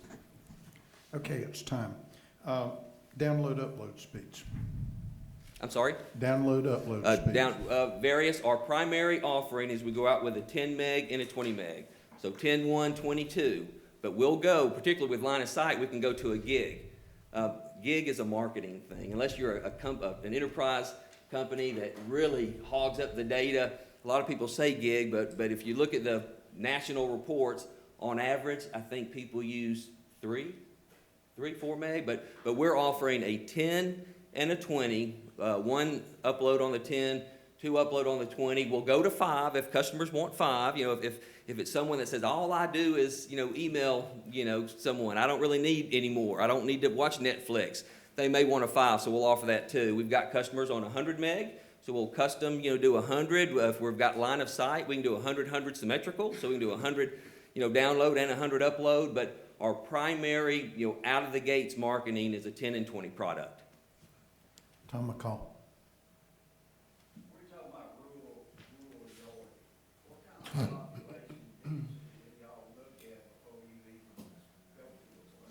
Well, without subsidy, what we would like to do is get at least, you know, 75, you know, maybe 100 customers on a tower. And depending on the lay of the land, you know, we put up a tower, and it's easy to get towers because the fiber doesn't have to connect directly. You can microwave it, you know, wirelessly, backhaul it wirelessly, so it's fairly easy to get fiber to these towers. And if we can get, let's call it 75 customers around a tower where the signal, the coverage area can go out 2-3 miles and even further if there's less trees and flat topography, that's what we're looking for, 75. Now, if it's subsidized, we could do less than that, less customers than that per tower.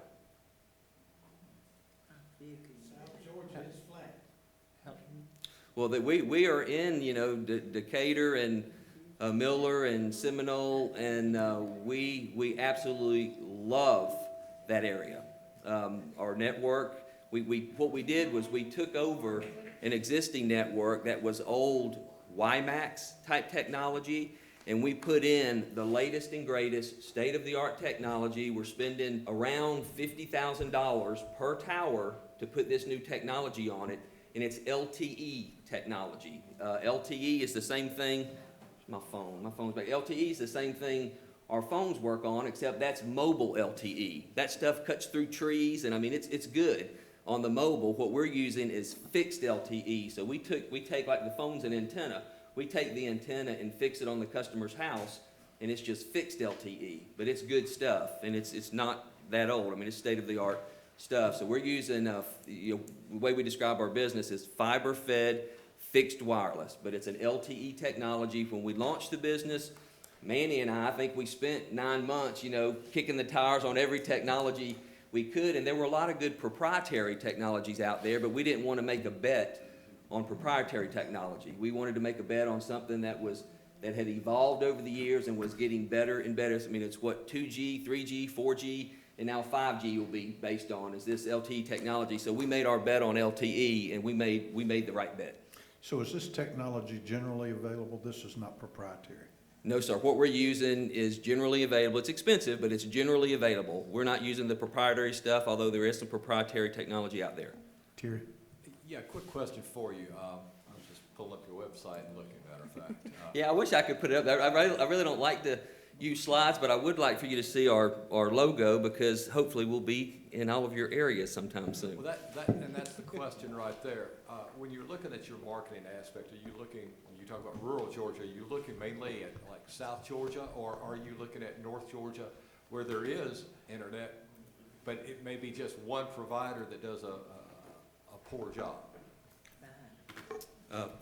All of the above. We have focused, you know, we've only been in business now for 10 months, maybe, so we have focused our attention on South Georgia to date, but we would love to cover the entire state, and we would obviously like to go to places that have less competition, you know, helps our business model some, but we're not, I mean, we'd love to go everywhere where if we're spending our own money, 100% of our own money, we would go anywhere in the state where we think we can get about 75 customers per tower.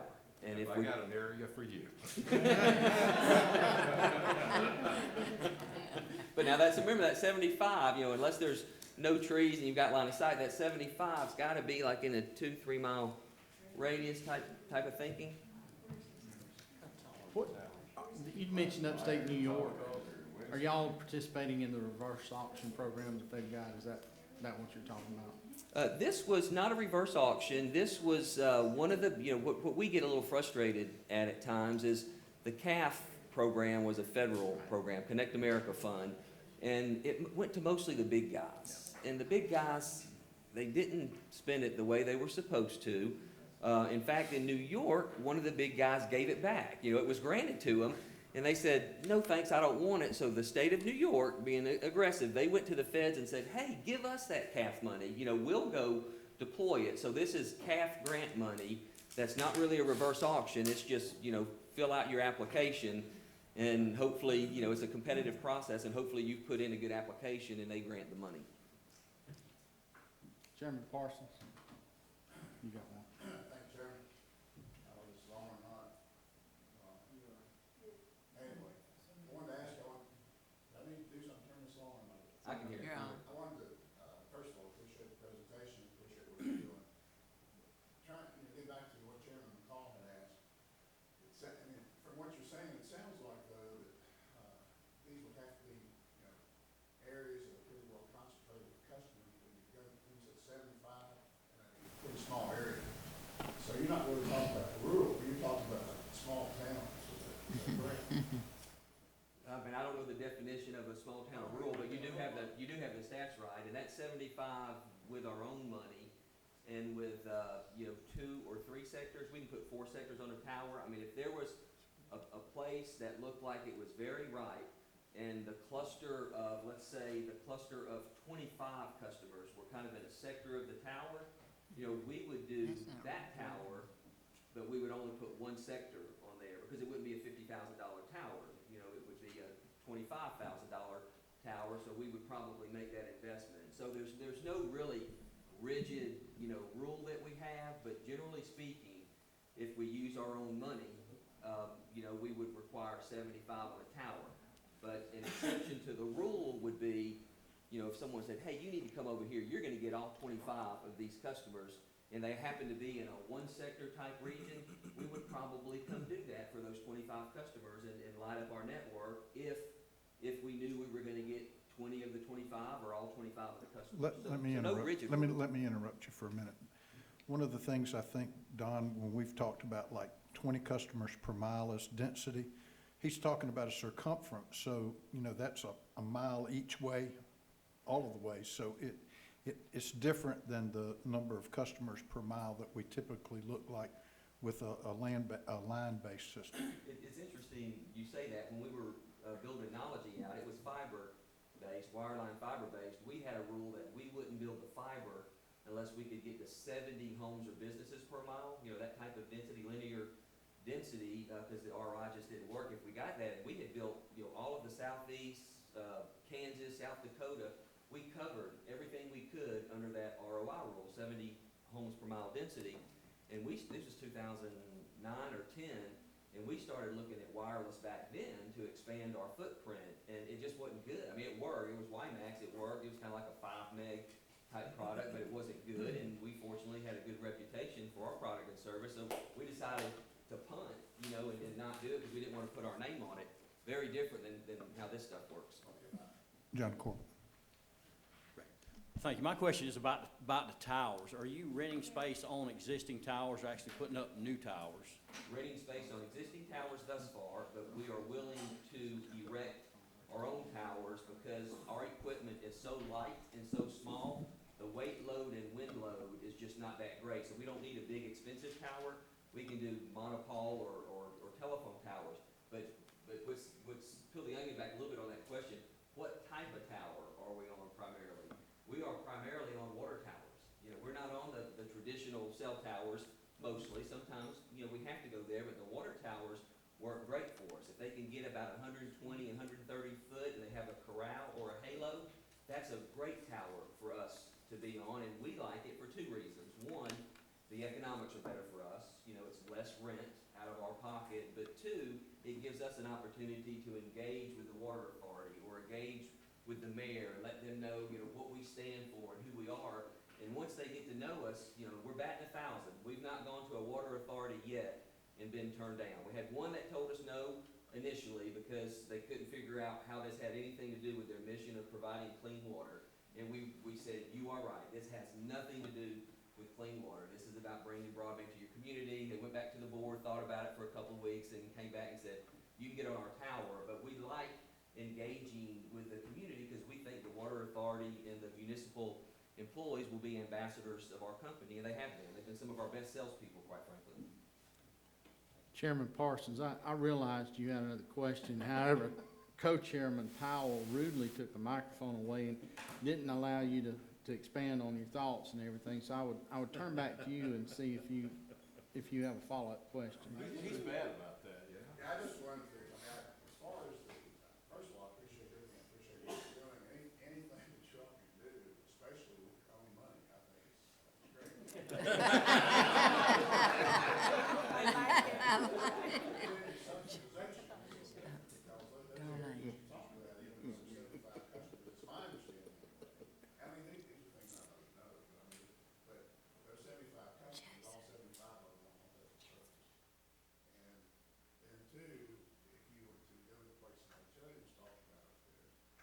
Even as bad as they seem to think their service is, there are a lot of those people that have service that will continue to stay with the one they're with.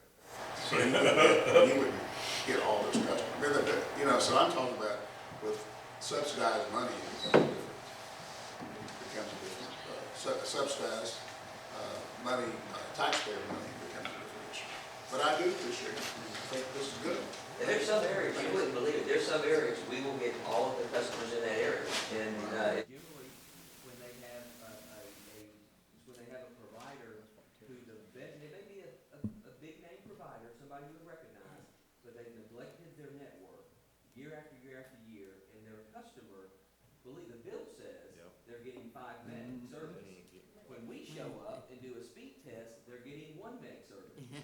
And I don't know why DSL goes out when it rains, but they all complain about it goes out when it rains. So when our technician shows up, we show them the speed test. You know, we do it before we do the install. We want to test your speed test. You know, we do it, and so you're getting 1 meg download. That's not upload. 1 meg download. Would you show us your bill? Sure. You're paying for 5 megs, 1 meg. You want to do the install? We do the install and turn on ours. And initially, before we throttle it back to what the customer's paying for, we'll do the speed test, and it'll be 60 or 70 meg, compared to the 1 meg, and then we have to throttle it back to what they're paying for. If we gave everybody 60 when they were paying for 10 or 20, we wouldn't have enough capacity to serve all the customers. But you would be surprised out there, the quality of the internet that's in some of these areas. Representative, no. Well, maybe you would, yeah. Representative Workheiser, you got it. Well, just real quick, I think you answered about the adoption rate. That's not been an issue, because, even some of the points like the AT&T wireless is using the electrical, that's been a problem before the area to lower the adoption rate. Because I was looking at your city, it's very impressive. I mean, you're in very small towns in Georgia. So the adoption has not been an issue? Generally speaking, no. I can't say across the board there's not been some disappointment in some area or two. So Move back in front of your microphone, please. Oh, I'm sorry. So in some area or two, maybe, I'm sure we've been disappointed, but generally speaking, it's been very, very positive, very favorable. All right, I'll just close by saying, I think everybody on these first couple rows will take a business card. Representative Jackson. If you'll take a deposit. Now we do that, and that's one way. We weren't doing it early on, but that's one way we make sure, kind of to your question, we make sure that there's a need there is, come here, Point Broadband, we need you, come here. We'll say, okay, we'll come, get 20 people to pay a $25 reservation fee, and we'll spend our $50,000 and build a tower.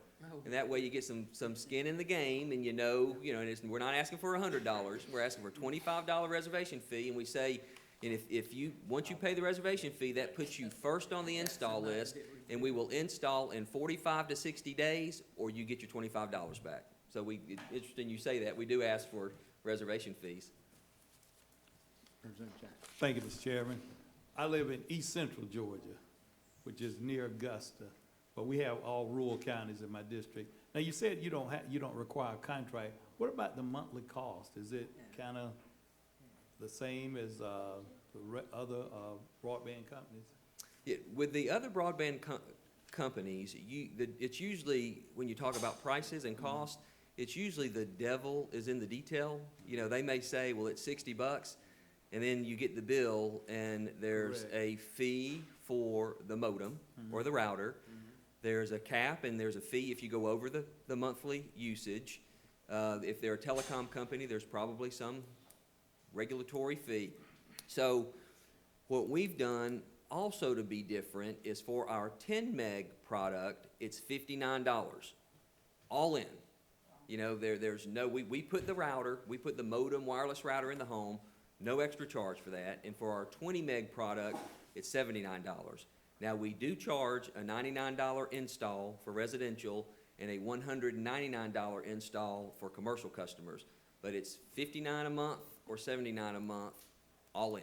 No caps, no contracts, no additional fees for overages or modem or equipment or anything like that. I'll take a card. It's good stuff because it's fiber. You know, this is a fiber net. It's a hybrid fiber, you know, wireless network. So it's good stuff. And the satellite guys can't do that, you know, because theirs is not fiber fed and it's so far away. Darlene, did you have a question? No. Okay, I thought you did.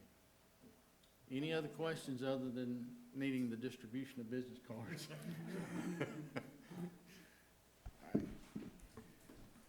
This is sort of a rhetorical question, but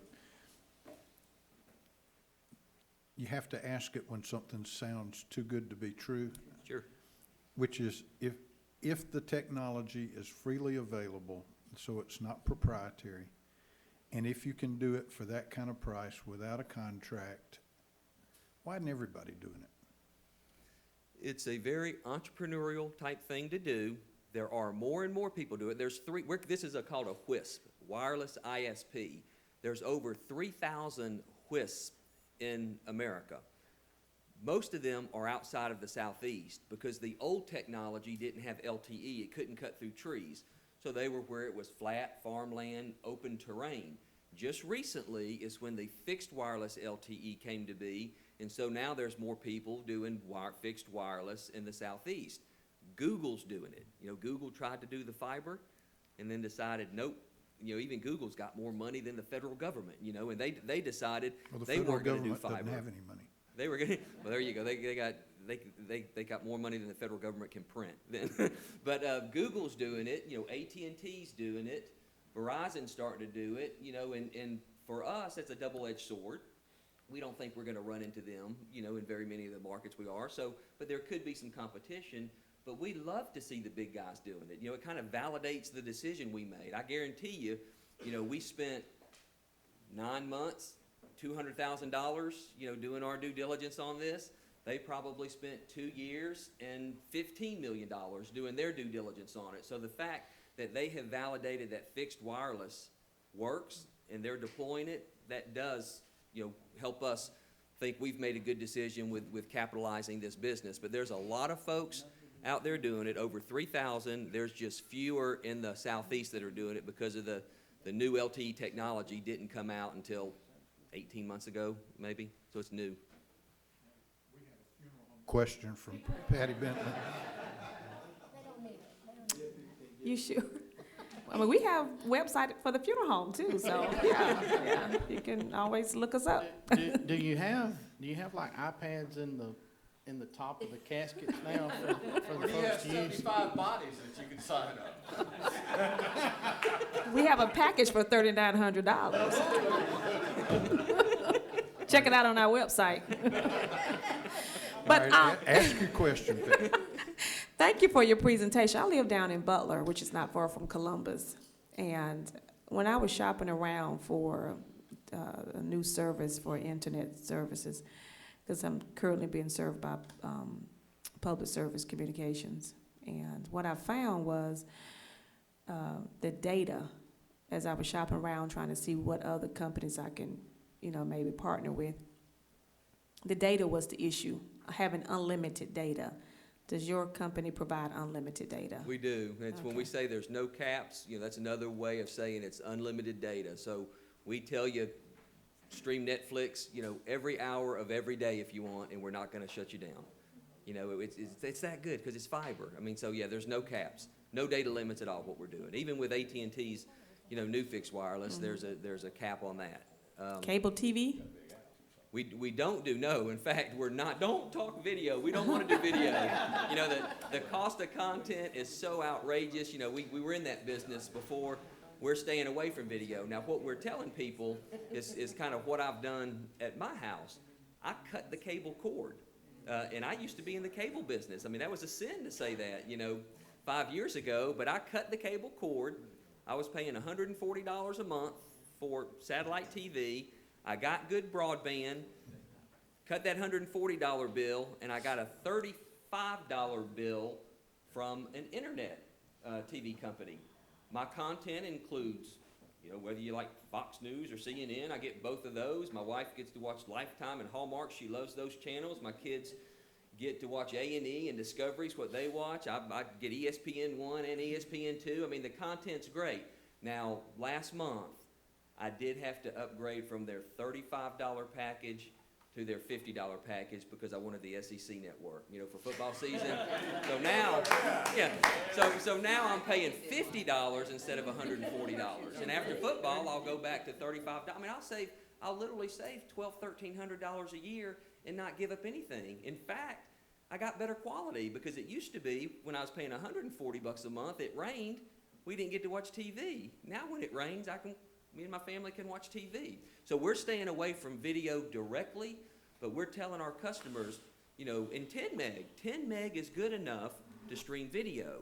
Now, if you want to stream video and attach another 5 or 6 or 7 devices to your internet at the same time, you know, if the kids get home and hook up their iPhones and iPads and stuff, 10 megs, you're probably going to be disappointed with it. You'll go to the 20 meg product. But 20 meg, you know, will allow you to stream video and hook up multiple devices, and you'll love it.